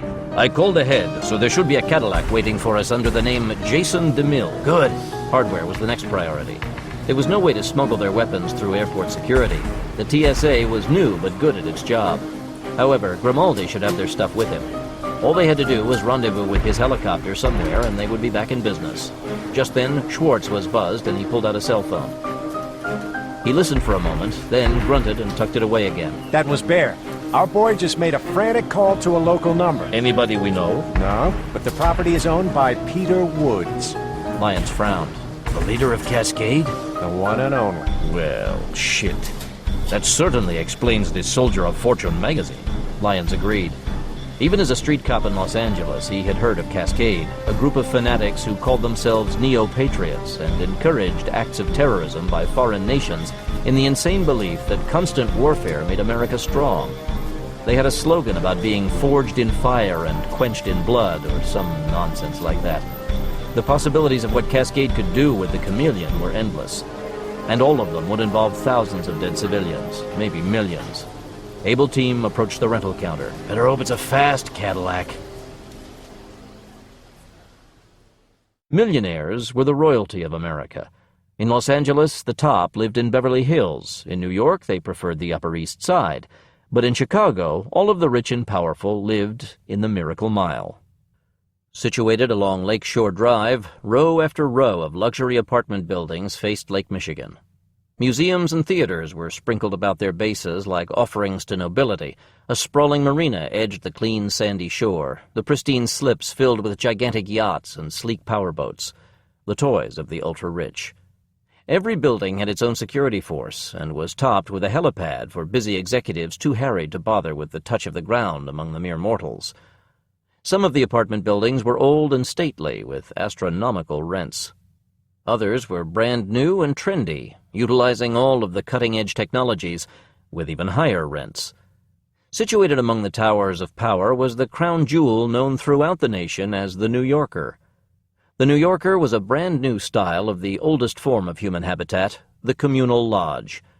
40 stories tall, the building was a miniature city set within the city of Chicago.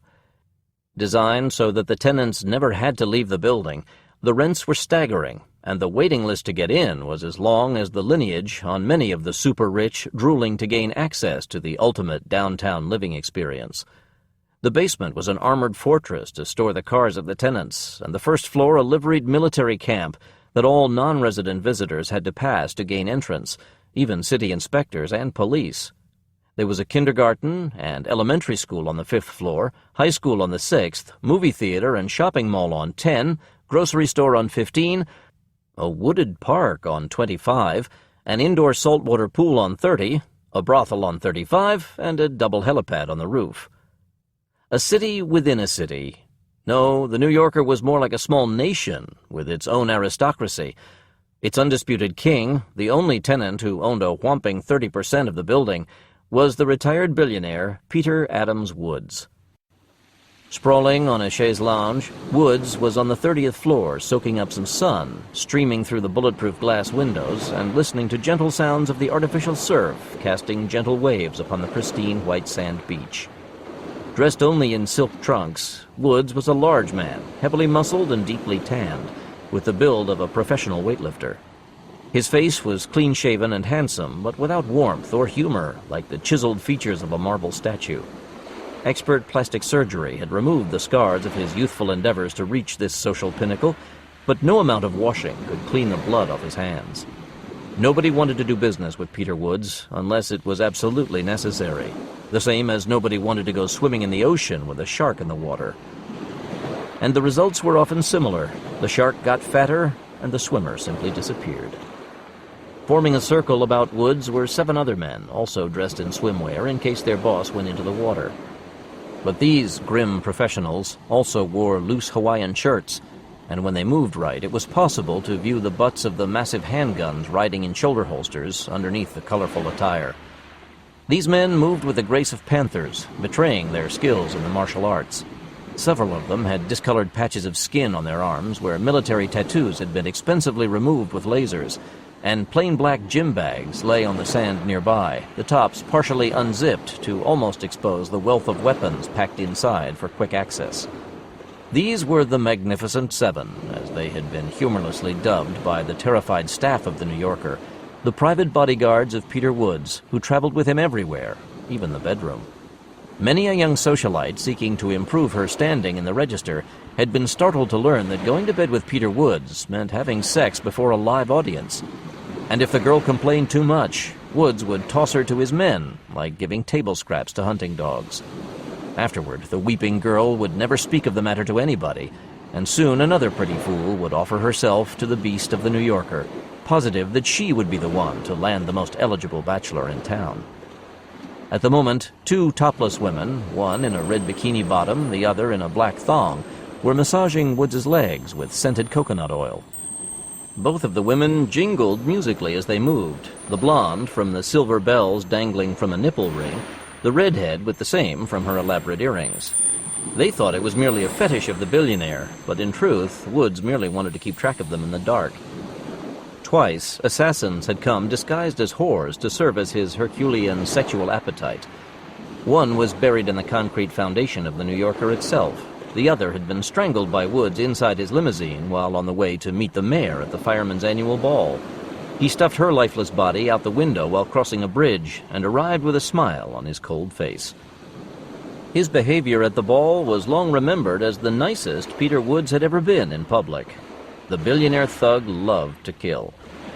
Woods turned his face to make sure his tan stayed even. Shoulders, and put some muscle into it. Yes, Mr. Woods. Both women began fingering the knotted muscles in his upper torso. Jingling, the redhead made sure that her full breasts brushed against the man's arm on a regular basis. He grunted at the contact and reached out to slide a hand up the inner thigh of the blonde. The woman gasped as he roughly kneaded her flesh, but managed to change it into a laugh, blinking away the tears in her eyes. Now, don't be fresh, Mr. Woods. Shut up and take 'em off. Woods rolled onto his back. Then he looked at the redhead. You too. Forcing smiles onto their faces, the women stripped and started to climb on top of the man. Mr. Woods, sir? Pushing the women rudely off, Woods sat upright to see a waiter for the indoor beach hurrying across the artificial grass near the bar, holding a silver tray covered with a white linen napkin. As the servants stepped onto the white sand, two members of the seven blocked the way and quickly checked the man thoroughly before parting and allowing him by. Kneeling near the billionaire, the waiter removed the white cloth to reveal a cell phone lying on the silver tray. Excuse me, Mr. Woods. Sorry to disturb you, sir. There's an urgent call from your mother. Already reaching for the phone, Woods paused. Give me that again? Who called? The waiter felt a drop of nervous sweat trickle down his spine. Your mother, sir. Naturally, I would never disturb a guest in the no-call zone, but you specifically asked me to do so if your mother ever called. Inhaling slowly, Woods narrowed his eyes to stare at the waiter. Yes, of course. Thank you. He glanced at the two women. That will be all today, ladies. See you tomorrow. The naked women nodded assent and gathered their clothing to pad across the sand toward the elevator banks. Woods watched their hips swinging to the motion of their young bodies for a moment, then clicked on the phone. Woods here. Is this a secure line? Damn straight it is, Chief. And the shit has hit the fan. The man's real name was Tomasinoro Marnix, but on the street that had quickly become Tommy Mannix, Tommy the Hammer. Unlike Woods, Mannix didn't try to hide his true nature and relished the fact that people were uneasy to even speak his name out loud in the town he controlled. Mannix had money. Woods kept him well supplied. But as the commander of Cascade, his authority came from the end of a sledgehammer he liked to use on his enemies, not a ballpoint pen and a checkbook. Trouble with Cascade?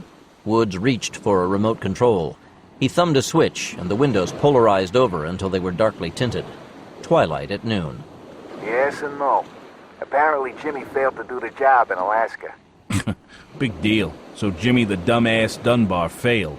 Well, it was a long shot at best. No real loss. The hell there ain't, Chief. Davis has come to Chicago. What? Are you sure? Better believe it. When his plane landed, everything electrical in O'Hare went haywire for a few minutes. Must have been when he was going through security. Sneaking weapons through was what he meant. So the limey bastard is here. and now he's after us. Who knows what that idiot Dunbar might have told him to torture. How did you find out? Who was at O'Hare when Davis arrived? Harry or Eva? Charlie. Charles Raw, a good man. At least he knows how to keep his yap shut. Damn straight he does. Charlie scooted the moment the lights flickered. He's racing up 94, right now headed away from us and into Wisconsin. Just in case he's being followed. That was SOP for any unexpected event. You never ran to base. The feds obeyed the law, but they weren't stupid. Rubbing a hand across his face, Wood inhaled deeply, then let it out slowly as he smiled. I have a better idea. Have Charlie turn around and let him lead Davis to us. Only we'll be ready to capture him alive. Davis thinks he's coming to burn us down, but all that asshole is doing is delivering the jamming unit to our doorstep. Sounds good. Meet me at headquarters. Davis was going to email us the schematics for the jamming unit at 10 o'clock. He glanced at a clock above the bar. That's a couple of hours from now. We have until then to get ready before he gets wise. No sweat. I'll call in the troops, Chief, and we'll fill this place with guns. This son of a bitch will have a real fight on his hands when he arrives. We want him alive. Got any stun bags, tranquilizer darts, nets, gas grenades, that sort of shit on hand? Some. Dunbar took our only MM1, but I know where to get another. Then do it. Is the turkey doc on hand? Sure thing. And he's itching to get to work. Good. Woods headed across the warm sand for the elevator. Tell him we'll let him start scratching real soon. Aboard the White Pearl. Stepping naked out of the steam room, Davis Harrison took a towel from the counter and started to dry himself. His body was smooth and nearly hairless, almost feminine in its contours. Sorry to keep you waiting, my dear, but I wanted our first time to be, shall we say, special. There was no reply from the next room. Drying off his legs, Harrison flinched as always as the towel passed over his genitalia. He had been a courier, merely carrying a message to an SAS commando unit in Beijing when he was captured by the infamous Chinese counterintelligence group Red Star. Harrison was beaten, stripped, tortured, and finally mutilated and released to be a warning to other British operatives. Unable to reveal what had been done, he got himself cashiered from the service, then sold his skills on the world market to anybody with hard cash. Soon he had enough money, and delicate plastic surgery made him function normally again. But by then, he was a wanted criminal on 4 continents. Unable to risk retirement and chance being found and imprisoned, Harrison found he had no choice but to continue his work. Spy, agent provocateur, smuggler, assassin. They were all the same to him now. Merely jobs to be done without any emotional involvement. That was, unless China was the target, and then he worked with a ferocity that startled even the hardened agents of the Red Star. Toweling the rest of his body dry, Harrison wrapped the terry cloth low around his waist. But this mission would be his final revenge. China would never recover from the after effects of the Chameleon, and at last maybe he could bury the memory of that night of screaming when the Red Star had strapped him into a cane chair and stolen his manhood with a pair of scissors. Shuddering at the recollection, Harrison bent over, clutching his stomach. Fighting the urge to retch, he regained control of his breathing and wiped a sheen of sweat off his face. "Payback is coming, you bastards," he snarled at his reflection in the foggy mirror. "Oh, God, yes, payback like you could never imagine." Settling down, Harrison tossed aside the towel and slid on a pair of pants and slippers before going to open his suitcase and choosing a knife from the small assortment hidden inside the lining. Even without the Chameleon, smuggling things into and out of Russia had never really been a problem. Their army was formidable, but their security was a joke. Parachuting down into cropland, Harrison had dragged the unwilling flight attendant with him to the nearest farmhouse. After killing the family, he bound and gagged the woman, locked her in a trunk, tossed it into the family's car, and drove away into the night. Although Gwen looked English, she spoke Chinese perfectly. For some reason, that offended him deeply, so Harrison decided to keep her as both a hostage in case of pursuit and for some private retribution later on, should the opportunity arise. At the train station, he stayed with his secret hostage until the diesel locomotive was well underway, and then settled in for a good meal in the dining car. Long gone were the days when Russian food was something to be tolerated or simply avoided. Huge corporations were spreading across the wild frontier of Russia, bringing in civilization and modern conveniences as fast as possible and at the end of a gun when necessary. Most of the larger corporations had a sweetheart deal going with the Russian mob. A little bribery here, a few killings there, and suddenly an entire district had cable television and washing machines. Arriving at the Kamchatka Peninsula, Harrison had the trunk delivered from the train to his stateroom on board the White Pearl, and stood guard until the boat was well underway before releasing the woman and tying her to a chair. His heart beat faster at the thought that a cane chair would have been better, but he would make do. He always did before. Then Harrison chuckled at the thought that he was sailing directly toward some of the largest fields of cane in the world, the Kuril Islands. For over 100 years, Japan and Russia had been fighting over possession of the mountainous archipelago, a curved line of islands that almost formed a land bridge connecting the two nations. But after World War II, America gave the archipelago to Russia as a punishment to Japan. The 93 islands ranged from small to colossal, and nearly all of them were deserted, mostly because of the dozens of live volcanoes in the area. Both under the water and amid an impassable mountain range set deep in the lush jungles. The mineral wealth of the islands was sparse, the animals were numerous, but not rare or valuable. The wealth of the Kuril Islands was provided by the underwater volcanoes. The countless steam vents kept the entire surrounding ocean at a pleasant ambient temperature, and the schools of fish bred all year round. There were no better fishing grounds in the entire world than the hotly disputed Kuril Island chain. Tuna, sharks, crabs, whales, everything seemed to prefer living there, and the Russian fishing fleets pulled in an endless bounty of food from the warm, rumbling waters. Oddly enough, about a decade before, the local hatred melted away when a Russian trawler foundered in an unexpected storm and started to sink near the Japanese end of the archipelago. Hundreds of Japanese civilians rushed into the storm to save the Russian fishermen, the traditional bond of sailors overcoming the political machinations of the governments. Now greatly embarrassed, Russia and Japan allowed travel to and from the islands for both sides, and the tourist trade boomed like never before. Ecologists swarmed out to visit the colonies of sea lions, otters, and huge pods of whales. Geologists and volcanologists crawled over every inch of the main volcanoes, even though some of them didn't return from the dangerous climbs up the steep, jagged mountains. And hundreds of the descendants of the original Japanese settlers to the islands returned, if only to place flowers on the graves of the ancestors. Finally, a deal was negotiated, and one single ship was designated free passage, the White Pearl. Formerly a tramp steamer, the White Pearl was slowly rebuilt into a luxury liner, with sumptuous staterooms and every conceivable amenity, along with a captain and crew who were fiercely determined that no smuggling would ever take place on board the craft to threaten its fragile neutral status. Happily, people were people the whole world over. A few bribes, and his trunks were delivered unopened.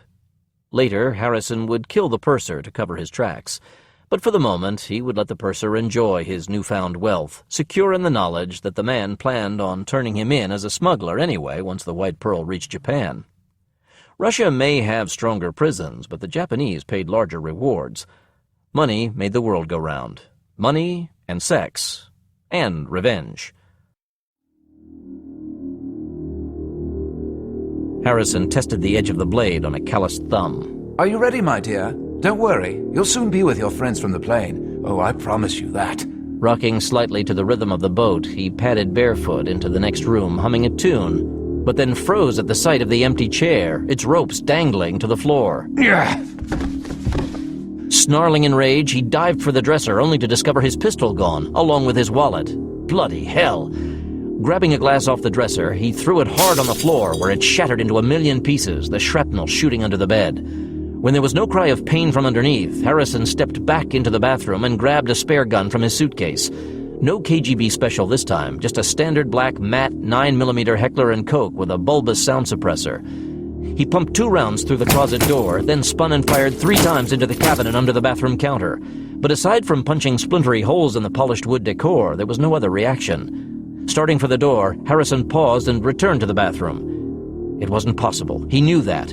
But something in his gut told him different. With a nervous hand, he flipped back the cover on the other side of his suitcase. Harrison sighed in relief at the sight of the 2 shoeboxes lying side by side.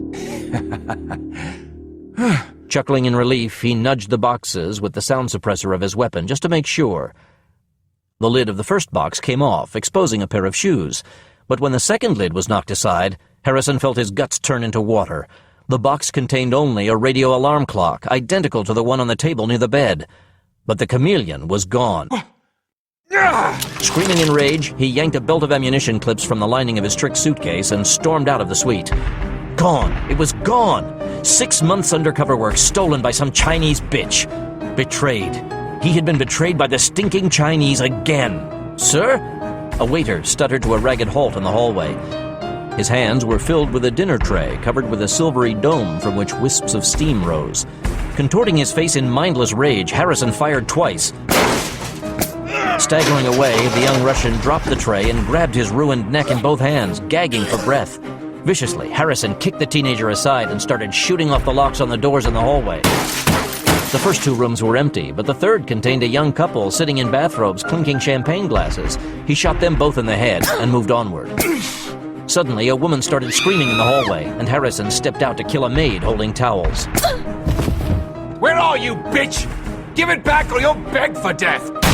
A door was slammed open by a slim man in boxer shorts. Harrison pumped a 9mm slug into the man's flat belly, and he crumpled to the thick carpet, shaking all over, his face a rictus of shock and pain. Yanking open a supply closet, Harrison found only mops and cleaning supplies.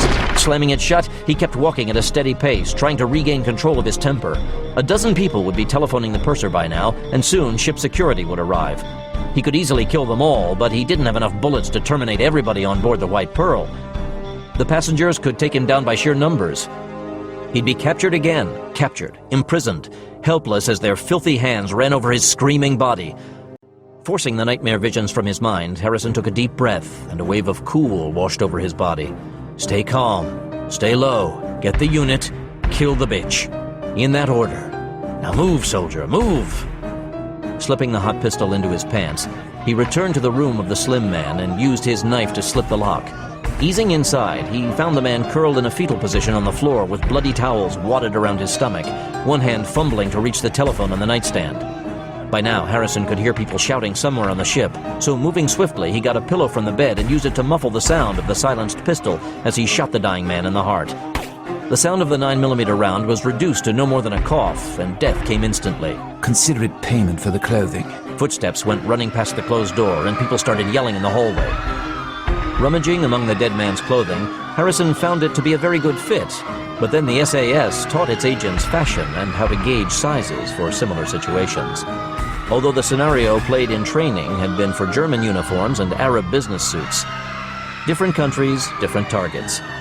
Neatly dressed, Harrison spotted a pair of glasses on the nightstand and tucked them into a breast pocket by the ear stem so that they hung out. Reloading the 9mm HK, he racked the slide and tucked the weapon under his linen jacket. Glancing in a mirror, he avoided his own eyes, then abruptly departed, throwing open the door and coolly stepping outside. Half-dressed people were flooding into the hallway, shouting in a dozen different languages. The crowd parted for a burly woman carrying a medical bag, but closed in her wake, making passage impossible again. Everybody was trying to get closer to the corpses, which was the opposite of the direction Harrison wanted to go. Slapping a hand over his mouth, he started making gagging sounds. Instantly, people moved away, not to be splattered by his vomit, and Harrison staggered into the stairwell at the end of the corridor. Once out of sight, he sprinted up the steps, taking 2 at a time. Reaching the main deck, he breathed in the clean salt air and planned his next move. A flight attendant would know about the undertow from a sinking plane, so she wouldn't be stupid enough to jump into the water. She might have some survival training, but did that mean she knew anything about releasing a lifeboat? Harrison would have to say no, and hold off checking the berths as his last option. Then he twisted his head about and looked at the bridge rising above the clean white deck of the White Pearl, its little radar mast spinning about amid the radio antennae. Then he smiled. No, she wouldn't try to leave.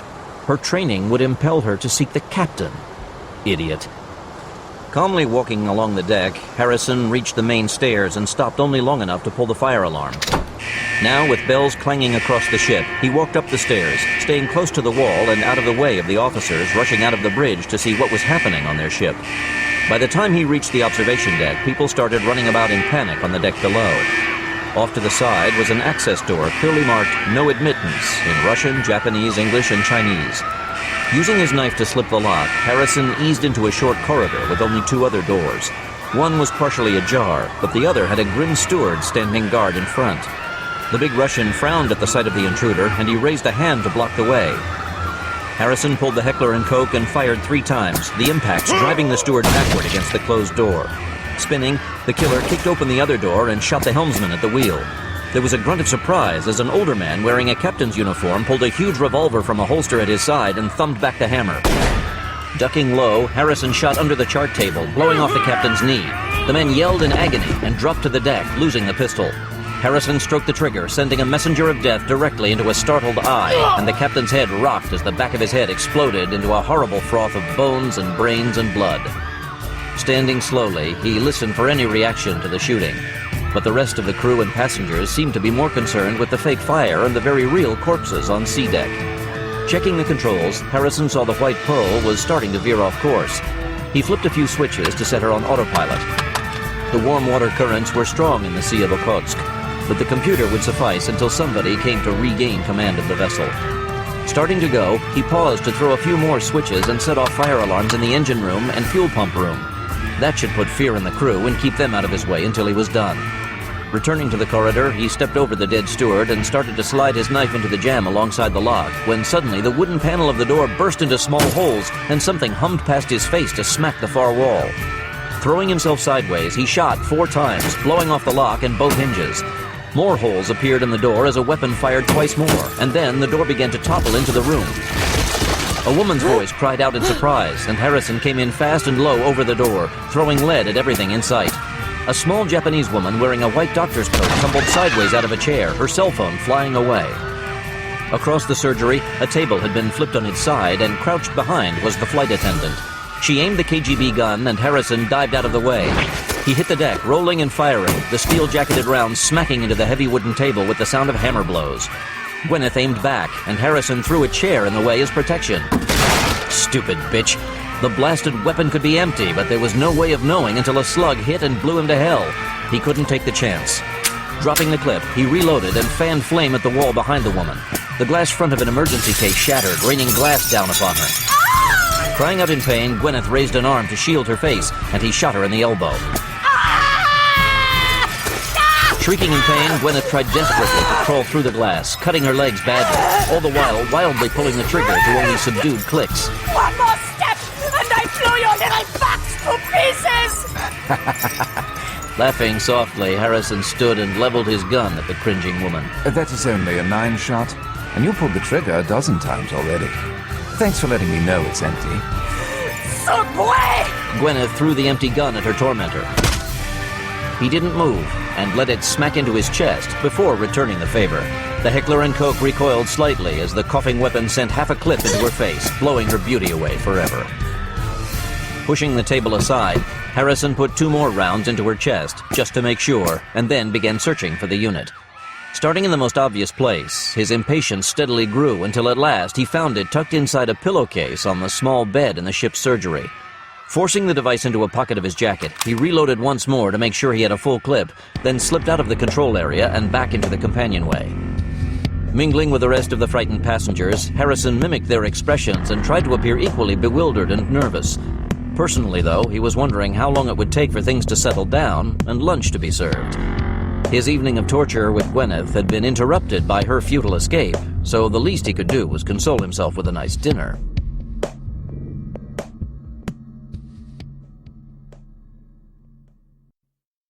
Upper Kamchatka Peninsula. Oh, stop! Surrounded by the whirlwind of their own turbines under the rubber skirt, the 2 U.S. Navy SEAL hovercraft settled onto the ground and went silent. Directly ahead of them was a set of railroad tracks on an elevated berm of gravel. Off to the side was a small, weather-beaten wooden shack to serve as a depot for passengers. Nearby stood a battered old truck that seemed to be held together almost entirely by baling wire and gray duct tape. Flipping down his night vision goggles, Hawkins switched to infrared. Engine and exhaust pipe both read warm. He then turned slowly, surveying the rest of the surrounding area. Nothing else in the vicinity. Perimeter sweep. McCarter leveled his Barnett crossbow and started for the shack. Spreading out, the rest of Phoenix Force covered the area, and then the dilapidated truck, before joining their leader at the shack.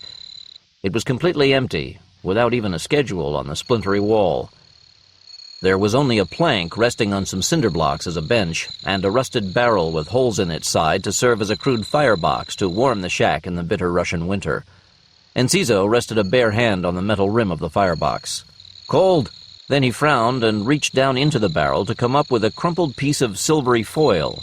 He sniffed it and smiled. "Now, I don't read Chinese, but this sure smells like honey-smoked airline peanuts to me." Manning hoisted his weapon. Bingo! And that's the logo for China Air. We're back in the game. Maybe. McCarter flipped down his night vision goggles and scanned the area first in UV, then infrared. Following the directions of the Chinese airline captain, the team had easily located the downed parachutes of the thief and his prisoner. Spiraling out from the farm, they found the railroad, but now the big question was, did their quarry grab a ride here, or was this a diversion? That peanut pack was just the sort of subtle clue the ape would leave to fool professional trackers. Or had he made a mistake? Everybody slipped up now and then. Walking onto the railroad tracks, McCarter looked left and right. The tracks stretched into the night and out of sight in both directions.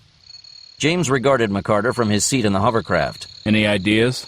It's a crapshoot. There's no way to tell which direction he went. Unless this was the rendezvous point, and now the Russian mob or some terrorist group is driving away with the Chameleon in the back seat.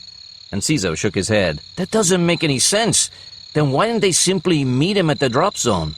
Why kill a family and steal their truck? It's much more logical to simply call for a pickup. And who says he's being logical? Besides, stealing a Chameleon took months and millions of dollars.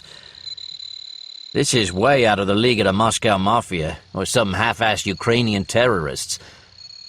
Even the hammers of Stalin couldn't finance this big an operation, and they're the local big boys on the block.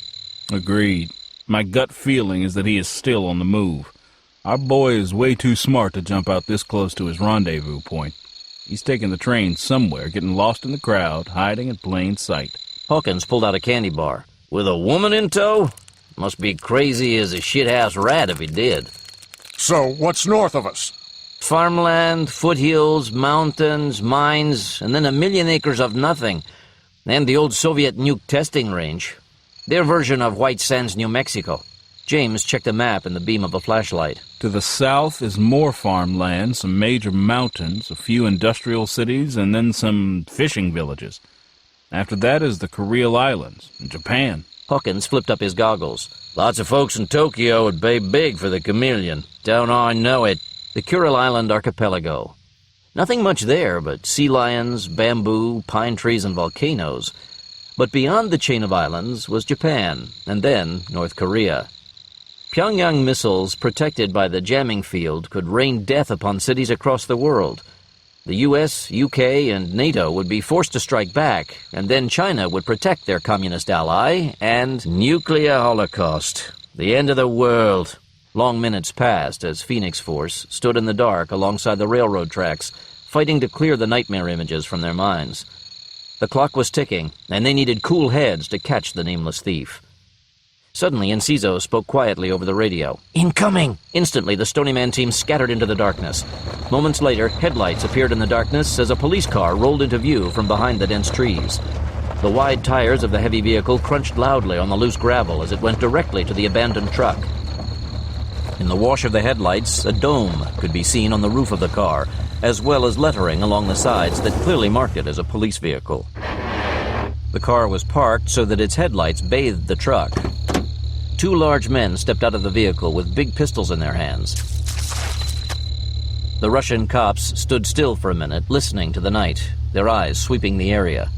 One man wore steel-rimmed glasses that sparkled in the darkness with reflected light, while the other sported a trim, square-cut beard, like somebody in a painting from the 16th century.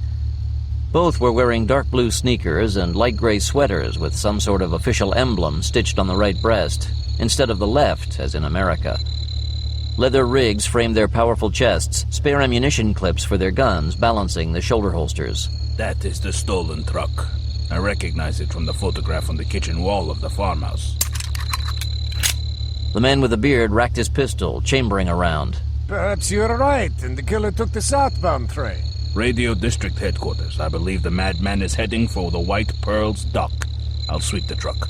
Be wary, my friend. This madman has killed 5 already. The bearded man reached for a mic from the dashboard of the running car.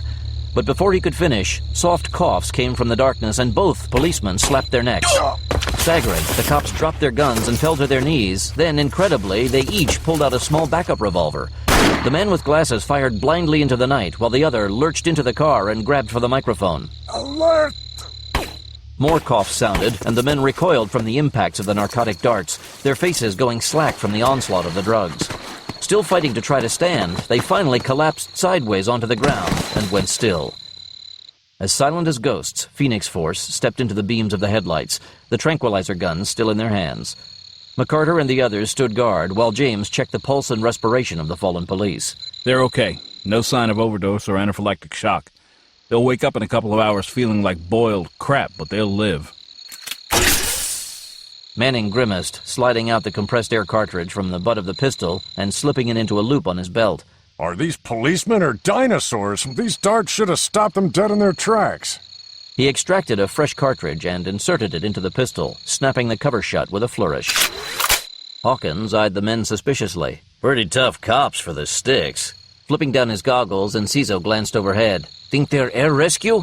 Don't care. Just put them in a car and lose the key. Holstering their weapons, the team gently conveyed the gargantuan officers to the vehicle. Putting them into comfortable positions, James threw the ignition key away while Manning rolled up the windows and closed the doors.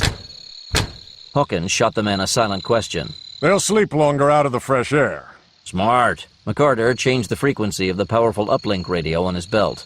TJ, Rafe, watch for any more friendlies coming. The man nodded and slipped away. Stonehouse, this is Firebird. Stonehouse, this is Firebird. Do you read? Roger, Firebird. This is Roosevelt. McCarter frowned. Who? Oh, yes, the old American president who used a wheelchair. Clever. Are you requesting pickup at the rendezvous point? Not quite yet, Roosevelt. We've lost the ape and need some intel on a white pearl. Repeat, please. The white pearl. If our boy is going for sushi, that would be the way. Firebird, this is Opera Star. We're way ahead of you and have been monitoring all major transports in the area for anything unusual. There was a fire and several deaths reported on the White Pearl less than an hour ago. Has there ever been any similar incident on a ship before? Negative, Firebird. A few stolen purses and several fistfights in the bar, but nothing like this. James started for the hovercraft. It's our boy. Sure as hell sounds like him. We got enough fuel to reach the White Pearl while it's still at sea? No way. We'll have to drop everything we can and transfer all of the fuel into one hovercraft just to reach the end of the peninsula. McCarter sub-vocalized into his mic as he climbed into a hovercraft. Stonehouse, we'll need a long, cool drink very soon. Can do? Roger, Firebird. We'll send details in 30, repeat, 30 minutes. Confirm. Anything else? The sky rumbled just then, and lightning flashed briefly, casting the landscape into stark relief. McCarter scowled. Was that a leftover from the big squall, or some new storm front moving in? Yeah, more time, some luck, and a bit of fair weather. I'll see what we can arrange, Firebird. Stonehouse over and out. Chicago. The black sedan moved through the southbound traffic on Interstate 55 as if it owned the world. Other cars got out of the way, or were tailgated to the point of collision. The driver of the sedan was unseen behind the tinted glass, but the other drivers still flashed him the middle finger along with a chorus of colorful profanity. Staying a good distance away, the rented Cadillac containing Able Team drove at a steady pace and maintained contact by the use of binoculars. The crazy bastard couldn't make himself any more noticeable. He wants to be followed. This is a trap. Blancanales worked the bolt of the M16 M203 assault rifle combo lying across his lap. Lyons accelerated slightly. Good. Busy with his radio, Schwartz said nothing as he adjusted the scrambler to a new code to get in touch with the farm. This close to two major airports, O'Hare and Midway, the TSA and Homeland Security would be monitoring the airwaves very carefully. One slip on the radio and Able Team would be surrounded by armed troops with a shoot-first, ask-questions-later attitude. That would mean an end to the mission until Hag Bragnola could get the team sprung, and by then the Chameleon would be long gone. The glistening towers of Chicago were falling behind the rented Cadillac as Lyons drove steadily along the concrete highway. Traffic was light, mostly taxicabs heading for Midway Airport and semi-trailers heading for St. Louis and beyond. plus one black sedan with tinted windows. Glancing out the side window, Lyons noted a few jetliners moving across the empty sky. O'Hare and Midway carefully coordinated their arrivals and departures in a complex ballet. Personally, he didn't know how the air traffic controllers stayed sane doing their impossible job. First as a cop, and now as a covert operative for Stony Man, Carl Lyons had faced death 1,000 times in combat, making split-second decisions that risked innocent lives. But he couldn't imagine doing it for 8 hours a day, 9 to 5, 5 days a week, for years on end. And they call me an Iron Man. Carl Lyons tipped a salute to the unseen guardians of the skyways. Hello, Stonehouse. This is Trinity. Trinity was that week's code name for the three-man team. Schwartz started to add something, then frowned and touched the receiver tucked into his ear. Say again? Well, I'll be... Yes, continue, please. Hearing a familiar deep throb, Blancanales tucked the M16 M203 out of sight as a sleek police helicopter rose into view from below the elevated highway and swung across to head into the east. Grimaldi had been surprised, then suspicious, when the car that raced out of O'Hare had suddenly done a U-turn on Route 94 and started heading south. Kurtzman had registered that the cell phone call made from O'Hare had been to an abandoned automobile manufacturing plant in the heart of Gary, Illinois, owned by a company that was owned by Peter Woods. Now, the reasonable thing for the observer at the airport to do would have been to inform his boss and then to drive away from Gary to confuse anybody trying to tail him. But by the time Able Team had gotten their rented car and headed onto the highway, Grimaldi reported that the black sedan was heading toward Gary. It didn't take a great leap of logic to figure out that Peter Woods had ordered an ambush for anybody following the car. Able Team and Grimaldi had briefly discussed the matter and arranged for a fast rendezvous with Grimaldi at a deserted way station to acquire weapons and supplies. Afterward, the pilot returned to O'Hare to get the big C-130 Hercules ready for takeoff, while Able Team continued to follow the sedan. How they would handle the coming ambush was undecided yet, so the team members were preparing for all contingencies as best they could. Schwartz removed the earphone. Okay, I have good news and bad news. Bear has a positive ID on our ape. His name is Davis Lovejoy Harrison. He's a freelance spy, merc, assassin, you name it. And a former member of the Royal British Special Air Service.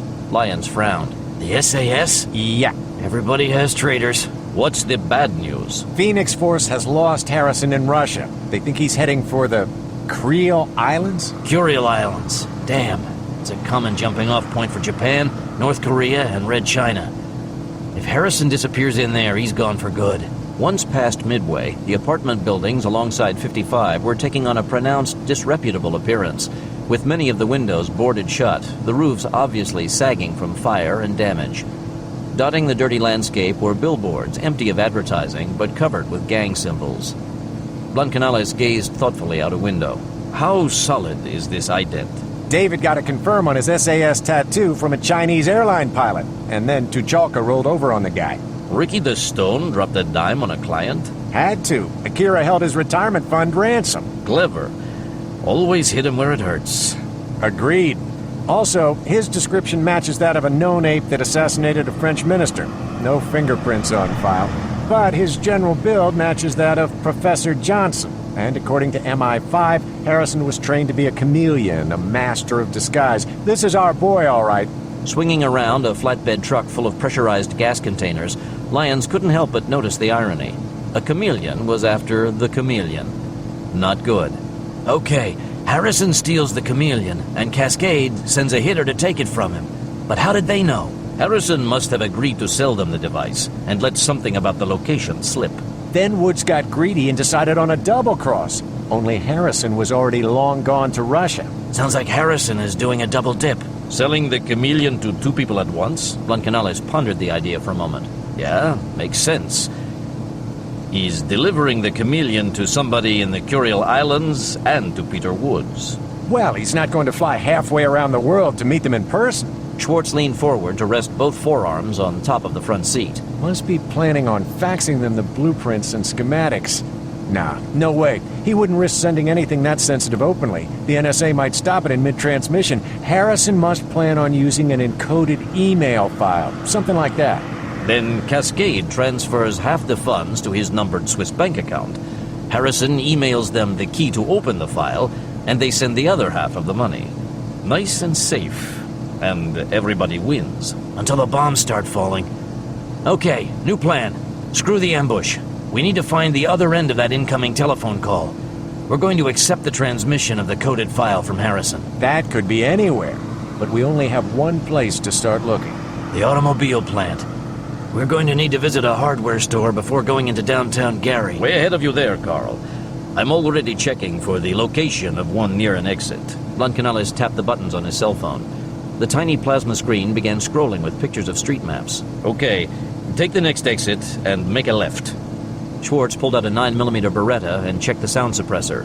What kind of resources does Cascade have? Any contacts in Russia or along the Pacific Rim? Maneuvering around a pothole, Lyons slipped into the right lane. They're strictly Chicago-based. Brignola listed them as having about 200 guys. Rumor has it they run a local street gang called the Bloodhawks to shake down the local merchants, jack cars, and deal drugs. Size? Unknown. Swell.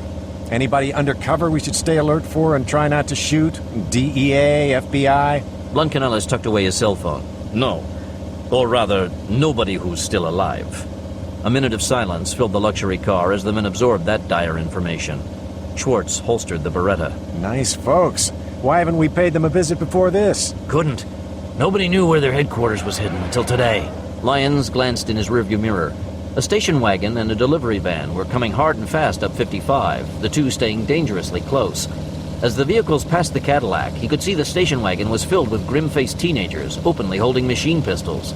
Their clothing all bore the names of major corporations. Their hair was a rainbow of different colors. Some had earrings and others had silver studs in their lips or nostrils. The grim young faces glistened with jewelry. But the weapons in their hands were held correctly and shone with fresh oil. The windows of the van were tinted a silvery sheen and impossible to see through. Lyons pulled his Atchison auto shotgun onto the front seat. Heads up!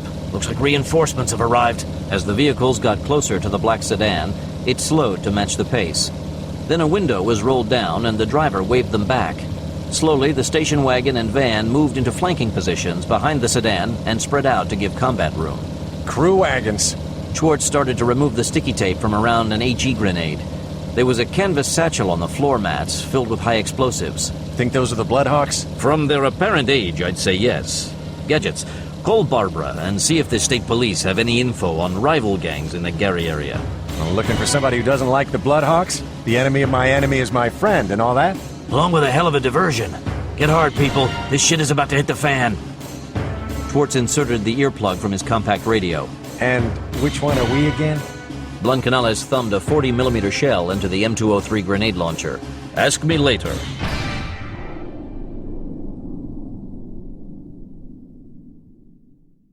The White Pearl.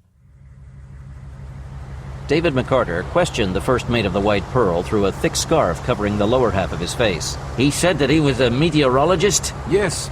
Was he carrying any electronic equipment? No, sir. Just a suitcase. Oh, and a thermos of hot coffee from the galley. We sell them to the staff at the weather stations along the Kuril Islands. Swinging out to sea, the single hovercraft had made good time going around the mountains, in spite of its double load of crew. Kurtzman had arranged for a fuel drop at an isolated pier of a fishing village. There had been nobody in sight, just drums of high-octane aviation fuel, spare ammunition, some new civilian clothing, and several $1,000s in worn notes of various denominations. Catching the White Pearl at sea had been easy, with Carmen Delahunt guiding them via a real-time picture relayed from an orbital spy satellite. At the sight of the heavily armed men wearing the uniforms of Russian special forces and riding in a hovercraft, the crew of the passenger liner quickly dropped the aft ramp. The White Pearl was designed to carry cars and trucks like a common ferry. Phoenix Force easily sailed onto the vessel and immediately spread out to search for Harrison, while McCarter went to talk to the first officer.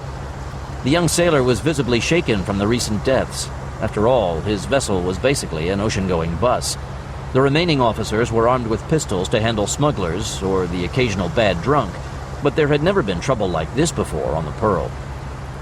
Civilians, military, and criminals, both Japanese and Russian, wanted and needed the ship in constant operation. Violence against the crew had always been absolutely out of the question, until today. Walking around a corner, Hawkins came into view holding his AK-105 assault rifle. He also had a scarf wrapped around the lower half of his face as if it were bitterly cold, even though the temperature was a balmy 65 degrees. In truth, the scarf was there to hide the stumbling efforts of the team members trying to speak Russian. Their radios were set for wide-open two-way communications, and Takedo was translating what people said to Phoenix Force, then quickly telling the Stony Man commandos how to respond. The scarves also helped hide their throat mics, and the thick wool hats completely covered their earplugs. It was a cumbersome matter, but interrogating civilians hadn't originally been part of the mission plan. Once before, this three-way kind of conversation had been used in a mission in Norway, but it had failed miserably then. Hopefully, they would have better luck with it this time. McCarter sub-vocalized into his throat mic. "Well?" Delahunt whispered into his ear. "Davai! Hot shot!"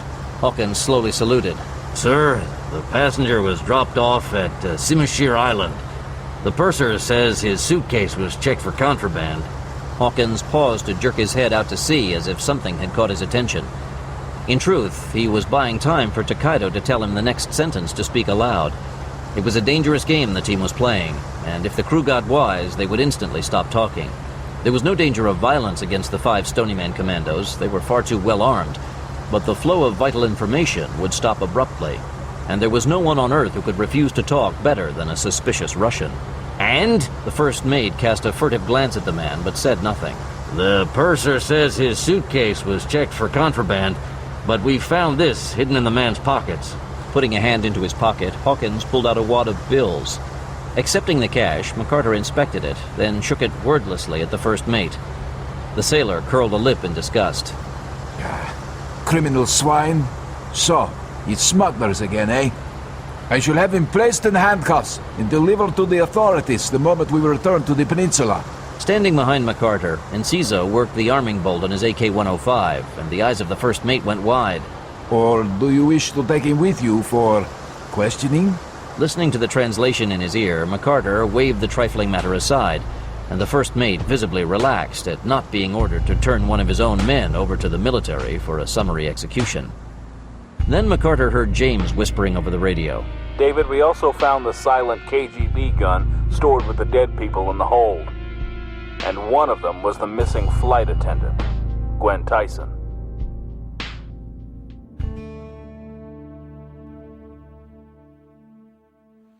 Simashir Island was a medium-sized landmass, almost 50 miles long, and it had 3 volcanoes, 2 live and 1 dead. The place had been a secret Soviet submarine base in the Cold War, but that was long abandoned. Now the main volcano, Urataman, was being used as a dump for spent rods from nuclear reactors by Russia, and Minatom, the Russian Ministry for Nuclear Energy, was arranging to accept toxic rods from other countries as well. Anything to make a profit for the cash-poor nation. The Russian economy was recovering fast, but it was a long way from being stable yet, and every ruble counted, even if it meant permanently polluting an island with hard radiation. No, McCarter realized, Harrison wouldn't have arranged for a rendezvous there. It was merely another relay point. He either had a boat waiting for him, or his customers picked him up personally. The radar on the hovercraft had shown no sign of a plane in the sky, but a seaplane could have hopped the waves and stayed low enough to keep off the screen. Or was it a submarine? If Cascade was the first customer, then who was the second? Iran? North Korea? Unity? The list was endless. In a burst of anger, McCarter slammed a fist onto the polished mahogany railing. They were so bloody close, but catching Harrison was like trying to grab a fistful of quicksilver. Every move that brought them closer only made him squirt free in some new and unexpected direction. God damn, the fellow was good. Fucking traitor. A member of the SAS gone bad. McCarter couldn't wait to get his hands on him. "Stop your vessel and drop anchor right now." "Yes, of course, sir. At once." The sailor rushed away to scamper up the stairs to the bridge. McCarter spoke softly into his throat mic. "Okay, this whole thing might be a diversion. So until we know for certain Harrison didn't pass off the device to somebody on this vessel, we're going to tear the ship apart looking for it." It's the size of a shoebox. The device could be anywhere on this ship. "Then stop wasting time talking to me and get on it." Something small and round and hard was thrust into the small of McCarter's back. From bitter experience, the Stony Man commando could tell it was a gun barrel. "I do not know who you are, Yankee, but if you are Special Forces, then I am a horse's ass." Snorting in disdain, McCarter started to turn, and the gun barrel was shoved harder against his spine, just below the cover of his NATO body armor. exactly where he was vulnerable. Do not try my patience. Drop your weapon now or die. Gary, Illinois. I don't think it's gonna work. Carl Lyons guided the Cadillac around a curve on the highway as the sign for Gary came into view. Schwartz held his M16 M203 with one hand and rolled down the rear window with the other. The polluted air streamed into the car, carrying with it the stink of garbage, industry, and despair. Reaching down, Lyons clicked off the safety on his shotgun. Get ready. We'll go for their tires, and then... No, wait! The Comanches have arrived! As the black sedan began to slow and angled in for the off-ramp, a bright yellow Oldsmobile convertible raced into view, driving up the ramp, its headlights flashing and horn blaring. The driver of the sedan frantically veered away from the oncoming car and slammed against one of his own escort vehicles. The station wagon looped out of the way as the van skittered across the highway and crashed into the concrete retainer in the middle. Its side windows shattered in a flurry of green glass squares, and the van driver hit the brakes, fighting the vehicle to a shuddering stop. But by now, a pale blue convertible emerged from the off-ramp, the collection of teenagers inside opening fire on the sedan with an assortment of weapons. The black car was peppered with lead and steel, and its headlights blew out, but the windows stayed intact, showing that they were bulletproof. All around Able Team, the local drivers knew danger when it arrived and were peeling away for the next exit, led by the calm taxicabs. Fishtailing about, the yellow convertible cycled up its top to expose a hunched-over driver in a black leather jacket and a shirtless teenager carrying an old M1A U.S. Army flamethrower. Both of the teens wore beaded headbands, and their bodies were covered with countless tattoos and a mawkish version of shaman magic symbols. Lyons knew enough about the Plains Indian tribes to see the kids were mixing Apache with Blackfoot, Delaware with Choctaw, and some stuff that simply looked like made-up nonsense. Blancanales hefted the M16 M203. Comanche's my ass. If there is a single drop of Indian blood in the veins of any of these punks, then I'm a ballerina. At least you got the legs for it. Schwartz removed the 40mm anti-personnel shell of steel slivers from the grenade launcher of his own M203. The sedan had already proved it was bulletproof, so a change of tactics was in order. Reaching blindly into a canvas bag of ordnance, he pulled out a 40mm HE shell and thumbed it into the open breech of the grenade launcher. Wait for it! Lyons had both hands tight on the steering wheel as a flurry of spent brass rained across the Cadillac from the dueling cars ahead of them. He was trying to maintain a safe distance, but shrapnel and lead were flying everywhere. And don't miss, brother. Just tell me when. Schwartz sighted his weapon out the window of the Cadillac, concentrating on aiming the assault rifle. He would only get one shot at this. Accelerating, the battered van moved to cover the sedan. Shouting a war whoop, the standing teen in the yellow Olds raised his ungainly weapon and sent a burning stream of jellied gasoline straight toward the station wagon. But the wind drove it back and the fire never reached its goal.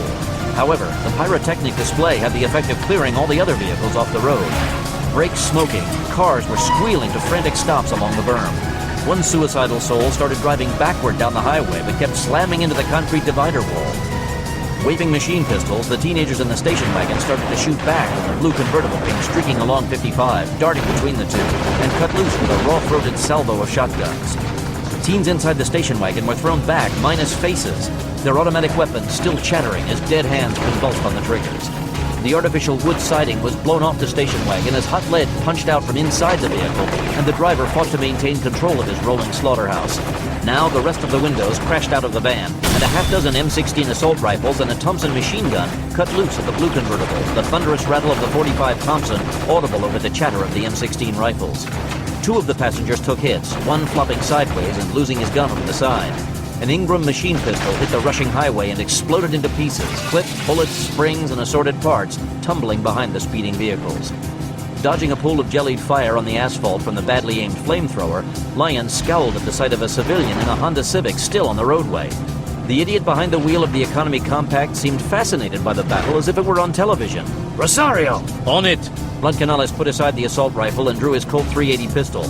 He leaned out the side window, steadied the sound-suppressed weapon with both hands, and gently squeezed the trigger. In a strident crash, the entire rear window of the Honda shattered, and then the side mirror was blown completely off the car body. Jolted back to reality, the civilian started screaming curses as he went straight through a police-only break in the concrete divider. With tires squealing, he emerged with the northbound traffic and started building speed. Lyons nodded at the sight. Good enough. Now they had some proper combat room for the two street gangs to battle it out with each other. But when would the driver of the sedan make his move? The 4 battling cars swerved all over the road in a total disregard of safety or sanity. Now the kid with the flamethrower fought to sweep the fiery rod across the van. A professional soldier would have known better than to even try. He would have killed the street, aimed at the van, and then triggered the spray once more. But the street punk wasted huge amounts of fuel as he fought to control the rushing inertia and recoil of the liquid-fueled weapon. Then he recoiled as the pressurized tank on his back was ruptured from a bullet. There was a brief rush of fire, and then the tank and flamethrower both were extinguished as the fuel supply was exhausted. Talk about timing. Then Schwartz frowned and touched the receiver in his ear. Hold it. Our guy's finally making a call to his boss. Took him long enough. Blancanellis glanced out the window as a sign flashed by, showing that they were now leaving the city limits of Gary. Now it's our turn. Lyons twisted the wheel hard to charge straight for the black sedan. As the heavy vehicle came close, Blancanellis and Schwartz each unleashed their weapons in an orchestrated sweep. The tires blew, the windows shattered, and the trunk filled up. Dropping his cell phone, the driver fought to control the sedan as Blancanellis sent a thermite shell into the trunk, and Schwartz pumped a high-explosive round into the front seat. The U.S. Army shells hit and detonated, the combined blast almost tearing the sedan apart. Then the gas tank ignited, flipping the armored vehicle to tumble along the highway, throwing off burning wreckage in every direction. Down the road, the 3 battling vehicles seemed to not even notice the destruction of the sedan as they continued their high-velocity combat, blood and brass falling to the asphalt. Lyons slowed the Cadillac. Good. Okay, back we go. They're going to be busy here for quite a while. Yeah. Now Woods will be forced to send people out to check what's going on with the Bloodhawks, weakening his defenses at their headquarters. Primed for an invasion. But not for long. Schwartz checked his handheld computer. There's an exit 2 miles ahead. We can cut west and reach the factory by coming in from the other side. First, we find a hardware store. Schwartz frowned at that, then slowly smiled. Oh yeah, of course. How could he have forgotten?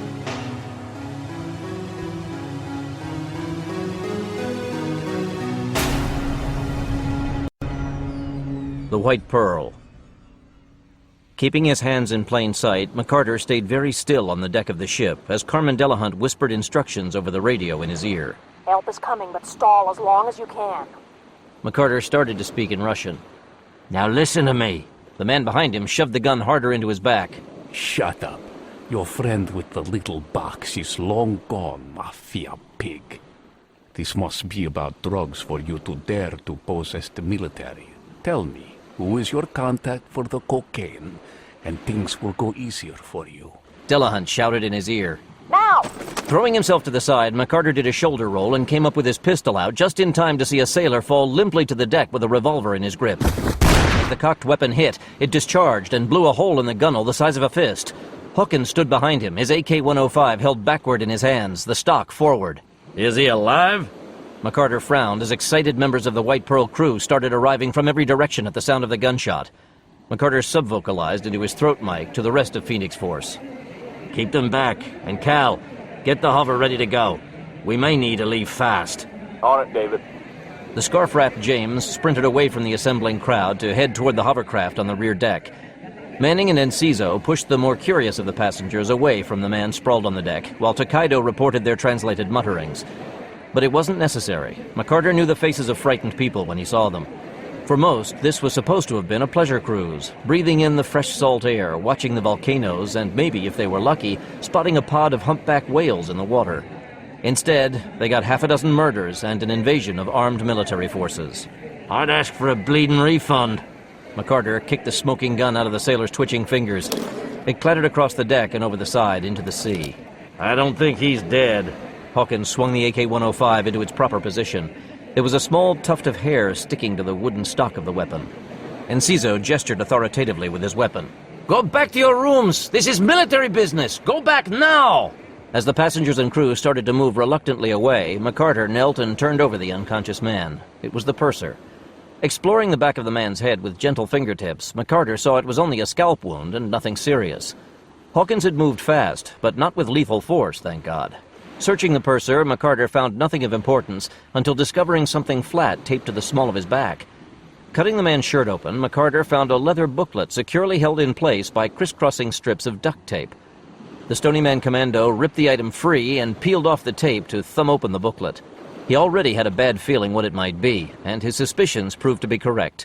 The contents were in Russian, but the photo and government seal clearly showed the man's true occupation. The goddamn FSB. He's a member of the Russian FBI. Probably a plant to keep track of all the drug smuggling. And he came out of cover just because of Harrison? No, because we're not Russian Special Forces, and he knew it. The FSB agent started to groan just then, so easing out his tranquilizer gun, Manning shot the man once in the side. The Moscow operative jerked slightly from the impact, then fell back. Manning holstered the weapon. He's gone for hours. What now, David? Patch that wound. With James at the hovercraft, Enciso took over the job as medic and started applying a simple pressure bandage to the laceration. Our FSB friend here mentioned somebody leaving with the little box. He thought it had to be drugs because it was so small, but it must have been the Chameleon. That didn't have to be Harrison. But either way, getting the unit back is our top priority. Then we get the dirty little traitor. McCarter's hands tightened on the strap of his AK-105 assault rifle, the knuckles turning white. Manning stepped closer. Hey, David. McCarter angrily snapped his head toward the man, then relaxed slightly. No problem. Retrieving the unit comes first. It's all under control. On the flying bridge, the first mate was using binoculars to try to get a better sight of what was happening on his ship, so Hawkins moved to block his view. Okay, so we followed a Chameleon. Enciso packed away his medical gear. Well, he's not on Simashir Island. The volcanic island was only 100 yards to the south of the anchored ship, and they could see completely across its wide, flat landscape. Aside from the smoking volcano dominating the middle of the landmass, the emerald green island was almost devoid of features. Hell, son, you couldn't hide a jackrabbit on that putting green unless it went inside the volcano. Not likely. That leaves 3 islands in the immediate area. No, 2. Manning was looking out to sea. The middle island was only jagged black basalt rising straight up from the crystal-clear water. There wasn't enough flatland there to take a piss on, he supposed, much less do anything else. We could split up and hit them both, do a fast recon. Oh, hell, we only have 1 hovercraft. Takes hours to row across a distance in a lifeboat. Maybe he was meeting with a sub or a seaplane? Enciso watched a handful of crew members loitering close to the hovercraft.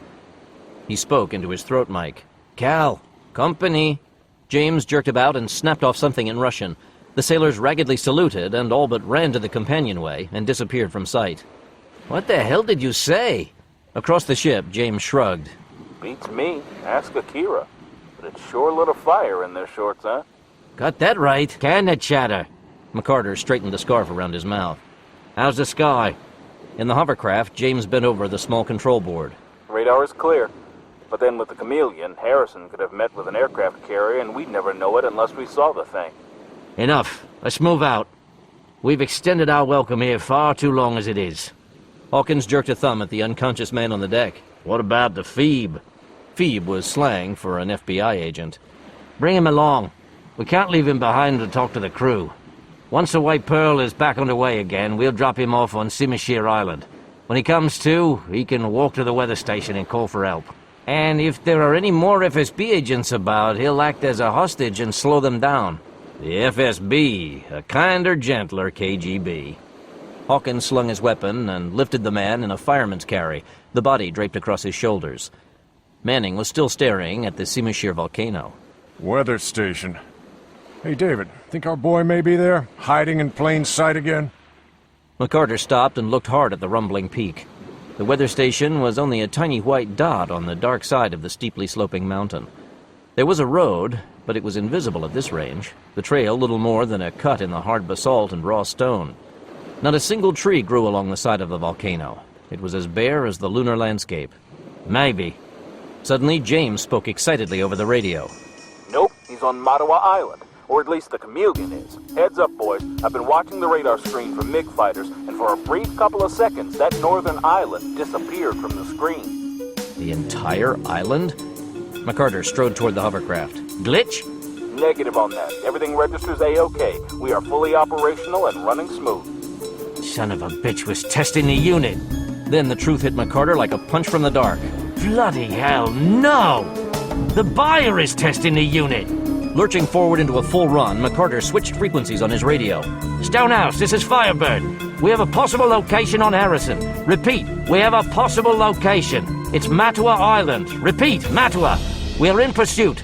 Tell Lyons the balloon has gone up. Firebird out. Hawkins shrugged the man on his shoulders. What about our guy? Leave him. By the time he wakes, it'll all be over. Manning headed for the hovercraft. One way or another. Gary, Illinois. The dimly lit hallway was filthy, trash strewed about, and a dead rat lying in a niche that was supposed to be holding a fire extinguisher.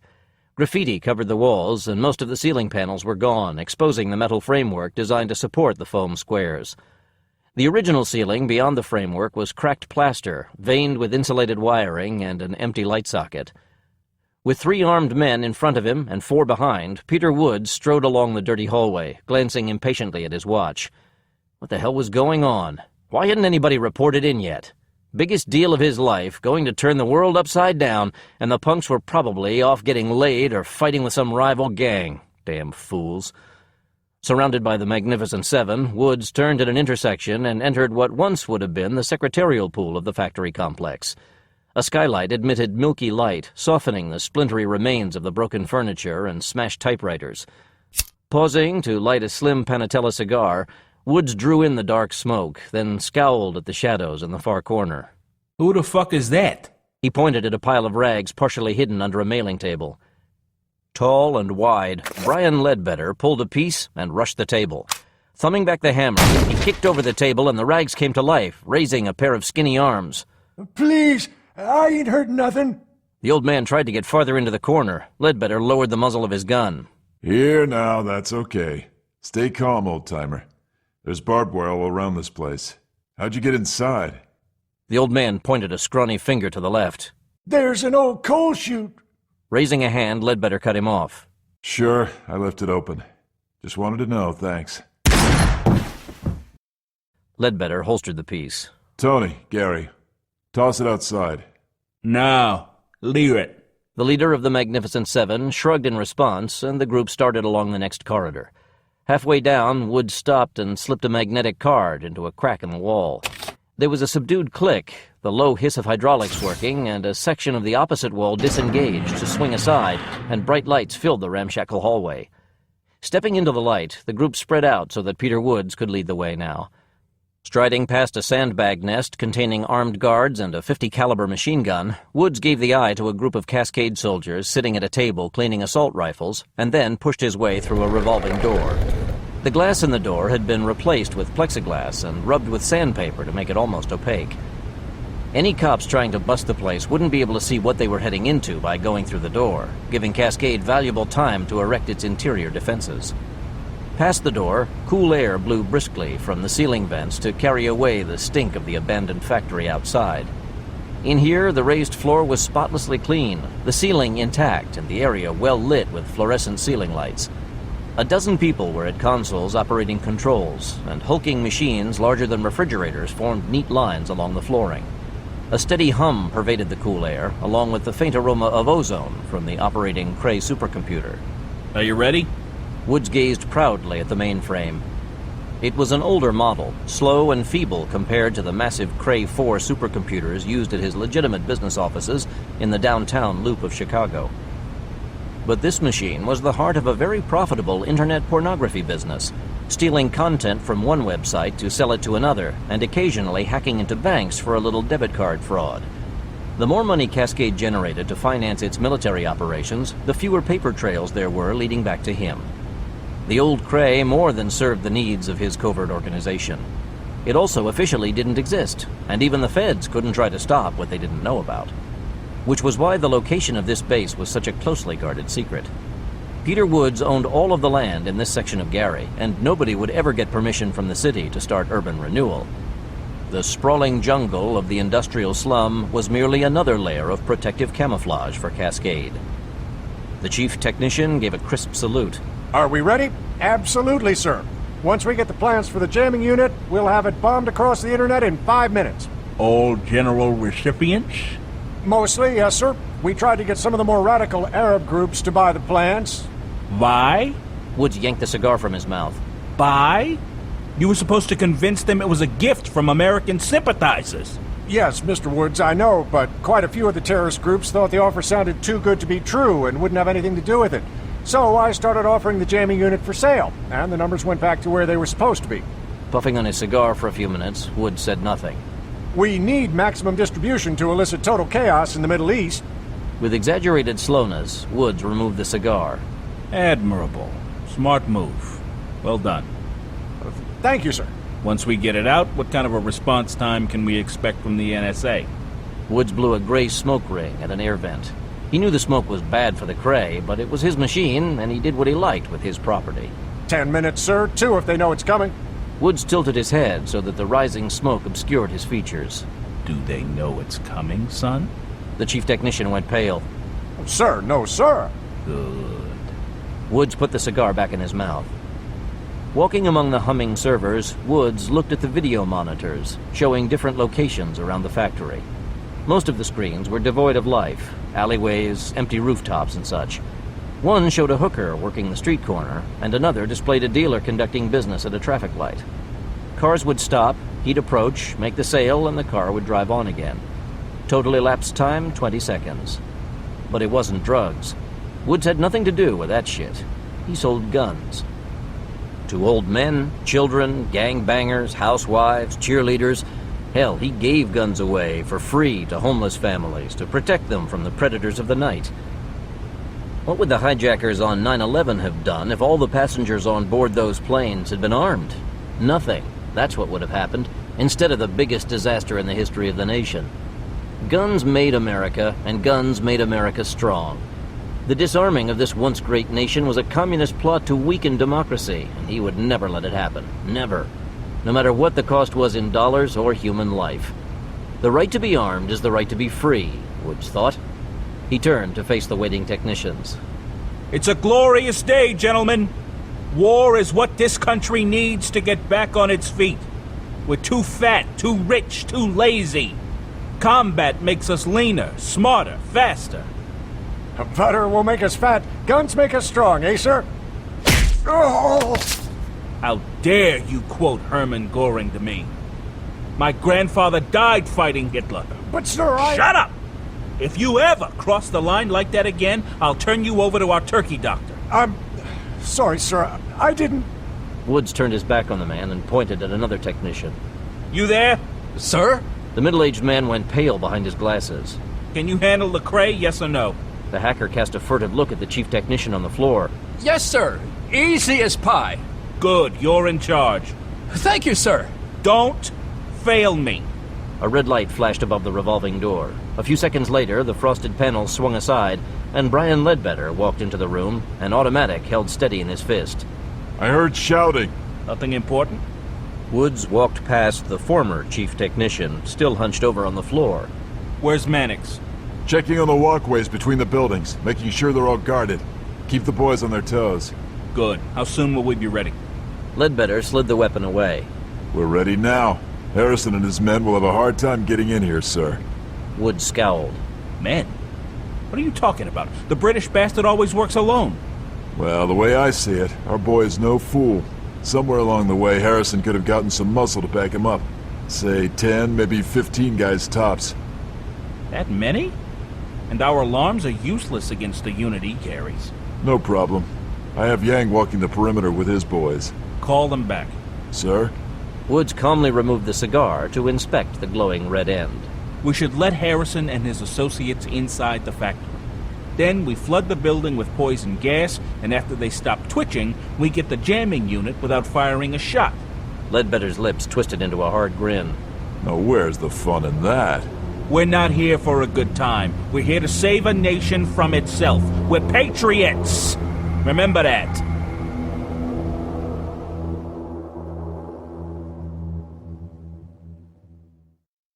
Firebase 1.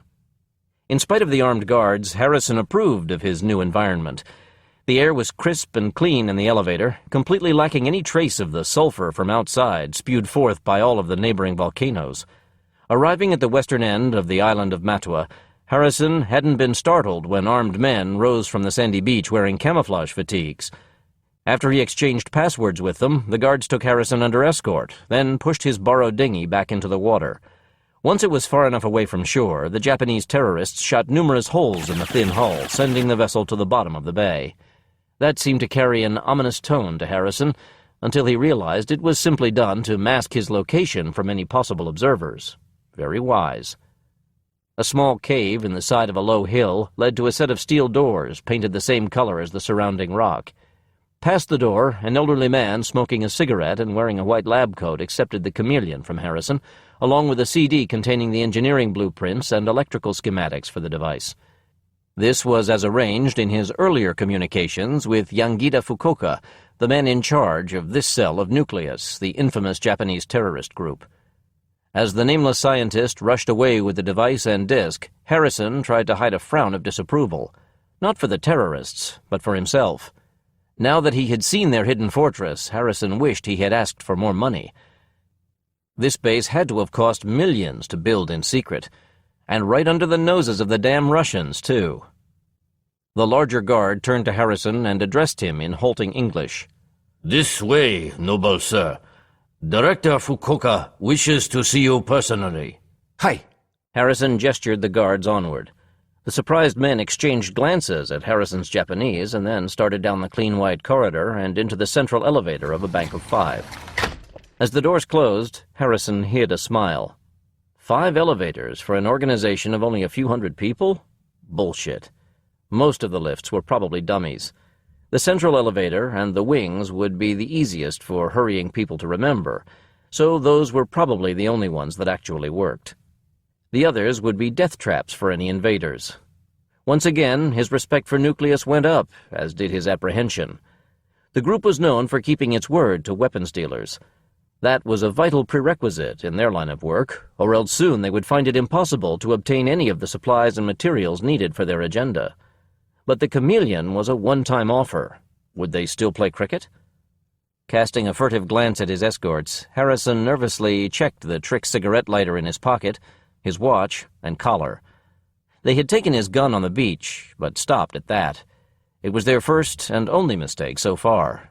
He was still well armed, and more than capable of fighting his way free of the underground firebase. Base status green. All launch systems go. Harrison filed away the information with a placid expression. He had already deduced that the Japanese terrorists wanted the Chameleon for missiles. It was the most logical way to utilize the jamming field. Nobody else was in sight, as if the passageways had been cleared for his coming. The ventilators gave a soft hum as they pushed clean air past filtration screens, and just for a moment there came the muffled cry of a man in terrible pain. The guards gave the incident no attention, so Harrison forced himself to do the same. Sympathy for others was considered a weakness to many who followed the old Bushido code of the warrior. Could the cry have been fake, a test of his resolve? There was no way of knowing. But the man decided to stay alert for further tricks and surreptitiously moved his cigarette lighter from his shirt to a pants pocket where it could be reached faster. Suddenly, the lights flickered. The guards instantly drew their sidearms and backed away from Harrison, but he merely smiled at the actions. The scientist was testing the unit to make sure it was working properly, a logical precaution. As the rippling effect faded away and the lights returned to full brightness, Harrison waved the guards on. They slowly holstered their weapons and started along the hallway once more, but now maintained a healthy distance from Harrison, as if he had personally generated the disrupting effect of the jamming field. There were few doors along the way, all of them made of plain steel, with very advanced electronic palm locks set into the wall alongside. Harrison allowed himself to chuckle at that. Trust the Japanese to use only the latest technology. Were the terrorists trying to impress him? That was foolish. What did a terrorist really need aside from a fast car and a good throwing arm? Silly buggers were always making things more complex than they had to be. However, as they progressed, Harrison noticed that the hallway was reinforced every few meters by thick metal beams. Could the earthquakes from the neighboring volcanoes really be that bad? Or was this base more of a bomb shelter than a fire base? Exactly what sort of missiles was Fukuoka planning on launching, and against whom? England, perhaps? The former SAS agent felt a rush of concern for his homeland and fought to keep the expression from his face. Ice. He was ice. Remember that. The Japanese hated uncontrolled displays of emotion. They considered it a sign of weakness, and that could get him killed down here. A weak man couldn't be trusted to keep his mouth shut. At the end of the long passageway, the smaller guard stepped aside and drew his weapon, while the larger man placed a bare hand on a touch plate set into the wall. Then he put an eye to a retinal scanner and finally spoke something in Japanese to a voice lock. Harrison was impressed. Triple security, eh? This had to be the command center. So he was going to meet the boss, and wasn't being escorted to a small cell to be shot in the back of the head. Or at least, not yet he wasn't. The door gave an answering tone, and heavy thuds sounded as massive locks disengaged. Ponderously, the door swung aside on thick hinges to reveal it was a truncated cone of different metals and materials. The guards gestured him in, and Harrison took the lead. As he stepped through the opening, he noticed several layers of lead and cadmium among the armor plating of the portal. These boys were prepared for atomic radiation. But were they launching nukes at somebody, or preparing for incoming bombs? Either way, it was chilling knowledge. Standing still while the door cycled shut behind him, Harrison looked around the command center with unfeigned interest. Few outsiders had ever seen this room, and fewer still lived to tell the tale. The next room was really an antechamber with a thick plexiglass wall restricting access. Behind the transparent barrier were rows of computer and monitoring stations staffed by grimly silent Japanese men and women. The far wall was a large plasma screen display of the world showing the current weather patterns across all of the major continents and oceans. Cryptic symbols scrolled along the bottom of the screen, and as he watched, the weather map faded away to be replaced by detailed maps of 4 large cities. Standing in front of the display was a slim man with ebony hair and wearing an extraordinarily good suit. His hands were clasped behind his back, with a gold Rolex watch on the left wrist and a blue tattoo on the back of the right hand, 3 interlocking circles. As the man turned, he spoke to one of the people at a computer station, and a plexiglass barrier rose into the ceiling. Good evening, Major Fukuoka. Harrison gave the polite half-bow of equal partners in a business deal who weren't close friends. The heavily scarred terrorist frowned at the precise gesture of courtesy and reluctantly returned it. Good evening, Mr. Harrison. I trust your journey was uneventful? It was successful, which is much more important. Harrison pushed back a lock of hair moved onto his face from the constant warm breeze blowing from the air vents. Time to go on the offensive and show his strength. Although I must admit that I'm curious as to how you managed to transport nuclear warheads here for your missiles. This close to the Big Three, I would have thought such a thing impossible. The Big Three in that part of the world meant Japan, China, and Russia. Korea was a poor nation without much in its favor but raw hatred and stolen technology. Frowning slightly, Fukuoka studied the other man for a moment before answering. You are correct. It is impossible. The North Americans with their keyhole and watchdog satellites closely monitor all suspicious radiation. So, we have gone a different route. Politely, Harrison waited for the director to continue. The Briton sensed a test of some sort again. Damn Japanese were always playing brinkmanship. If the missiles weren't armed with nukes, what else was there? Germ warfare was too easily controlled. Conventional explosives would do pitiful damage without pinpoint accuracy, which would be impossible without radar guidance. And the destructive power of a dirty bomb was minimal. So you have them. A gas vapor bomb? The proper designation is FAE, a fuel-air explosive. But yes, you have guessed correctly. We have them in abundance. The U.S. Marines use the devices extensively in Vietnam to clear away the jungle and make instant landing bases for their gunship helicopters. Hundreds were recovered during the Tet Offensive, and we acquired most of them. Since then, our people have been steadily developing them to new levels of power and efficiency. Efficiency is the key. That is correct. As no further information on the subject was coming, Harrison changed topics. So those are your targets. Interesting choices. Obvious ones. Can you identify the cities? Another test? Maybe. Or more likely, a test of his stupidity. No, I cannot. Good. Then you live. Walking across the bunker, Fukuoka went to a wall safe, opened the steel door, and extracted a small leather case. Then he closed the safe and twirled the dial. Dr. Tetsuto. Yes, Major Fukuoka. Is the merchandise legitimate? Merchandise? Oh, the unit, yes. Yes, the unit is just as promised. My staff is duplicating it right now. We should be done in an hour. 1 hour? It is all off-the-shelf technology. Only the configuration is unique. Brilliant, actually. Do you wish to observe? Yes, but time does not permit. Please continue with your work, Doctor. Of course. Crossing the control room, the Major passed the case to Harrison, who accepted it with a quarter bow of respect between friends. This gesture Fukuoka insultingly didn't return. You may leave now. Since you have kept your part of the deal, I shall keep mine. Domo. Perhaps we can do business again sometime. Harrison smiled, savoring the deliciously heavy feel of the bag. He wanted desperately to look inside, but that would have been a deadly insult to the Japanese. They may be terrorists, but they still carried the onus of their rigid society. That possibility is why you are still alive. My distaste for spies is intense. Guards! Both of the armed men gave crisp salutes. Sir! Escort our guest to the Western Tunnel.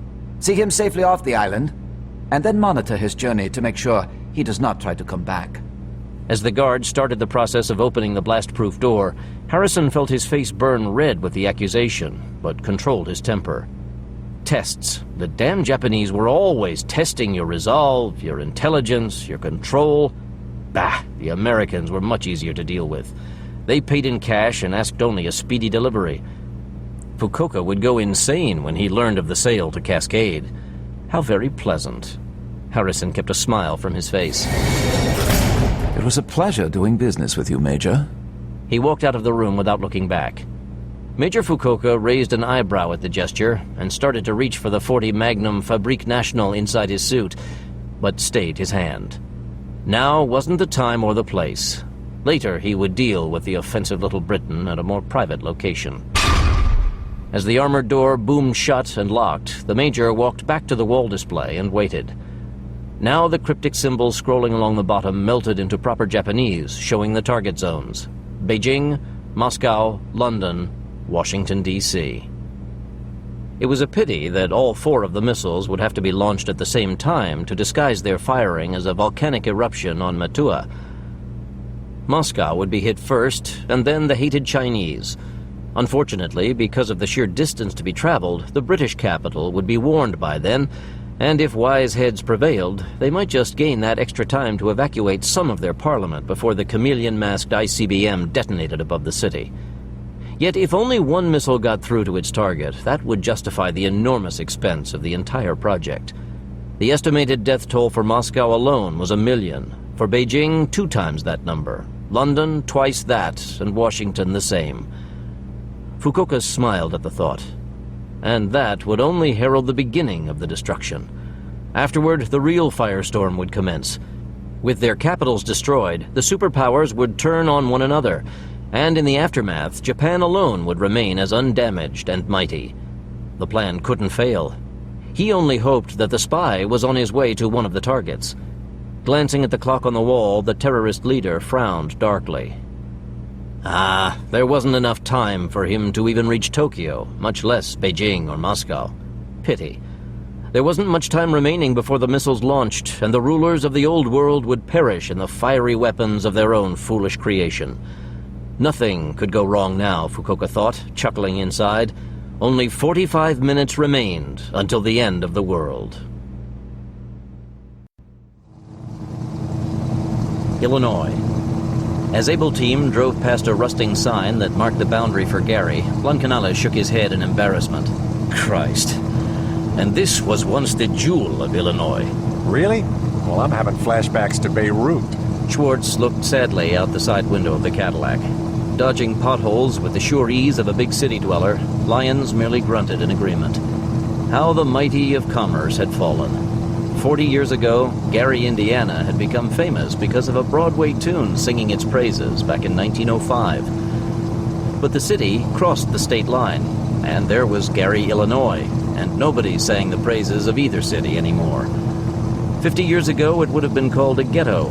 20 years ago, a slum. The new politically correct term was brownscape. But giving it a fancy name didn't remove the stink of the hopeless or the reek of poverty. Once the home for countless factories pouring out the wealth of the Midwest, the ruins of Gary now spread across the landscape like a pus-oozing sore on the face of a beautiful woman. The crumbling city was hated and forgotten, but not useless. It was the perfect hiding ground for the Republican Army of Cascade.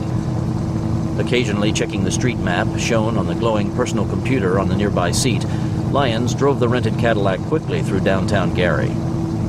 Nobody on the sidewalks or in the few other cars on the street seemed to be paying the brand new Cadillac any attention whatsoever. Told you it would work. Camouflage comes in a lot of different forms. I guess so. Before entering Gary, the team had stopped at a strip mall. First and foremost, they bought some old clothing at a Goodwill store. What they were wearing would pass unnoticed at O'Hare, but it would mark them as narcs in Gary. Now, properly attired in old shirts and denim work pants, they bought supplies at a small hardware store. Then, driving behind the mall for some privacy, they got to work on the Cadillac. While Schwartz bent the radio antenna, smashed a headlight, dented the body, and kicked off the hubcaps, Blancanales splashed orange primer randomly onto the gleaming Cadillac, and Lyons liberally applied strips of duct tape here and there. After about 10 minutes, their rented Cadillac looked as if it were 20 years old and falling apart from rust, even though it was in perfect mechanical shape. Back on the streets, the junked car melded with the rest of the sparse traffic. Endless blocks of crumbling buildings, polluted water, fallen masonry, weeds, rust, and decay spread outward in every direction. The air was redolent and thick with chemicals from the refineries, a reeking miasma of dying machinery.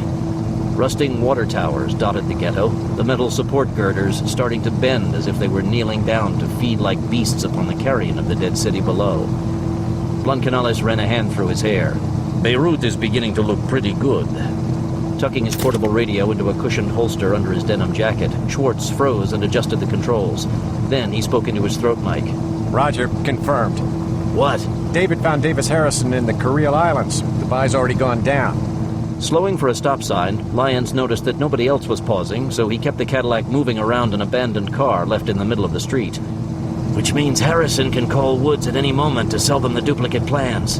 That would almost definitely tip off Woods that the thing at the airport was a trick to reveal his whereabouts, and he'll vanish. Without the plans for the Chameleon, no way. Believe me, he'll run, fast and far. Gadget, ask Bear to monitor the phone lines for an incoming call from the Pacific Rim. If Harrison calls, kill the local phone service. No good, Carl. He might be using a cell phone to route the call through Australia, France, New Jersey, anywhere he wants to. It's impossible for even Bear and his team to check the entire world. And if the phones die now, Cascade will know we're wise and run. Then merely contact Harrison later and get the plans then. I was hoping this was almost over, and now it's just starting again. Okay then, we have no choice. We find the headquarters for Cascade, get inside, and capture Woods alive, so that we'll be on the other end of that phone call. Then we clean house and put Cascade out of business for good.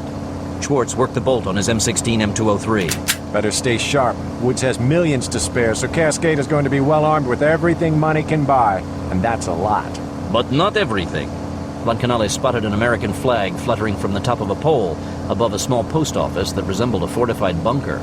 There was barbed wire coiling along the edge of the roof, and the windows were covered with plywood, but a sign on the front door said it was open for business, and there was a line of people inside holding packages. Some things aren't for sale. Amen to that. Braking at a red light, Lyons noticed the teenager coming toward the Cadillac. The kid's satin jacket was flapping open, and he pulled a Glock 17 pistol from his wide leather belt. Get out the car and give me your... Oh, shit! Joking, man. You know, just fucking around. You know what I'm saying? Just joking. All right, it's all good. Accelerating slowly, Lyons left the would-be carjacker behind. As the Cadillac started to take a corner, the kid grabbed the fallen Glock and began to run for his life. Think he was a member of Cascade? Knowing their idiot philosophy, that could have been Woods himself. Now the buildings grew in size and height, some of them covering an entire block. Chain-link fences lined most blocks, some intact and others sagging to the ground. Graffiti-covered concrete rails blocked the sidewalks and driveways of hulking factories, empty steel mills, and burned-out warehouses. A scattering of homeless people meandered about, pushing shopping carts full of items ripped from the crumbling buildings. Copper pipes, light switches, anything that might bring $1 from the junk dealers and scrap yards. Several buildings were sealed off behind EPA violation stickers, and not even the swaggering street gangs dared to cross those dire warnings and risk early death from toxic waste poisoning. Blancanales checked the personal computer in his palm. This is it. The phone that guy at the airport called was from this area. Both sides of the street were lined with a complex of brick buildings bridged together above the street by conveyor belts, raised walkways, and pipes of 100 different sizes, coming and going in controlled chaos. Weeds grew everywhere on the ground, the cracked asphalt rising and buckling from the harsh Illinois winters, and no repair work. Do we know which building? Hell no. Officially, the building doesn't even exist, much less have services. Huh. Good. Now all we need is a soft entry inside. Blowing down the front door is our court of last appeal. The cracked sidewalks were closed off with wire fencing, but the curbs were empty. However, broken glass was everywhere, the tiny green cubes of automobile safety glass mixing with the brown shards of busted beer bottles. Potholes gaped in the ground like blast craters, one with a small oak tree growing from the wind-blown dirt accumulated at the bottom. Yellow newspapers, corroded beer cans, cardboard fast food containers, and general detritus abounded. The front stoop of one building had a slope of green glass covering the front steps. Weathered and peeling, the door was badly battered with holes at the bottom too small for even a child, but perfect for rats. Near a swaying guard kiosk, a dead dog was being pecked at by crows, and a man in stained and tattered clothes shuffled along the street. 2 blocks down the street, a blonde woman lifted her skirt at a slowly passing car.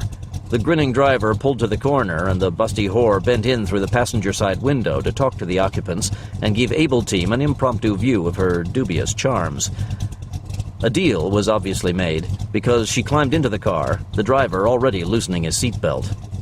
Looking carefully at the ground underneath the fencing, Blancanales couldn't find any sign of rust flakes, yet the wire fence was streaked with patches of dull red. They either vacuum the sidewalk at night, or else that rust is fake. Primer looks a lot like rust. Schwartz pulled out an EM scanner from the canvas bag at his side. No active scans. They might have detectors. Passive scan only. Check. Schwartz tucked away the scanner. Driving around a corner, Lyons braked to a halt and tried to get a feel for the area, but he was coming up with nothing. The Stony Man Commando knew the terrorist group Cascade was hidden among the abandoned structures, but where? Could the trace have been wrong? Kurtzman was only human, and mistakes did happen. In the rear seat, Schwartz pulled out a small box with a shotgun microphone attached to it with a springy cable. Placing a booster into his ear, he turned on the amplifier, thumbed the switch, and began moving the ultra-sensitive microphone about. A parabolic dish mic was the preferred method to do this, but once again they were hampered by the need to stay covert. At least until they found the bastards. Then the kid gloves come off. Anything? Schwartz had his eyes closed tight to aid in concentrating. Water dripping, rats fighting over something, a low, steady hiss. Could be anything. No voices or machinery. Sliding the caddy into gear, Lyons drove along the complex of decaying buildings. The once proud factory stretched for blocks before them like forgotten ruins. Sweet Jesus, it'll take us weeks to scan this much. Blancanales squinted at the piles of destruction. There was a pair of military binoculars in his equipment bag, but they might as well set off flares as use something like that out in the open. Lyons glanced in his rearview mirror. Hold it. She's back. Who? The whore. So soon? Too soon. Schwartz swung his microphone in that direction, but there was no conversation. The whore was alone in the vehicle, and now behind the wheel. Driving along a relatively clear section of roadway, she parked the vehicle near a gate and walked away, swinging her hips to secret music. A few moments later, the graffiti-covered louvered door of the factory loading dock rolled silently up, and a bald man in a black turtleneck with an automatic weapon in his hand walked out of Building 14. Going to the gate, he paused, and it opened smoothly. No squeaks or rubbing. The track is well greased. Moving casually, the bald man went to the car, started it up, and drove it through the gate and up a sloped ramp and into the loading dock. The gate slid closed all by itself. That must be it. Building 14. Schwartz turned the amplifier volume up to maximum, but after a few minutes, he turned it off and removed the booster plug from his ear. Nothing. No noise at all. Sons of bitches must have it soundproofed. It's a slick ambush. Anybody nosing around, the whore offers them the deal of a lifetime. If they say no, then they're cops, and the place shuts down. If the poor guy says sure, she takes him someplace secluded, cuts his throat, and drives back in the car. They deliver it to their chop shop and turn it into cash. Lyons checked the .357 Magnum Colt Python under his jacket. Too slick for some gangbangers or crack dealers. That's gotta be Cascade. Let's go find a back door. Lead the way, dude. Driving around the block, Lyons noticed a small hole in the wire fence. Pulling the Cadillac to the curb, he parked it behind some sort of machinery composed mostly of rusted heavy gears. Climbing out, Able Team opened the trunk and draped themselves with additional equipment and weapon bags. Heading for the gap in the fence, Schwartz ran a passive EM scan to make sure the opening wasn't rigged with proximity sensors. When he gave a nod, Lyons slipped through, his Atchison auto shotgun leading the way. Blancanellis was next with his M16 M203, and Schwartz covered the rear, the EM scanner in one hand and the Beretta in the other. The wind moaned softly among the buildings and machinery, and the Able Team commandos jerked their weapons about as a piece of newspaper fluttered past them, carried along by the breeze. Staying alert for infrared eyes on the ground or video cameras hidden in the shadows, Able Team moved quickly around the brick buildings, easing along a narrow alleyway filled with plastic shipping pallets of the kind used to haul cargo on trucks. Lyons smiled at the sight. Bingo. This was a mistake. When these factories were in operation, wooden pallets were used. These sort of plastic pallets had only been around for about 10 or 12 years, far too modern and much too valuable to be found tossed casually aside. Blancanellis nodded at his friend at the sight of the pallets, and the team became more alert. Kurtzman had been correct. This was the headquarters for Cascade. The enemy was only yards away, protected by a maze of ruins. Coal chute over there. Always a good way to gain entrance. With Blancanellis giving cover, Lyons went closer and lifted the heavy iron lid. The old hinges didn't make a sound, and he gently lowered the iron hatch carefully back into place. Reeks of WD-40. No reading on any sensors or trips. It's a trap. This was the first hard evidence that they were on the right track. Fire escape ladder over there. Seems okay.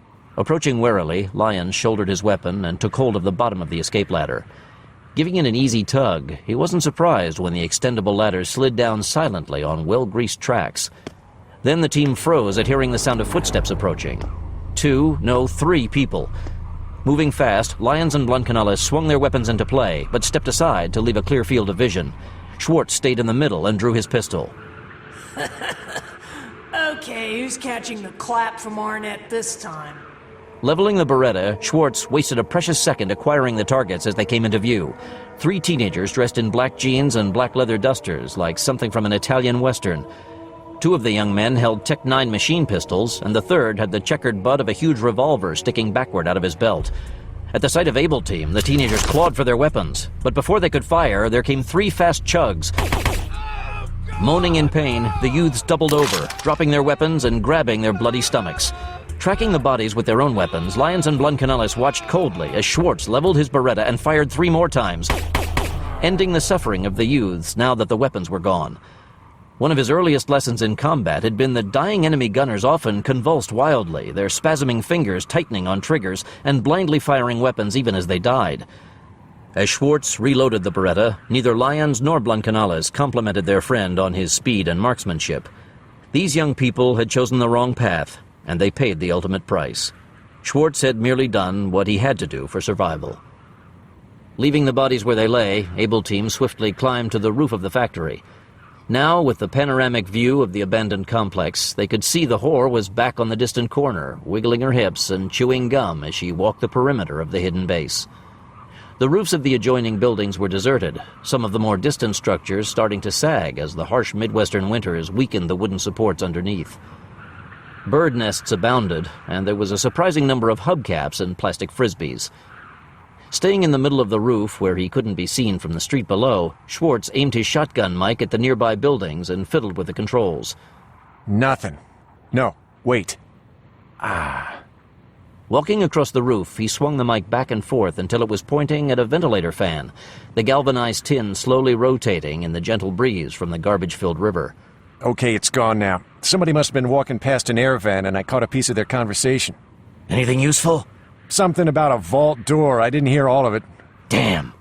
In the middle of the roof was a skylight, a small satellite dish aiming at the blue sky above, bolted to the frame and protected by coils of concertina wire. The sharp edge of the military razor wire glistened in the pale sunlight. Shouldering his weapon, Blancanellis knelt on the roof and checked the area for traps. When he was satisfied that it was clear, he pulled out a pair of cutters and carefully snipped through the concertina wire. As one coil parted, it lashed out backward. He ducked, and the razor strand came so close that he saw his own reflection in the metal for a split second. That was a near thing. He pocketed the cutters. Reaching out a hand, Lyons touched the man's cheek and came back with a finger dripping red. Closer than you think, Rosario. As Blancanales opened a medical kit to slap on a bandage, Schwartz pressed his mic to the glass of the skylight. Turning the volume to maximum, he heard nothing unusual. Clear.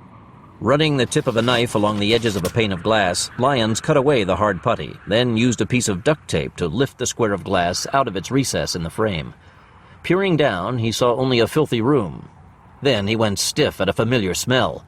Fresh corpse. I guess it was only a couple of hours old. Can't mistake that reek of pennies and shit. The others knew the phrase. Fresh blood smelled like copper pennies, and almost every corpse relieved its bowels as the muscles eased into death. Pennies and feces, the telltale aroma of violent death. Why would they leave a body there? Unless somebody pissed off the boss. More likely, it's bait in a trap. What cop would pass by a corpse without investigating? So these boys are expecting trouble. Let's find out. Schwartz lowered his microphone through the hole in the skylight all the way to the end of its wire. Listening closely, he thumbed the volume, his face taking on a hard expression. Sounds like the hissing of a hydraulic power line. But nothing in this factory works anymore. Hell, you guys thinking what I'm thinking? They have an armored door guarding the entrance to their base. Then we can't go in this way. We don't have the explosive to blow open a bank vault door. Schwartz put away his equipment again.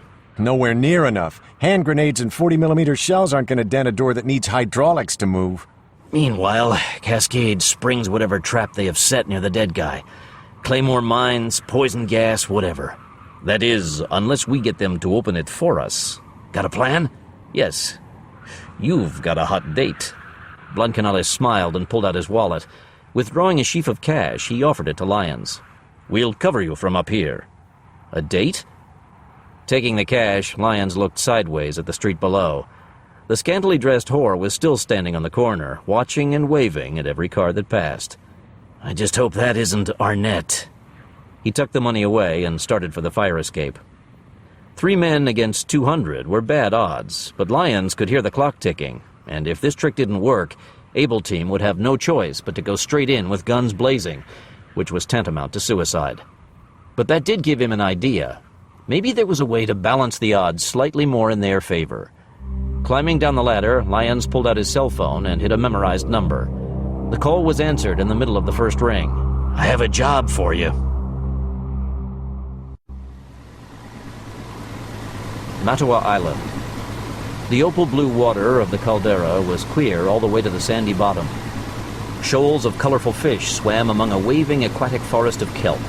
A volcanic sinkhole that had flooded 100 years ago, the caldera of the island was shaped like a giant capital letter G, and the gentle ocean waves rolled in through the mouth to wash over the natural barrier of coral. Skimming along the bay was a speedboat with 2 armed guards of Nucleus sitting at the front of the craft. Sprawled on a cushioned bench at the rear of the speedboat, Davis Harrison clicked shut a handcuff around the handle of a briefcase, the money locked safely inside. This job was nearly done. All that was left was to call Cascade and send them the duplicate files on the Chameleon, collect another fee, and then go on vacation somewhere for a while. Australia, maybe. Lots of pretty women at their topless beaches, decent beer, and some of the best T-bone steaks in the world. Avanti! Harrison knew the Italian would annoy the Japanese men. Go faster! I have a hot date waiting for me in Melbourne! The guard steering the speedboat didn't turn, but the other man did, his face grim and disapproving. Harrison laughed at the dour expression and lolled a hand over the low gunwale. The Pacific Ocean water was particularly warm in this region from a young submerged volcano just east of Mattawa. The rumbling lava cone was so new it hadn't yet been named. But that didn't seem to bother the huge schools of fish flocking in to gorge themselves on the almost invisible tiny sea shrimp, who also sought the warmth of the volcano. Distorted rainbows of living colors moved under the speedboat as it started around the point of the caldera, the fish parting before the craft and closing ranks in its turbulent wake. Basking in the brief joy of a successful job, Harrison threw his head back and closed his eyes to savor the warmth of the sun. Once back on Shimashiro Island, he'd catch the White Pearl on its return trip and sail away to Japan. He would call Cascade there. But why wait? Pulling out his cell phone, Harrison turned it on and waited for the screen to light. The second guard suddenly drew a pistol. Stop that at once! Harrison froze at the sight, then slowly spread his fingers wide to show they weren't activating the phone. Something wrong? The guard motioned with the pistol. No calls! Satellites could track it here. Toss it over the side. Harrison felt his stomach tighten. The programmed number on the phone was his only link to Cascade in America. If he lost it, the deal was dead, and he would be out almost $1 million. Harrison turned the phone toward the guard. Look, it's off. I'll just tuck it away. No problem. The guard stood and clicked back the hammer on his pistol. Then you just call from Simushir. It goes over the side right now, or you die.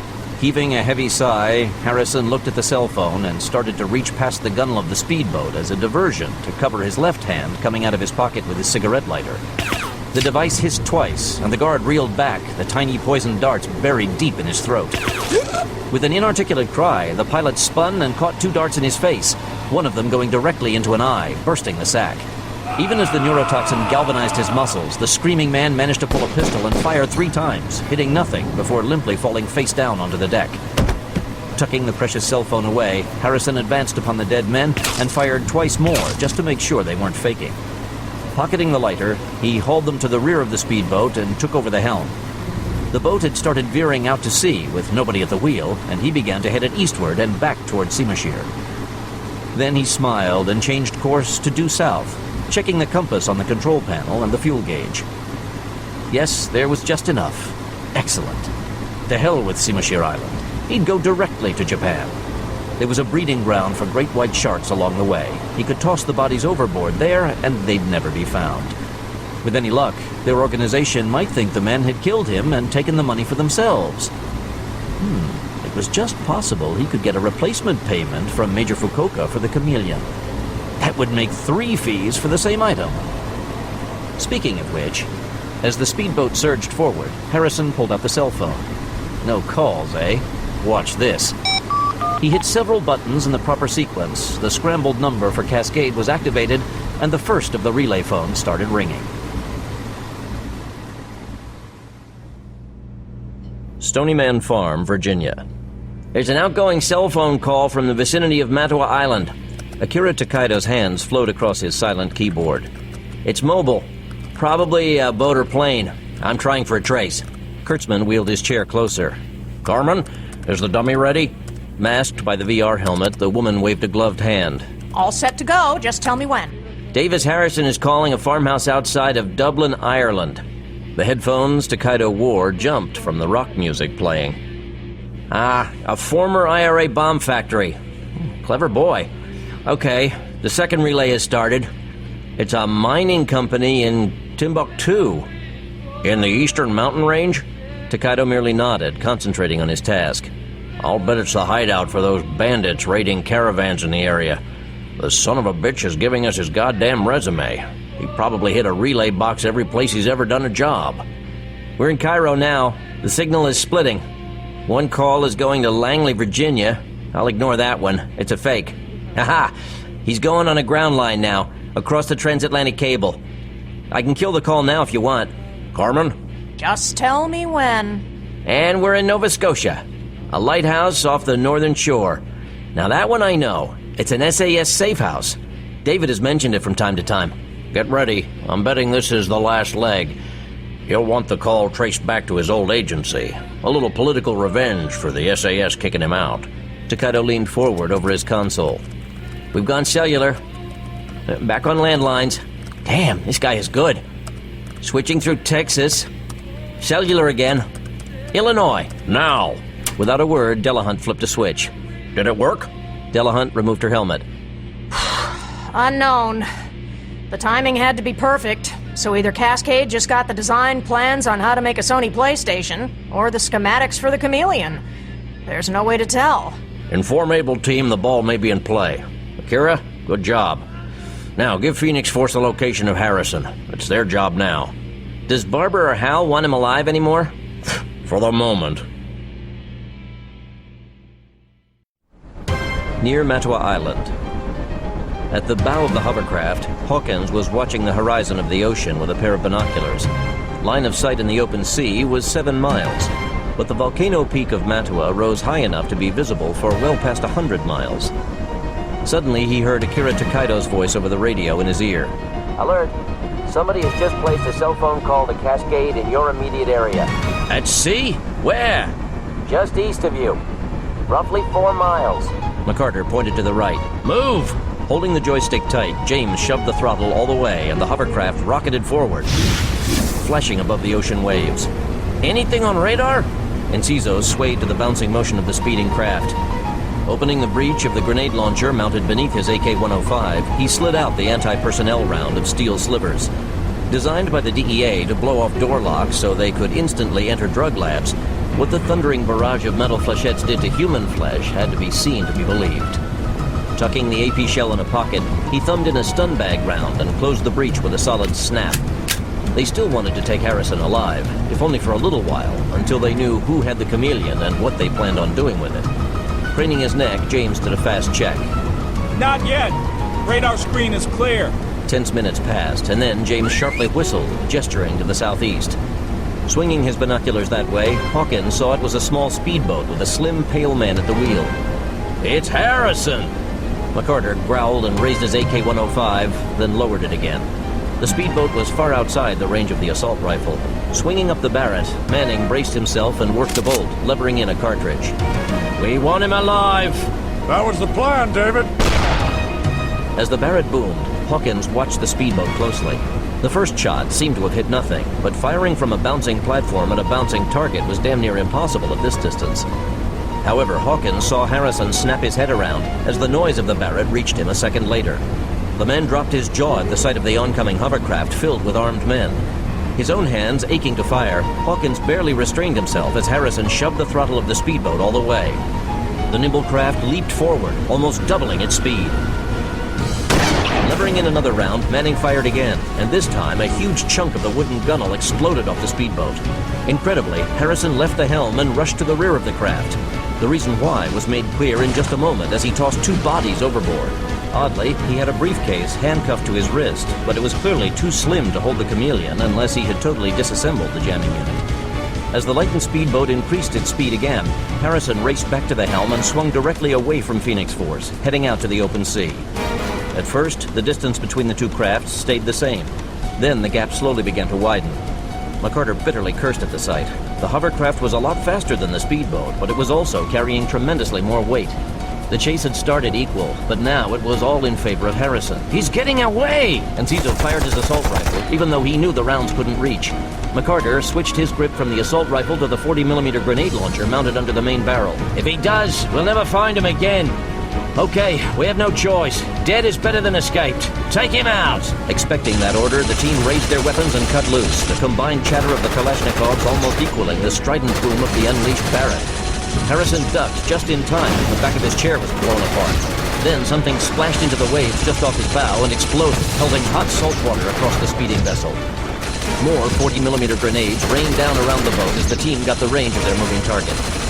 Then the Barrett spoke once more, and the cowling was slammed off the aft engine assembly. With a gurgling sputter, the twin gasoline motors stopped working, only to woof into orange flames. As the powerless speedboat began to coast to a stop, a dripping wet Harrison popped into view with 2 handguns, firing both together. McCarter emptied a clip at the man, but only the last few rounds found their target as the hovercraft finally got into range. Blood exploded from Harrison's left shoulder, and he spun about to drop out of sight again. Still racing closer, James sharply angled the hovercraft aside as a wheezing Harrison appeared with a flare gun held in both hands. The sizzling charge rocketed past the hovercraft, missing the engine by only a foot. Phoenix Force answered with their Kalashnikovs, the lead chewing up the speedboat from stem to stern. Incredibly, their quarry popped up once more with 2 weapons in his grip, the briefcase dangling from his wrist, now with a sheet of paper sticking out of the side, showing it had been opened and hastily closed. As the flare gun flashed in discharge, he dropped it and held the larger pistol with both hands before working the trigger. There came the deep, strident boom of a rifle. As the flare streaked by harmlessly, something punched hard through the rubber skirt of the hovercraft, and then there came a horrible, high-pitched scream of a turbine shattering, the blades breaking into countless pieces. Shit! Dropping his rifle, a cursing James grabbed the joystick with both hands, trying to bring the wildly veering hovercraft back under control by brute force. Forcing his chattering assault rifle to stay on the speedboat, McCarter scowled as he shot numerous holes in the hull at the waterline. What kind of weapon was that? The man was holding a pistol, not some sort of a hunting rifle. Then McCarter noticed Harrison working the bolt on the pistol to ram in another huge brass cartridge. A bolt-action pistol? It was Hawkins who recognized the strange weapon. That's a Wichita Thunderbolt. Fires a .575 Magnum rifle round. We noticed! McCarter sent another 40mm round toward the listing speedboat. Grinning in triumph, Harrison raised the bizarre weapon again as the bow of the craft violently exploded from the oncoming grenade. Thrown sideways, he lost the Wichita and it went flying. Desperately throwing himself after the weapon, Harrison tried for a save, but it went over the side and vanished into the ocean. With a roar, the burning engines blew apart, spreading the flames across the listing vessel. Suddenly, the hovercraft leveled out and darted forward. McCarter and Hawkins stitched Harrison across the shirt, and the man staggered but didn't go down. He was wearing body armor. Diving for the deck, Harrison came up again with a revolver and the flare gun in his red-streaked fists. Shifting his aim, Enciso fired, and the stun bag hit Harrison directly in the face. Blood and teeth went airborne as he went backward over the side and splashed into the water. It took James a few moments to guide the hovercraft around the burning speedboat, and as it got clear, the Phoenix Force commandos discharged everything they had into the murky water. A red stain appeared and began to spread outward. Ruthlessly, Manning lowered the barrel of the Barrett and put a couple of deafening rounds smack through the middle of the crimson fog. Using his body weight to control the joystick, James maneuvered the damaged hovercraft in a circle around the area, as the rest of the team randomly shot into the ocean. Enciso pulled the pin of a grenade, but McCarter stopped him. Don't waste it! He's dead! Look! Manning shouldered his weapon. The cavalry arrives. A couple of shark fins were cutting through the waves nearby, the deadly killers obviously attracted by the smell of fresh blood in the water. Now let's find a buyer on Matua. Very carefully, Enciso reinserted the pin into his grenade. Hawkins slapped in a fresh clip. Well, whoever they are, they can't possibly be as much trouble as this guy. Let's go find out. James turned the off-balance hovercraft directly toward Matua Island. Cascade Headquarters. Drumming her blue fingernails on the steering wheel of the Cadillac, the angry whore looked down at Carl Lyons crouched under the dashboard. Okay, we're here, asshole. Now what? If this is a robbery... Can it? Act normal and you stay alive. To emphasize the point, Lyons nudged her nylon-clad thigh with the muzzle of the Colt Python. Flipping a wave of platinum hair over a bare shoulder, the busty whore sneered in reply, then put on a neutral face as the doors to the loading dock of Building 14 began to lift open. They're gonna bust you apart and I'll piss myself laughing to death. Lyons just gestured with his Colt Python for her to keep driving. Shifting into gear, the woman pressed her sandal on the accelerator. Schwartz whispered over the radio in Lyons' ear. Tony Stark, this is the professor. Bayer just reported that Cascade got a call from Harrison. They tried for a switch, but don't know if Woods has the goods or a dummy. The ball could be in play. Lyons frowned. That meant that Woods now knew the airport had been a trick, and that somebody was coming his way after the Chameleon. Damn. No time for finesse anymore. Roger, Professor. Looks like it's balls to the wall. We'll meet at the graveyard. Confirm. Out. What'd you say? Just keep your hand away from the emergency brake. A sudden stop might make me accidentally blow off your tits. Lyons cocked back the hammer on the massive revolver. Her eyes flashed alive with fear, and Arnett made no reply, but she quickly placed her right hand back on the steering wheel where it was in plain sight. Laughing? I'll be laughing all the way to your fucking grave. Lyons started to answer when the hum of the radio in his ear became crackling static. Bear was on time as usual. Feeling the electric surge of adrenaline, the able team leader turned off the radio and removed the earplug. Radios would be useless in Gary until further notice.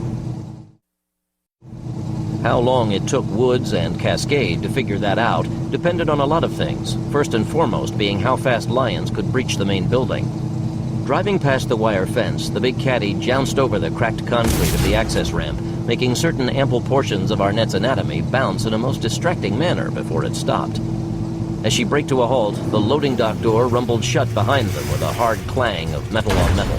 You're ours now, idiot. You'll never leave this building alive with one red cent. And who says it's a robbery? Just leave the damn engine running. Lyons watched the windows for moving shadows. Confusion crossed the woman's face, and under its softening effects, for the first time, Lyons caught a fleeting glimpse of the great beauty that had once been her wealth in youth, before the savage street took it away. As a former cop, the first thing he had noticed were the needle marks on her arms and thighs. That's why she wore sandals, to shoot up between her toes, because her arms and legs were too tender to take the needle anymore. Smack, probably. It didn't matter. It was all a one-way trip to oblivion. Hey, Arnett. Busy day, huh, baby? Drumming her nails on the wheel with hard clicks, Arnett stayed motionless and stared straight ahead. A bald man appeared at the window wearing a black turtleneck and a tan leather rig supporting an Uzi submachine gun. Something wrong, honey? Yang isn't really that mad at you for giving him a dose. Hey, shit happens. Arnett flicked her eyes to the right. The bald man followed the look and stepped back in shock at the sight of Lyons pushing aside a dirty blanket. He frantically dug for the Uzi. Sweet Jesus! Lyons fired once, the magnum slug from the .357 Colt Python plowing away half the bald head. The body dropped from sight. Ah! Oh, you Jesus motherfucking asshole! God damn it! Shit! Fuck! God damn! Arnett beat frantically at the stinging residue of the muzzle flash across her skimpy clothing. Having already jimmied the lock, Lyons kicked open the passenger side door and dived out, firing fast at two more men moving his way. They fell back into forever, one of them dropping a sawed-off shotgun. Spinning fast, Lyons saw 6 more people across the garage, some of them going for weapons, others just standing there with their mouths hanging open. He swung up the Atchison auto shotgun. Freeze! This is the FBI! Now everybody went for a gun, and Lyons cut loose, the deafening roar of the superfire blowing a hellstorm of hot death. Literally chewed to pieces, the members of Cascade died on the spot, the tools on the pegboard behind them clanging loudly as they danced from the ricochets and penetrating rounds. You're a phoebe? As Lyons dropped the clip to reload, Arnett reached inside her blouse and pulled out a Remington 32. With no choice, Lyons threw the shotgun at her and went for his Colt. She ducked the flying shotgun and fired, the round hitting Lyons smack in the chest. He grunted as his NATO-issue body armor took the impact, then he fired back. Walking briskly across the bloody garage, the able team leader checked her pulse, but it was useless. Dumb move, Arnett. Real dumb. Reclaiming the shotgun and reloading quickly, Lyons checked the rest of the loading dock and found nobody else around. But he did spot a Mack truck with a Rolls-Royce Caprice in the back. Had to be Peter Woods' private wheels, he decided. Shooting out all 4 tires on the rolls with his Colt, Lyons then hurried back to the main garage and went up the catwalk to the overpass. Stepping outside, he felt incredibly exposed and bent low to try to stay behind the iron safety railing as he raced between the 2 buildings. Reaching the other side, he threw himself hard against the brick wall and searched for any reaction from the street below. There was no movement in the ruins, but certainly somebody had heard the Atchison in operation. Okay, if not outside, then they were coming his way inside. Just then, voices sounded from behind the access door. Whirling, Lyons brought up his weapon just as the door swung aside. A bald man was cocking back the hammer on his 9mm HK pistol. Who the fuck are you? Were they all bald? Lyons fired from the hip, the Atchison sending a grisly spray of the man backward into the arms of the Cascade members behind him. Releasing the auto shotgun to swing on its strap, the able team leader unlimbered the Colt and stepped into the building, firing at anybody with a weapon. 2 more bald men died, one managing to get off a burst from an M16 assault rifle before joining his brethren in eternity. Ah! God damn it! Grabbing his leg, Lyons felt the numbness spreading outward from the bloody area. There was no spurting, which meant the bullet hadn't hit an artery, so that was good. Gingerly probing the muscle, he found it was only a flesh wound and nothing serious. Good enough. Using a pocket knife, he slid open the leg of his pants and slapped on a military field dressing, the adhesive edging sticking to his skin in spite of the slippery blood. Good enough for now.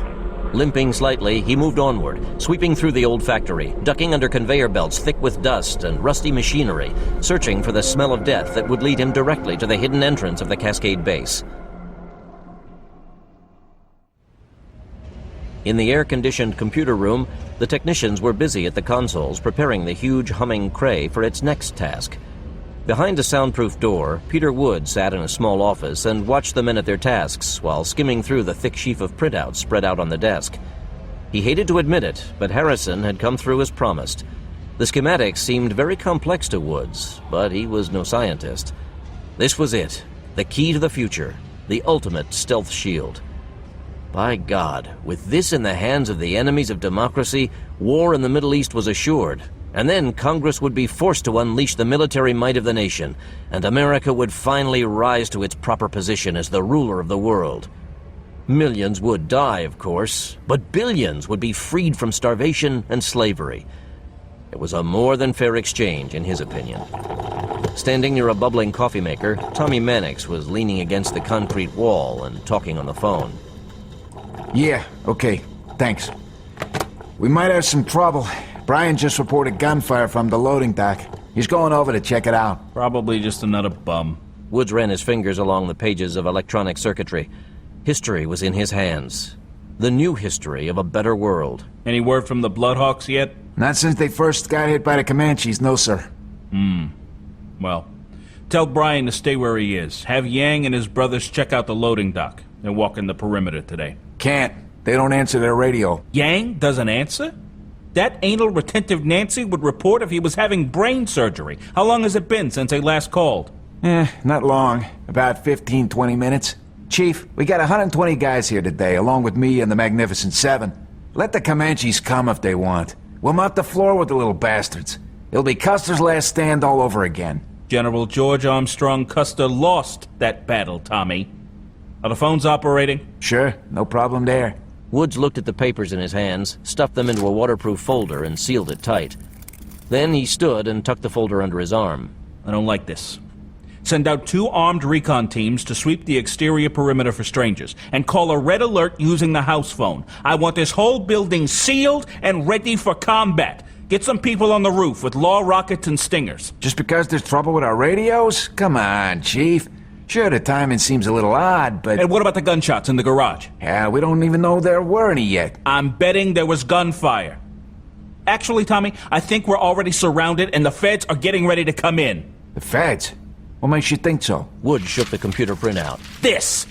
Because if I just bought $1 million worth of Miltech, then those flickering lights at the airport were a trick to make us reveal our headquarters. Furrowing his brow, Mannix thought that over for a minute. No way. Not even the FBI could get the authorization to mess with the power at a major airport. On that, we fully agree. Woods picked up the private phone on his desk and hit a red button. It was answered immediately. Sir? How soon can we send the plans for the Chameleon over the internet? Whenever you wish, sir. We've just finished the decoding process, so it can be read by everybody. The jingling of the cell phone in the pocket of his sports coat interrupted Woods. Pulling out the phone, he flipped back the cover and thumbed the accept button. Yes. But there was only a hiss of static and then a click. More irritated than suspicious, Woods scowled at the device and on impulse hit redial. But the screen stayed blank. The return call had been blocked. Who was it? Nobody. But wasn't Harrison the only person who knew that unlisted number? Ice exploded in Woods' stomach at the stark realization that Mannix was right. Dropping the cell phone, he grabbed the receiver for the house phone again. We're under attack! Send the files! Just then, the lights went out and the room became pitch black. Son of a bitch! We blow a fuse or something? A moment later, there was a flicker of light as Mannix got a butane lighter working. Saying nothing, Woods opened a drawer in his desk and pulled out a Sam Brown gun belt. His father's initials were branded into the thick leather, and the buckle was proudly notched with the 36 men the Texas Ranger had shot down in the line of duty before a nearsighted storekeeper had accidentally shot the man in the back during a robbery.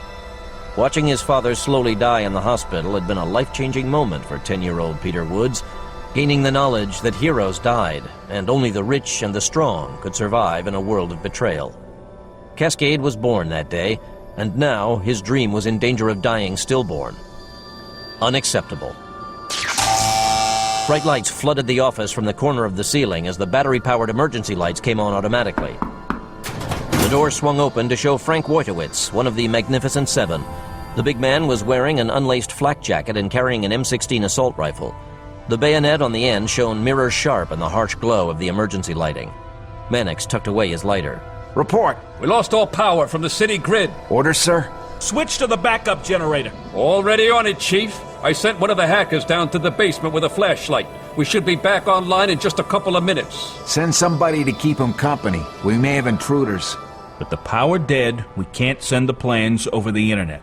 That cell phone call must have been to make sure I was here, before they pull the plug. But we'll have power back soon enough. That was just the opening shot. Lifting the house phone, Woods punched for an outside line and got only silence. As expected, the land phone lines are cut, and the radio is jammed. Woods replaced the receiver. He was trying hard to control his temper. This wasn't the time to go on a rampage. $1 million worth of computers reduced to paperweights because some clerk pulled a plug. We can use a cell phone. Mannix offered his to Woods. Here you go. Go ahead and try. The man worked his phone for a few minutes, then tucked it away. Dead. You're right. It's the feds. Who else could kill the city power and block all cell phones and the landlines? Woods checked the clip in the Colt 45 pistol. Navy SEAL, CIA hit team, Delta Force, the secret police, lots of people. Mannix threw a glance at the door to make sure it was closed. Are there really secret police? I know we tell the members that, but I thought it was just bullshit to keep them in line. It was until today. However, we've always been too small for them to bother with. Not anymore, Chief. No, Tommy. Not anymore. Just then the lights returned, and the banks of computers in the next room revved back to their usual humming state. With a click, the emergency lights turned themselves off and began recharging their batteries again. Holstering his weapon, Woods lifted the receiver on the desk. Security desk. Yes, sir? Anything on the video cameras? They're still down, sir. Should be back at any second.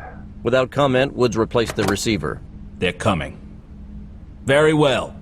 This is our day to be tested in the fires of war. Good. Let them come. We have more than enough firepower and troops. Yanking aside the door of a wall locker, he pulled out an M60 machine gun and slung a canvas bag of coiled ammunition belts over his shoulder. To fight the whole army? Don't be a fool, Tommy. The leader of Cascade glanced at a locked box on his desk. Inside that were the controls for the self-destruct charges, the poison gas, and several other devices that his security team knew nothing about. In brutal logic, Woods knew that the wisest course would be to release the poison gas right now and flood the building.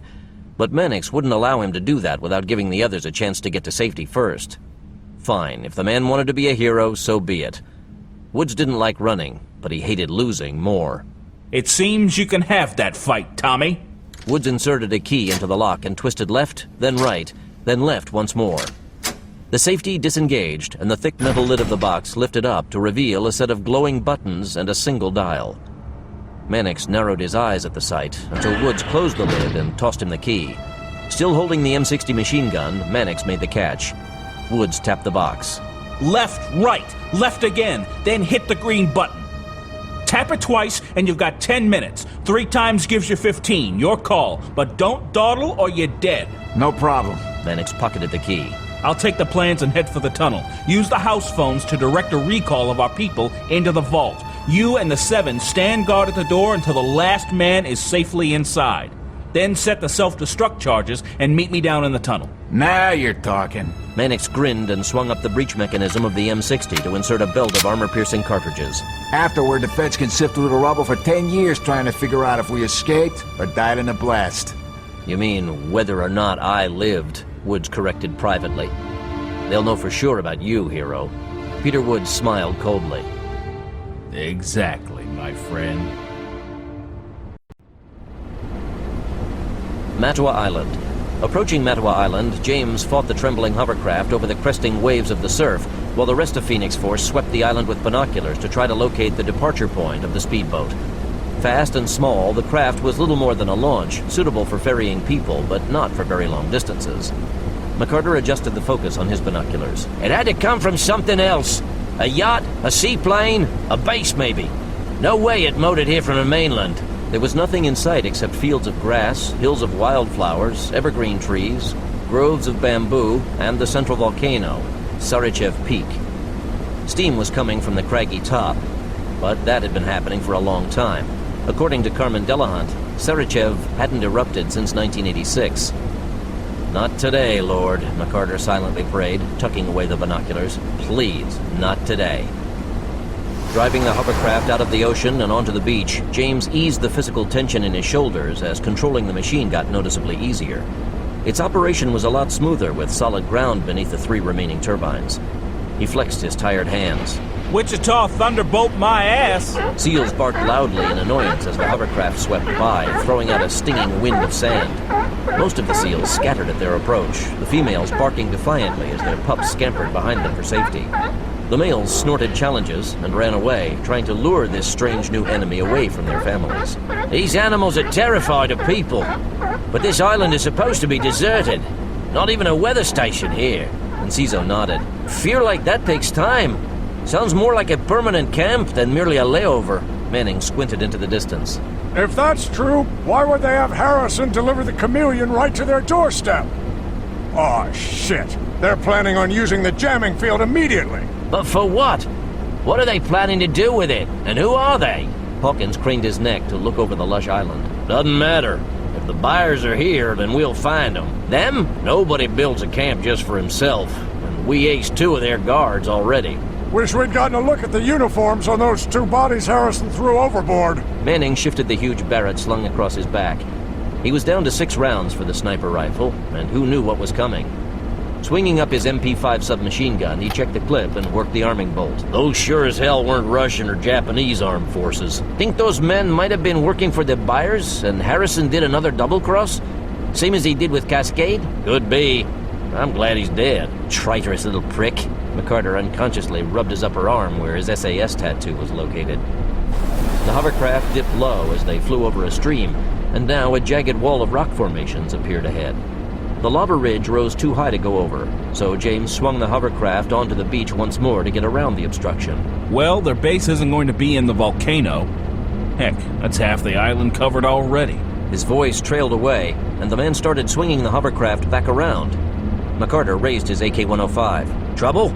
Appearing pensive, James didn't answer at first. Then he drew his MP5 and fired at the beach. Ambush! At first, the rest of Phoenix Force saw nothing but vague outlines in the sand disturbed by their wake. Then the outlines started to rise and shoot back at the hovercraft with cloth-wrapped rifles. Camouflaged! Carter cut loose with a Kalashnikov in a figure-8 pattern, but both of the men on the beach dived away from each other. They came out of a roll into firing positions to unleash a burst, then dived away again, pulling out grenades. Aiming his AK-105 ahead of one man, Hawkins cut the fellow down with a short, controlled burst as he stepped into the stream of lead. Then the Kalashnikov jammed. As Hawkins savagely worked the bolt to clear the ejector, he staggered and almost fell when an incoming round from the other gunner hit him in the chest, his jumpsuit ripping to expose the molded NATO body armor underneath. McCarter held his breath and shot the grenade out of the air. The glancing blow sent it tumbling yards away before the deadly egg exploded harmlessly. As the cursing gunner on the beach dropped a clip to frantically reload, James accelerated the hovercraft and went directly over the fellow and cut their height in a sharp drop, and then red fluid splashed out from under the vehicle in every direction. Circling about a few times to check for other buried enemies, James finally landed the hovercraft near the water and killed the motors to save their dwindling supply of fuel.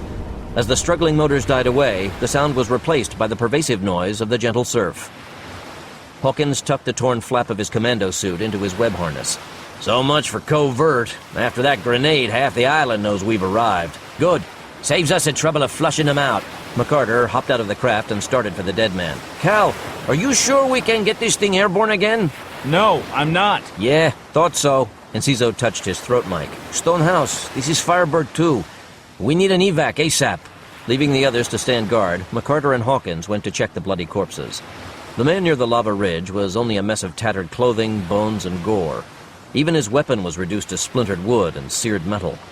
But thankfully, the first man was relatively intact. He lay face upward, his dead eyes staring directly at the sun. One hand still gripped his T-89 assault rifle, a pouch at his side filled with anti-personnel rifle grenades. Good thing he didn't have time to use one of those babies on me. Hawkins nudged the Japanese rifle out of the dead man's fingers. As the T-89 fell away, the left hand turned over, displaying a tattoo of 3 interconnected blue rings. McCarter nudged the hand with the stubby barrel of his compact MP5. I know that design. So Fukuoka is the buyer, eh? Nucleus. Barb had received a message from Mac that these lunatics were doing something big near Japan. We just naturally assumed it had to do with North Korea. Okay, now we know who has the Chameleon. We just have to discover where. These guys were planted to guard something, probably the entrance. Agreed.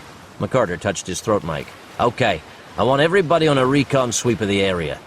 We do it by quarters in a 5-meter spread, man-on-man coverage. Let's get moving. Moving fast, the men split into teams and spread across the irregular ground. Watching for more traps, Phoenix Force spiraled out from the hole in the sandy beach used by the gunners, probing everything with EM scanners. But aside from some old Soviet coins and a few recent shell casings, they found nothing important. Climbing to the top of the lava ridge, Manning looked down into a volcanic caldera, the unnaturally clear water of the sunken crater full of colorful fish. Manning tapped his throat mic. Get hard, people. We found the bastards. Spreading out along the ridge to not offer an enemy sniper a group target, the others studied the calm bay and its black rock shoreline. Long cooled, the lava tunnel extended from the direction of the volcano to the end of the bay, the waters lapping inside the dark entrance. Shimmering on the surface was the rainbow effect of a gasoline spill. Grunting in satisfaction at the sight, McCarter started forward at a careful run with the rest of his team close behind. Moving off the ridge, the men found a tripwire that was easily circumvented, along with a set of landmines in the loose sand near the shoals. It would waste time to try to disarm them, so Enciso and Manning simply marked the spots by jabbing cold chemical light sticks into the beach directly alongside the deadly mines and kept going. Glistening with dried salt, the wet rocks were slippery along the shoreline near the tunnel, but the team traversed the area without incident. Positioning themselves on both sides of the mouth of the tunnel, the men of Phoenix Force used their pocket mirrors to carefully check the interior. Out of the direct sun, the tunnel was dimly illuminated by the light reflected off the dancing waters, but they could still see a wooden dock with 2 speedboats moored in place, both of them identical to the one used by Davis Harrison. Deeper in the crude rock was a stack of fuel drums set alongside a brick wall painted to resemble the cooled lava. In the middle of the wall were 2 large steel doors draped with netting. Using sign language, MacArthur directed the men forward, but as the team started to ease into the tunnel along a narrow ledge, the steel doors parted with a sigh, and out came several men wearing uniforms like the guards in the speedboat. Only these terrorists were armed with T-89 assault rifles, grenades already tucked into the barrels of the weapons. Phoenix Force cut loose with their 40mm grenade launchers, but not at the men. The shells hit the drums of fuel, and the stockpile erupted, sending out a blast of flame to race along the tunnel. Diving out of the way, the Stony Man operatives got clear just in the nick of time as the hellish explosion rushed out across the bay like a demonic shotgun blast. MacArthur reloaded as pieces of the smashed dock and burning bodies fell into the clear blue water. So much for them using the front door for a while. Anybody know how extensive this network of caves might be? I used to do some mountain climbing as a kid and also know a lot about volcanoes. Hawkins watched grasslands that rose to meet the steep sides of the volcano. If anybody came toward them from that direction, they'd be spotted. Yeah? So if this is a typical volcano, there could be hundreds of underground caves and lava tubes, some of the tunnels extending for miles into the ground. A natural maze, eh? Exactly. Excellent. That means there's going to be a lot of steam vents around. Fukuoka will have most of them sealed off or rigged with explosives. Enciso grinned. Except for a few reserved as emergency exits. Come on, there's a footpath over here that looks pretty well used. Another blast shook the tunnel, sending loose pieces of debris into the turbulent bay. Good. TJ is on point. Gary plays guard. Manning brought up the massive Barrett. Got you covered. Let's move. Cascade Headquarters. Limping out of the shadows, Lyons blew away a Cascade guard who was trying to insert a clip into his M16 rifle. The man died under the maelstrom of lead pellets, the useless weapon still clutched in his fumbling hands. Reloading, Lyons tried his best to ignore his aching leg. The numbness had changed to a throbbing pain, but the bandage was holding and only a small trickle of blood was coming out from under the adhesive. It hurt, but he would live. Moving past an array of conveyor belts, the able team leader slashed at a coaxial cable on the wall with his knife. It could be for receiving cable TV, but he recognized it as the type used for video cameras, so better safe than sorry. Starting down a corridor edged with trash from takeout restaurants, he grimaced as he stood tall and held a butane lighter to the fire sensor on the ceiling. But when nothing happened, he abandoned the effort and continued looking for the corpse under the skylight. Apparently, Woods had killed the fire alarm system. His combat instincts wire-sharp, Lyons froze. Licking dry lips, he stood with a tense finger on the trigger of his heavy weapon and waited until the sound receded into the distance. Proceeding past a set of swing doors that hung badly off-center, Lyons went swiftly down the middle of the hallway where the trash was sparse. The old building reverberated with echoes from all of the men rushing about searching for him, and that only served to heighten the confusion. Woods was smart, and his lieutenant, Mannix, was ruthless, but apparently neither had seriously considered one lone man blitzing through their headquarters. All of the defenses were designed around an invasion of police. Police and the FBI had to follow rules. Lyons worked on the law of the jungle, kill or be killed. Suddenly there was a motion in a shadowy doorway, and Lyons blasted the man before he could bring up the boxy weapon in his hands. Starting past the body, he paused at the startling sight of the Atchison auto shotgun lying in the bloody arms of the Cascade terrorist. It was a much older model than his, and clearly not augmented by the technical geniuses of the farm, but it was still one powerful piece of man-stopping artillery. Kneeling on the filthy floor, Lyons checked the weapon, then slowly stood with an Atchison clenched in each fist. The balance felt good. Oh yeah, time to bring a little downtown justice to Peter Woods and his gang of madmen. The bright red dot of a laser spotter moved across the wall toward Lyons, and he dived to the left, firing both of the auto shotguns behind him. Their combined roar felt like the wrath of God, and he heard shattering blasts mixed with the wails of dying men. Rolling to his feet, Lyons spotted 2 men lying on the floor, one of them holding a Glock 17 equipped with a laser spotter. The red beam was still on and pointed upward at a niche in the wall. There he is! Get him! Dashing into what seemed to be an old secretarial pool for the factory, Lyons ducked behind the splintery furniture as fiery flowers flashed in the darkness. The incoming rounds hit the floor and walls around him, kicking up puffs of plaster dust. Then the shooters found his distance and savagely pounded the desk he was crouched behind. Listening to the weapons, Lyons could tell the terrorists were firing in unison, a classic beginner's mistake. Putting as much of his weight as possible on his good leg, Lyons waited for a break in the firing as the group paused to reload together, then stood and swept the 2 Atchisons back and forth. Down the hallway, screaming men disintegrated under the twin onslaught, several of them wearing flak jackets falling to their knees as their lower legs were blown away. Dropping the spare Atchison, Lyons started to reload when he noticed a corpse dressed in rags stuffed into a corner. Could this be it, the spot he was searching for? Looking upward, he saw a skylight, but then spun as there came a soft, almost unnoticeable hiss from behind. Crouching behind the battered desk once more, Lyons grabbed the spare Atchison and attempted to slide in a magazine of shells as a large section of the graffiti-covered wall broke apart and started to swing away. The armored door was actually bigger than the one used to protect the war room at Stony Man Farm. There could be no doubt that was it, the entrance to Cascade. Blinding lights flooded the death room, and an army of shadowy men holding automatic weapons started squeezing out of the widening crack. Instantly, the skylight violently exploded, showering the secretarial pool with glistening shards. Even before the concussion of the blast faded, Blancanellis and Schwartz rappelled down from the opening in the roof, their M16 M203 assault rifle combos laying down a fusillade of mixed ordnance. Favoring his throbbing leg, Lyons stood, but with only 1 Atchison in his grip. Aiming carefully, he fired off a full clip of flechettes, the auto shotgun emptying in seconds. But he didn't aim at the other terrorists. With the vault door open, the hydraulic lines were fully exposed, and the reinforced hoses vanished under the hellish song of the Atchison.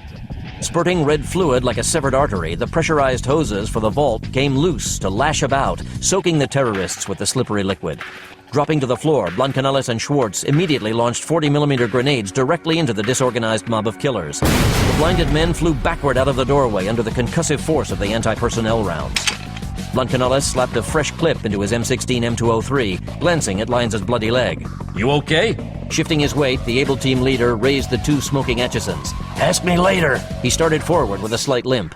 Closing the breech of his grenade launcher, Schwartz moved close to the left side of the former LA cop. Lyons said nothing, but what might have been a smile flashed on his face for a brief moment. Taking the point, Blancanellis swept into the well-lit room, firing short bursts with every step.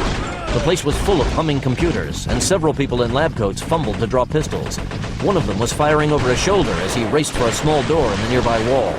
Blancanellis and Schwartz fired in a figure-8 pattern, cutting down the technicians, while Lyons triggered his double shotguns. The fleeing tech was cut in 2, and the door was hammered off its hinges. As it crashed onto the floor, Tommy Mannix stepped into sight wearing a flak jacket and cradling a big M60 in both hands. Long live America, you fuckers! Dropping to the floor, the able team commandos rolled into shooting positions and returned volley fire. Mannix was torn asunder, gobbets of flesh flying backward into the office.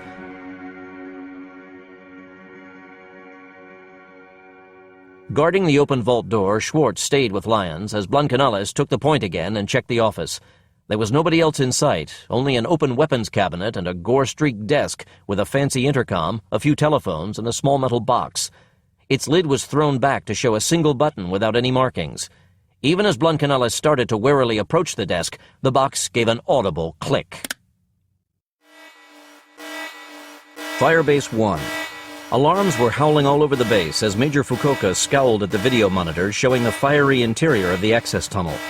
He couldn't see who the attackers were, but the professional soldier knew the sound of an AK-105 when he heard it. So the Russian army was attacking, eh?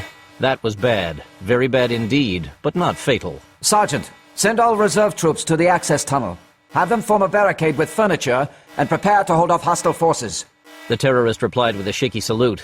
Walking over to a vacant control console, Major Fukuoka adjusted the dials until the monitor was filled with a picture of Dr. Tetsuto and several of his people working inside one of the missiles. There was a crude box lying on the catwalk near their shoes, wires dangling from its unpainted sides. One of the new Chameleons. Excellent. Dr. Tetsuto, Report on your status immediately. Tetsuto kept both hands buried in the complicated wiring of the missiles. Why? What's going on? Is this some sort of drill you're holding?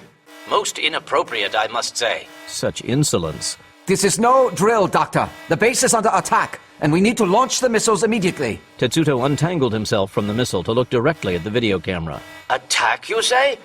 Launch immediately? But that's impossible. You must... Fukuoka bit his tongue and set his face into a neutral expression. Why can't we launch? What is wrong with the units? Nothing is wrong with them, but I have only a single Chameleon fully installed. Incompetent fool! I'll have your head for this! Fukuoka started to draw his pistol. The doctor contemptuously waved the implied threat away as if it were meaningless. Bah! This is not my fault. They were simply harder to duplicate than estimated.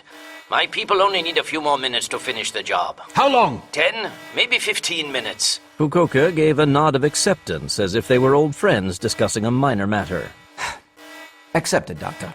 Report when you are ready. Hitting the controls, Fukuoka killed the circuits and turned to the row of technicians sitting at the other consoles. Dr. Tetsuto must be punished for his failure.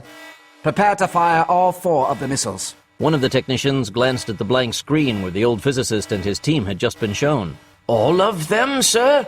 The other 3 ICBMs will act as protective cover for the one. Most of the technicians exchanged nervous glances, but the one at the fire control board merely bobbed his head in formal acceptance. As you command, sir. Beginning countdown in 1 minute. The Major placed a hand on the grip of his weapon. We have no time for that now. Blow the doors and launch the missiles. Launch them immediately! Cascade Headquarters. Bluncanellis stepped from the office, holding a fistful of dangling wires. Get hard, guys. Something just went live, and it doesn't seem to have an off switch. Lyons swung about to glance over the row of control consoles, but saw nothing unusual happening. No red lights were flashing, nor were any of the meters showing power spikes. Standing near the open vault door, Schwartz frowned. You sure, Rosario? Stepping over a dead man sprawled on the floor, Lyons joined Bluncanellis. Definitely. These were attached to a protected switch inside a locked box on Woods' desk. Could be a radio call for help. With Bear blocking the airwaves, there's no way of telling. Lyons cast the loose wires aside. Maybe. But just to be safe, keep the comm link open. Opening his mouth to offer a suggestion, Schwartz unexpectedly started to gag. There was a terrible stink coming from the room outside that cut through the pungent reek of the corpses like a thermite lance. Sweet Jesus, what was that? It was sort of like vinegar, he noted, trying not to breathe. Some sort of industrial solvent, perhaps? Glancing at the ruptured hydraulic lines, Schwartz discounted them as the source when he heard a soft hiss coming from the next room. Peeking carefully around the burnished jam, Schwartz felt his stomach tighten at the sight of the yellowish mist rising from hidden vents along the old baseboards. Mustard gas! Schwartz raised an arm to cover his face as he backed into the control room.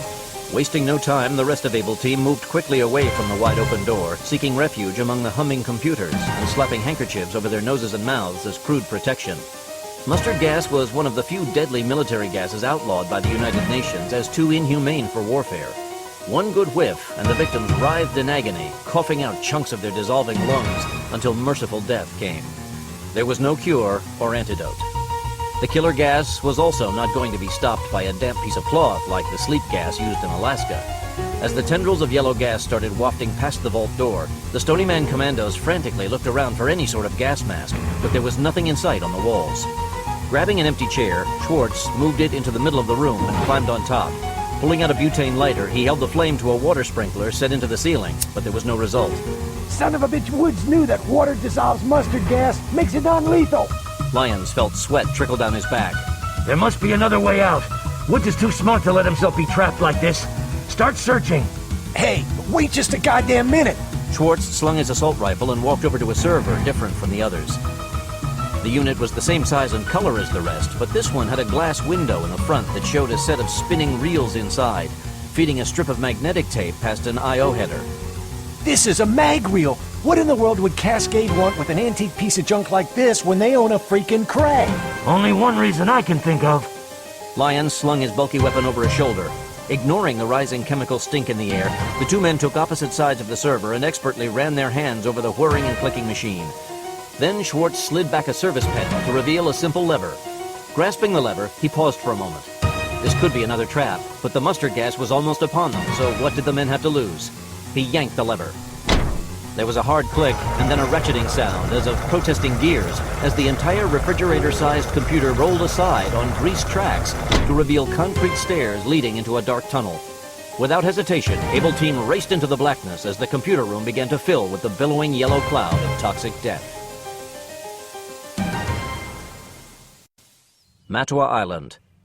Staying off the footpath to avoid traps, Phoenix Force raced quickly through the bushy undergrowth and colorful wildflowers. Once away from the beach, the ground became covered with thick grass that stretched ahead of the group for hundreds of yards, going up a hillock and heading for the sleeping Sarachev. Checking his Kalashnikov, McCarter frowned slightly as the volcano rumbled, sending up a brief plume of dark smoke to mingle with the white steam. Enciso scrutinized the jagged peak, then looked at Hawkins. "What do you think?" "I think if she blows, we die. Can the chatter?" McCarter slowed down as he studied the ground. What was this? For no apparent reason, the path across the smooth grass abruptly shifted direction and swung widely around to go through a grove of tall bamboo. A break had been cut through the bamboo, but bare dirt was stubbly with green bamboo shoots as the plants fought to reclaim the missing swatch. James scowled. This makes no sense. Bamboo can grow an inch an hour in this kind of climate. They must trim it every day to keep this path clear. Which means they have a good reason not to walk on the grass. Hawkins checked his compact EM scanner. Son of a bitch, the meter's going off the scale. Manning instinctively brought up his weapon. More landmines? Bigger than that. A hell of a lot bigger. I think we just found their back door. Good. Remember, we want the Chameleon back, so watch for Fukuoka. McCarter's voice trailed away as he realized that nobody seemed to be listening. They were all frowning and adjusting their radio transponders. Check. 1, 2, check. There was only silence. He didn't even hear the soft hiss of static caused by the solar winds. Then it's happening. Whatever Fukuoka is planning is happening right goddamn now. And that grassy field ahead of them had something to do with it. McCarter stepped off the path and onto the green field. Calvin, keep trying to get through. If they turn the field off, we might get a message through to the farm. Airstrike? I think the aircraft carrier Kitty Hawk is at Tokyo Harbor. A recon at the very least. McCarter narrowed his eyes as he listened hard to the world around them. Something is very wrong, and I do not like it one little bit. Everything had gone unnaturally still around them. There were no birds singing in the nearby trees, no insects chirping, just dead silence. Got you covered, David. James's face registered surprise as the ground started to shake with growing violence directly under their boots. What the hell? What the hell is going on here? Fighting to stay standing, Enciso cast a fast appraisal at the volcano. But the peak of Sarachev was still misty white with no telltale displays of ash or smoke. Is this an earthquake? No, look there! Manning saw the grass ahead of them start to swell upward into a low dome. Suddenly the swell broke apart into sections, triangular pieces flipping backward on thick metal hinges and throwing out a spray of loose soil. Now a large circular hole was exposed in the ground, its sides lined with ferruled sheets of unpainted metal and brick support columns. Streamers of white clouds rose out of the pit and vanished instantly in the sunlight. Harboring a horrible suspicion as to what was happening, McCarter rushed to the edge of the opening and boldly looked down with his Kalashnikov at the ready. The swirling mists were thick, but not dense enough to hide some flashing red lights far below. Then the mists parted to reveal the all-too-familiar nose cone of a huge missile. It was a North Korean ICBM. As a breath of Arctic cold rose from the hole, McCarter realized that the white stuff wasn't mist or smoke, but evaporating fuel from the titanic engines of the missile. A combination of liquid oxygen and liquid hydrogen, the same as NASA used for the space shuttle. He started to shout a warning to the others when he spotted some Japanese pictographs neatly painted across the tip, along with a single crude word in English: Washington. They're launching at DC! Sons of bitches painted a hello on it! Bringing up his AK-105, Enciso aimed but withheld firing. ICBMs were built to withstand the awful pressures of flying at Mach speed, 2, maybe 3 times the speed of sound. Could the rounds from the Kalashnikov even dent this Korean colossus? Heads up! 3 more groundswells formed and broke apart across the grassy field. A goddamn flight of birds is being launched! James reached for his radio, then stopped. The transmission couldn't be heard 10 feet away by the other members of Phoenix Force, so what was the chance it might be heard halfway around the world? Whirling, James took off at a full sprint.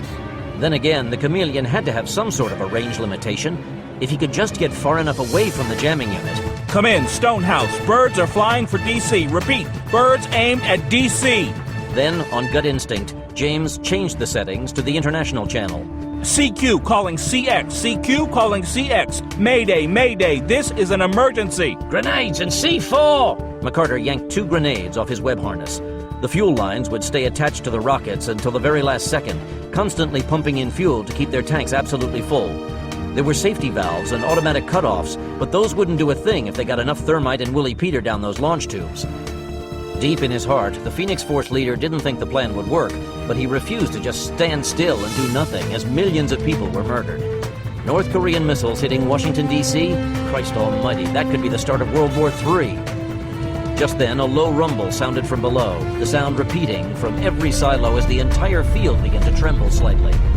A blast furnace rush of hot air dispelled the icy mists, leaving the missiles in stark clarity. Manning cast away the Kalashnikov. They've gone to pre-launch. These babies are gonna fly at any second. Which meant there was no time to even try to disable the colossal ICBM. Manning ignored the powerful Barrett and ripped open the flap on a satchel charge of C4, rushing to set the detonator for impact instead of time delayed. Pulling out their own grenades, claymore mines, and another satchel charge, the other Phoenix Force commandos joined the 2 men at the edge of the silo.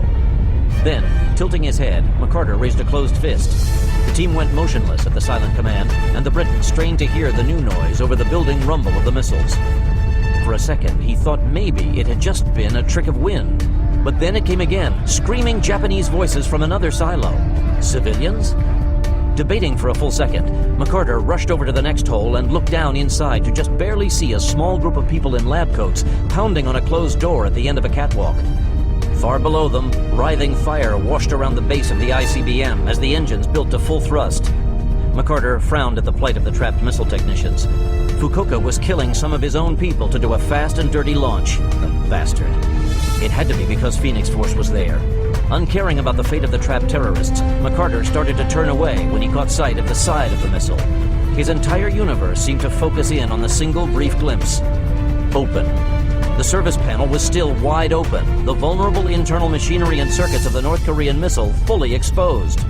This one! Aim for the catwalk! The noise and heat were steadily increasing from the silo as the screams of the technicians rose to raw-throated shrieks of blind panic. As the others rushed to join their commander at the second silo, Hawkins cast a furtive glance at the missile marked for D.C. before joining them. As he arrived, he gave McCarter a hard stare that demanded an explanation.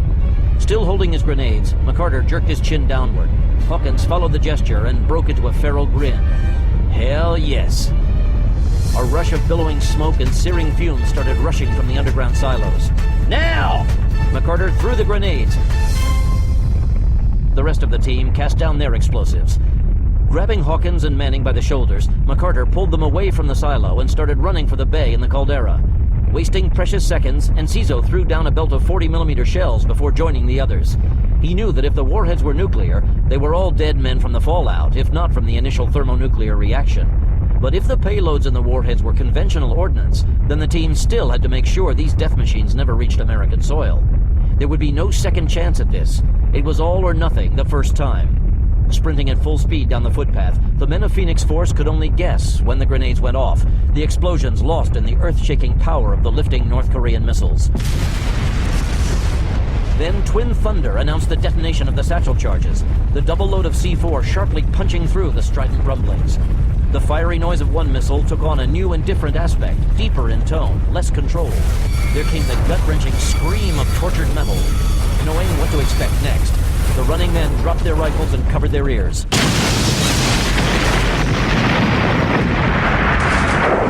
Horrible, searing heat hit the tumbling Stony Man warriors just before they splashed into the blessed relief of the cool saltwater bay.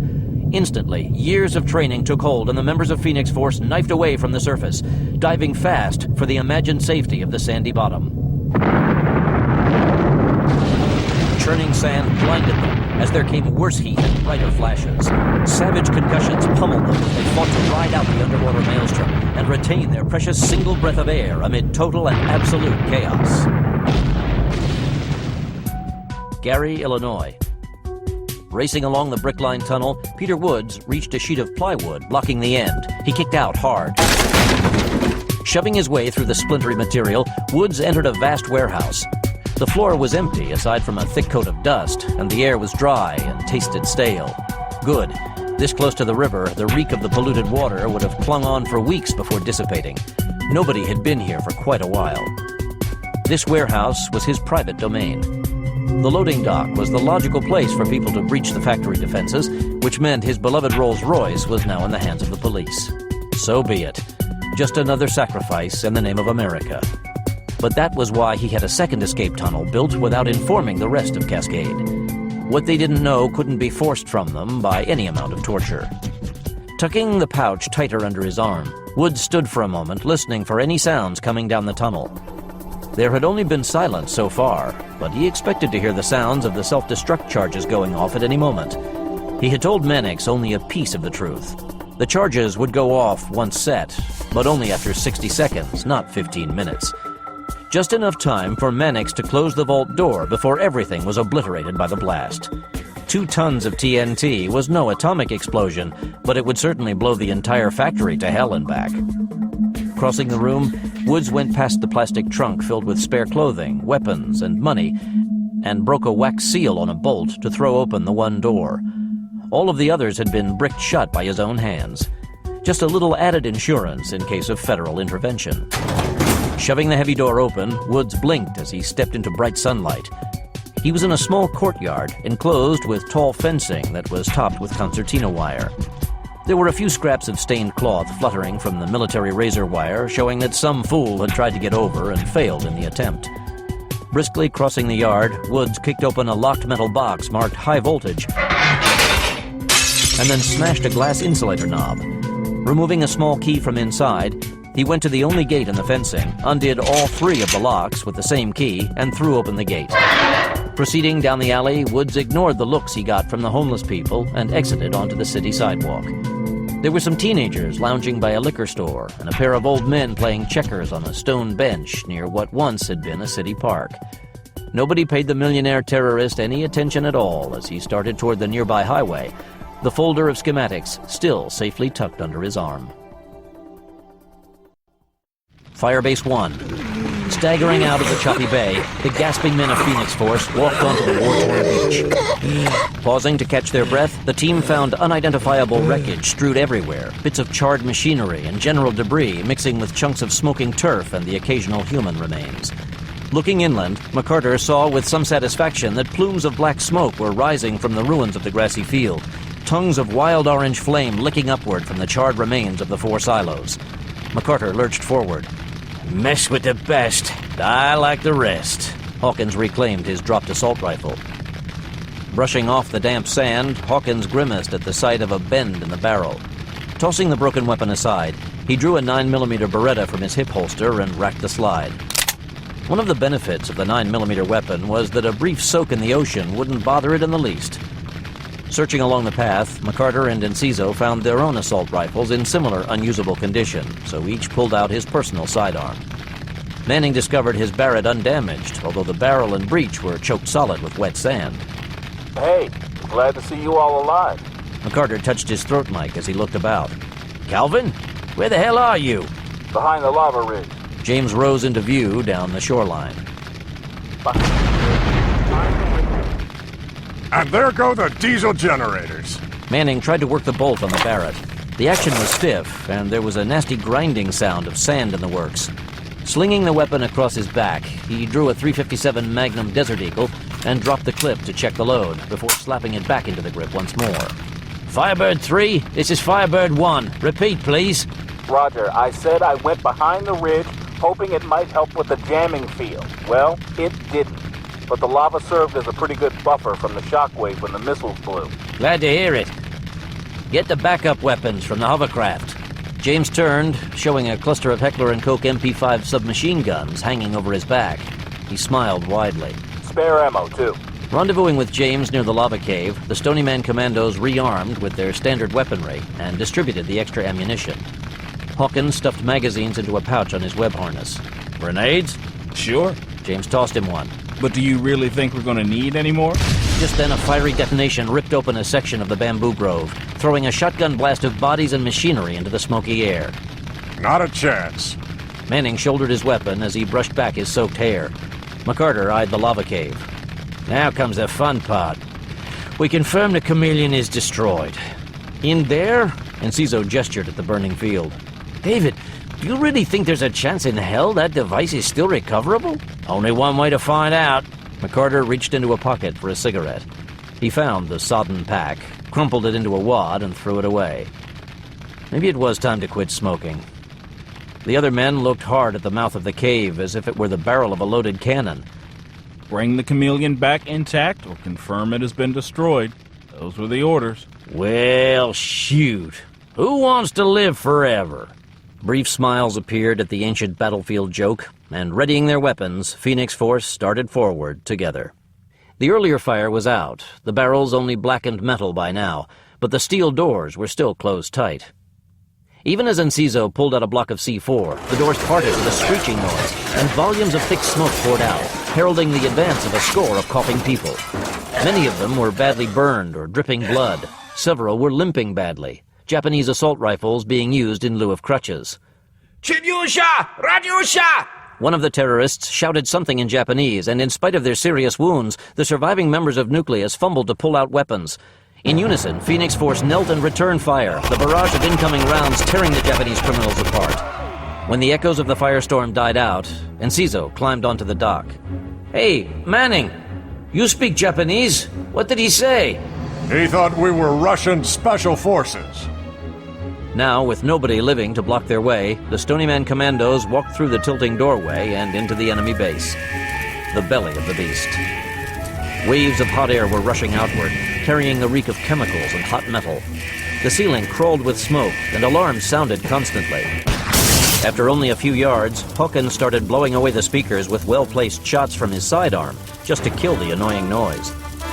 Broken and smoldering bodies lay scattered about, the floor itself sagging in spots as it partially melted from the tremendous heat below. Most of the doors lining the corridor were wide open, showing only death and destruction. A few of the rooms were dark, and the team broke cold light sticks and tossed them in to ascertain the condition. Apparently, very few of the members of Nucleus had survived the backblast of the underground missiles, in spite of the fact that launch silos were supposed to be able to contain just this sort of an explosion, for obvious reasons. Manning aimed his MP5 at the chest of a gurgling terrorist slumped over in a corner.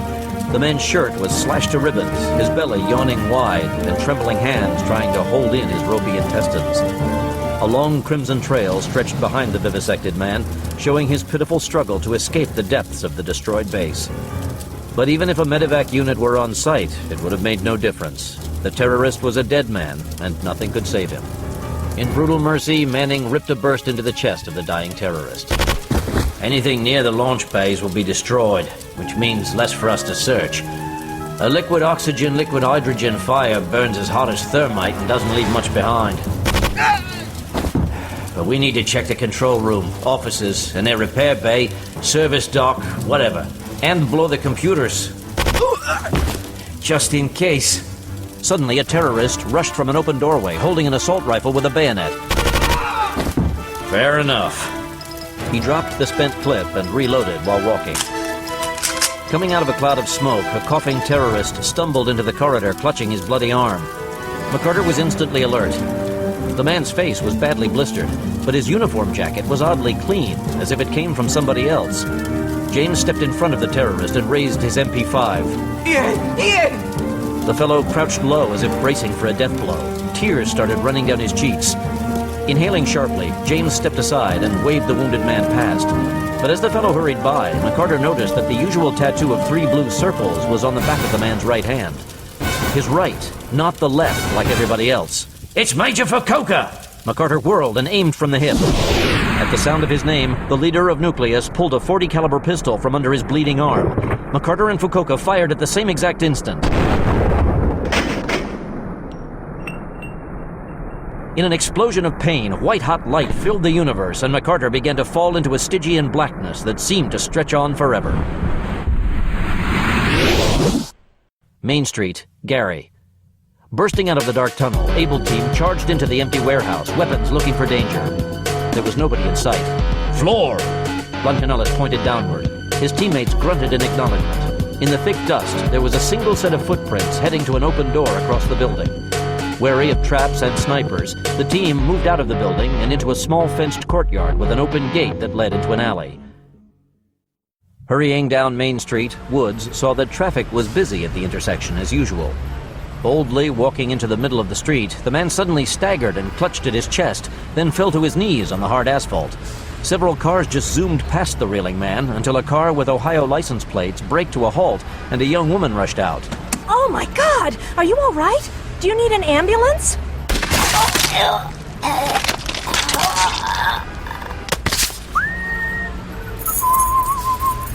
Woods took her car keys from the street alongside her, got in her car, and drove away. So far, his escape plan had worked perfectly. By now, the factory was filled with poison gas, and there wasn't a living member of Cascade remaining to tell the FBI about him or identify Woods in court. Had the feds really thought that they could stop him with a surprise raid? Pitiful. It was just another example of how weak America had become. Nobody would go the distance anymore. Nobody cared enough to do whatever was necessary to save their nation. All he needed now was a computer store so that he could get online and start sending the files out across the internet. At the corner, Woods started to drive through a red light, but then saw a police car idling at the curb near a coffee shop. Forcing his expression into neutral, Woods impatiently waited for the blasted light to change. He briefly looked at the assortment of stores lining Main Street, then dismissed them. A computer store in Gary? Not likely. Such luxuries weren't sold in this town. But they would be closer to Midway Airport. In just a few more minutes, this would be all over, and then nothing could stop the long-awaited genesis of a new America. A strong, clean, white America. Oh God, it would be so glorious when the rioting started in the streets. In the distance, somebody was screaming for the police, and it took everything Woods had not to glance in the rearview mirror. Even in downtown Gary, eventually somebody would call for the cops after finding a body in the road. The police hurried out of the coffee shop holding steaming foam cups and jumped into their vehicle to race away with the lights flashing. The moment the police turned the corner and were out of sight, Woods drove through the intersection and headed for Interstate 55. He wondered if the fight between the Bloodhawks and the Comanches was over. As the entrance ramp came into sight, Woods noticed 3 men running down the street. A big blonde with a bloody leg, a beefy guy, and a stocky fellow with a mustache. All of them were wearing military web harnesses and carrying automatic weapons. The feds had found him. Stomping on the accelerator, Woods cut off another car and swerved around the pothole, trying to reach the ramp. Luncanellis and Schwartz fired rounds from their M203 launchers. The 40mm shells of Willie Peter hit the ramp and detonated into a sea of raging fire.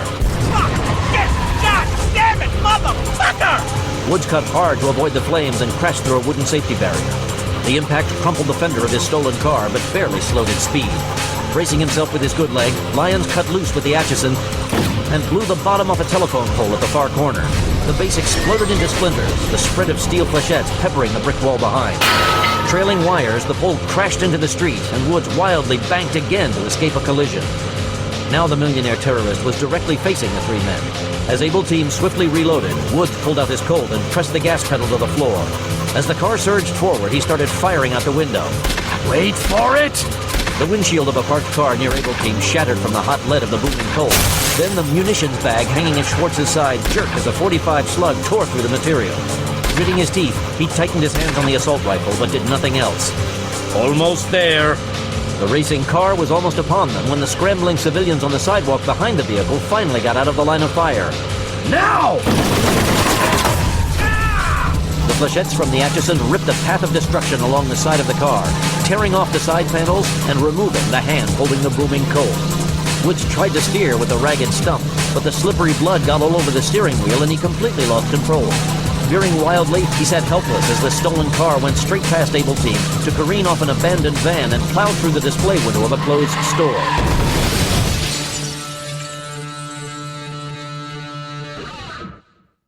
Slapping in his last clip, Lyons limped toward the store and blew open the door to enter the establishment. His teammates stayed in the street, pulled back to give cover fire if necessary. They knew what had to be done to finish this dirty job. Tilting slightly, the car was fully inside the store, its front end surrounded by the remains of a counter. The busted cash register lay on the floor, the open till empty. Everything was covered with twinkling shards of glass. God damn it. Ugh. In the front seat of the vehicle, Woods was bleeding from a dozen small cuts as he fumbled to tighten a leather belt around the ragged end of his forearm. As Lyons approached, Woods cinched the belt tight, and the rush of blood slowed to a mere trickle. Where are the plans? Fuck you, pig! I want my lawyer! Not this time, murderer. Lyons sent the remaining few cartridges in the Atchison into the front of the car. Under the roaring assault, the hood was torn away and the hot engine immediately woofed into flames as the fuel lines were completely shredded. Woods fumbled at the door latch. What in hell are you doing? Get me out of here, you fool! But as the door came open, Lyons kicked it shut again. Then he dropped the shotgun and pulled out his .357 Colt Python. This is the last time I ask. Where are the plans for the Chameleon? Woods stared in open-mouthed shock at the grim warrior. Then his eyes got hard. You'll never find them without me. The shock of the injury was wearing off, and the real pain was starting to make itself known. Lyons said nothing as he leveled the barrel of the Python. To Woods, the black opening loomed like the end of the world. The millionaire glanced in horror at the rising flames. You can't do this to me! Okay, I surrender. Name your price. I'm rich. You can have anything you want. The terrorist raised his gore-streaked stump as if imploring sympathy. But there was none. Woods shifted his legs away from the increasing heat coming from the engine. Anything! Please, just get me the hell out of here! The plans, and no more talk.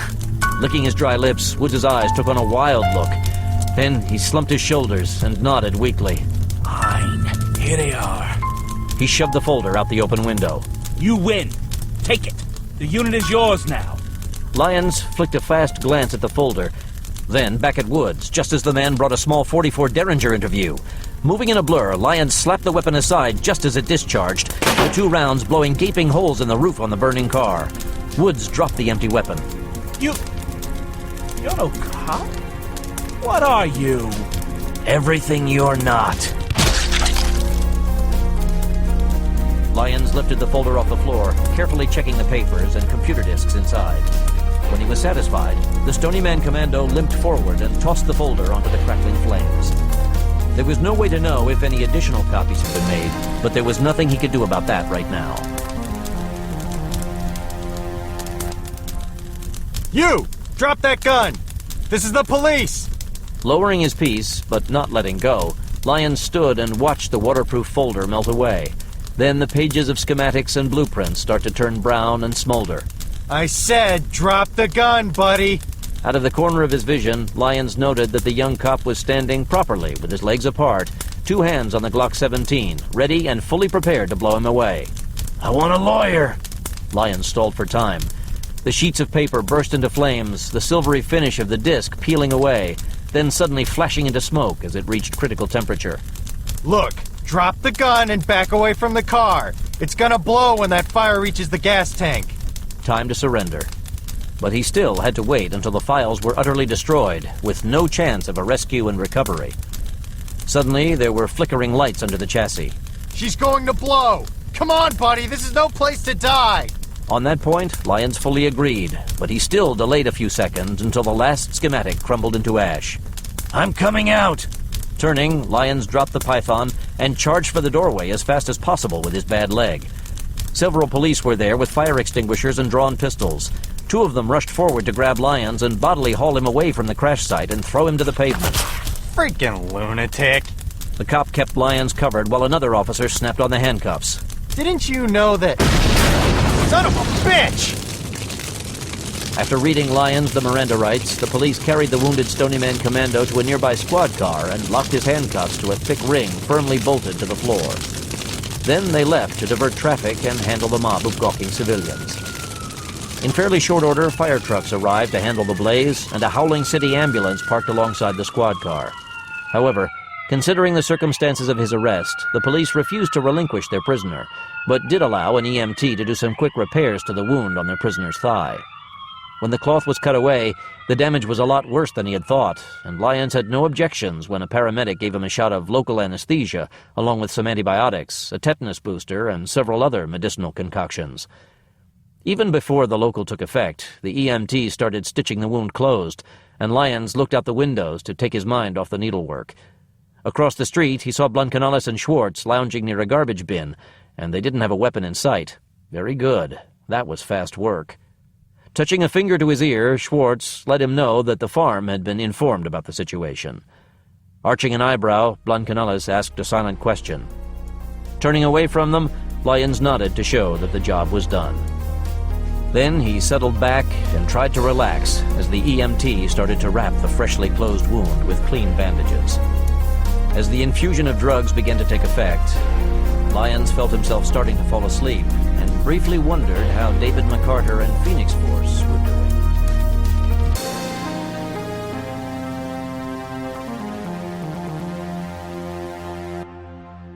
Washington, D.C. Outside the windows, the rising green of the Jefferson Mounds could be seen framing the world-famous Rose Garden, and in the far distance rose the shimmering white needle of the Washington Monument. The president leaned forward to rest both arms on the desk.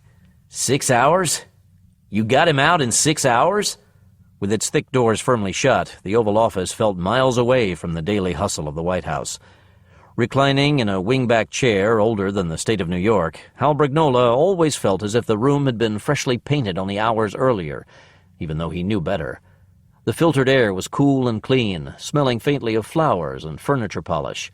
The expensive rugs were freshly vacuumed just that morning, and every inch of the famous room had been electronically swept by the U.S. Secret Service for bugs and other spying devices every hour on the hour. Yes, sir. Just out of curiosity, how was it done so quickly?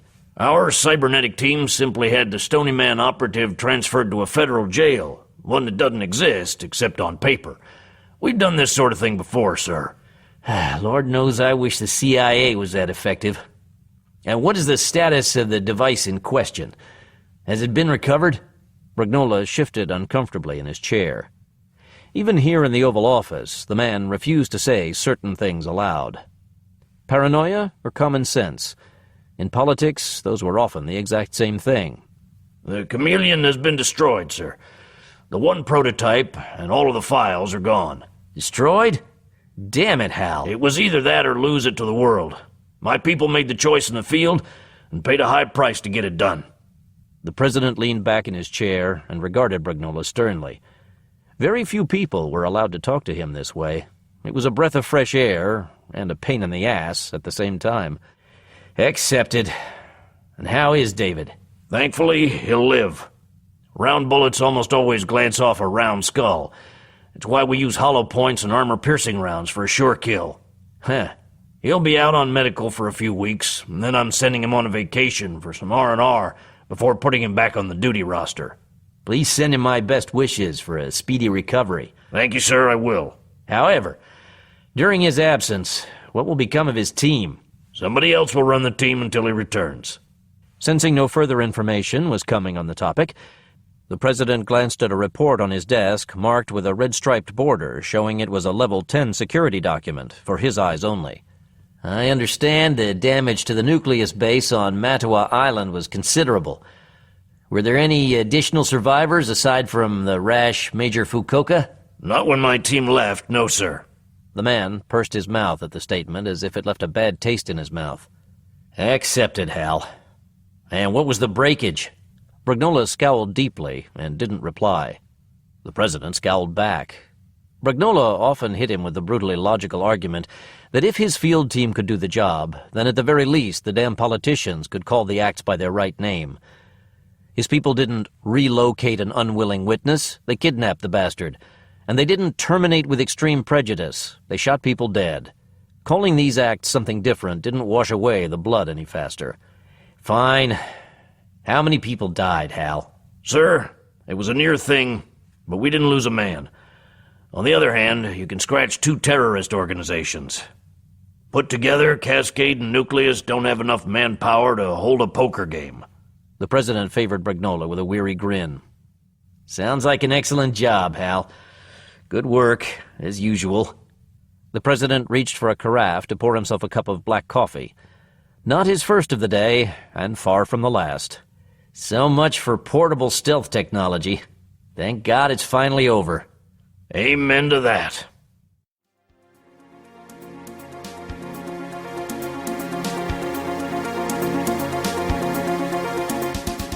Stony Man, The Chameleon Factor is a graphic audio production. Copyright 2005, The Cutting Corporation.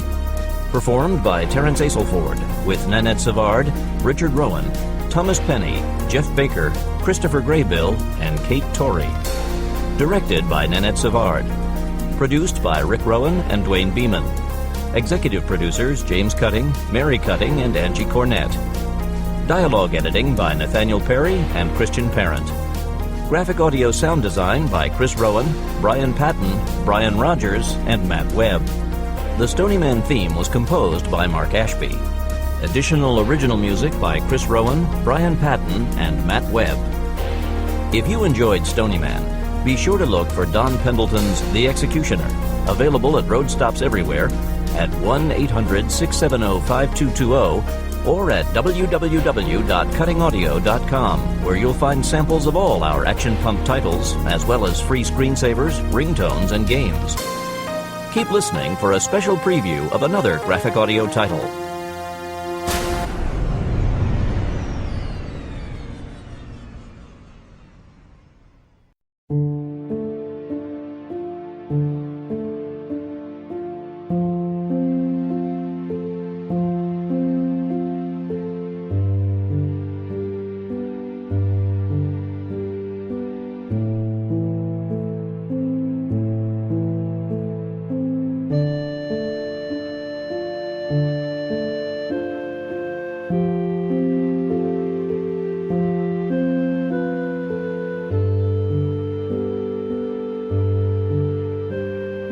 you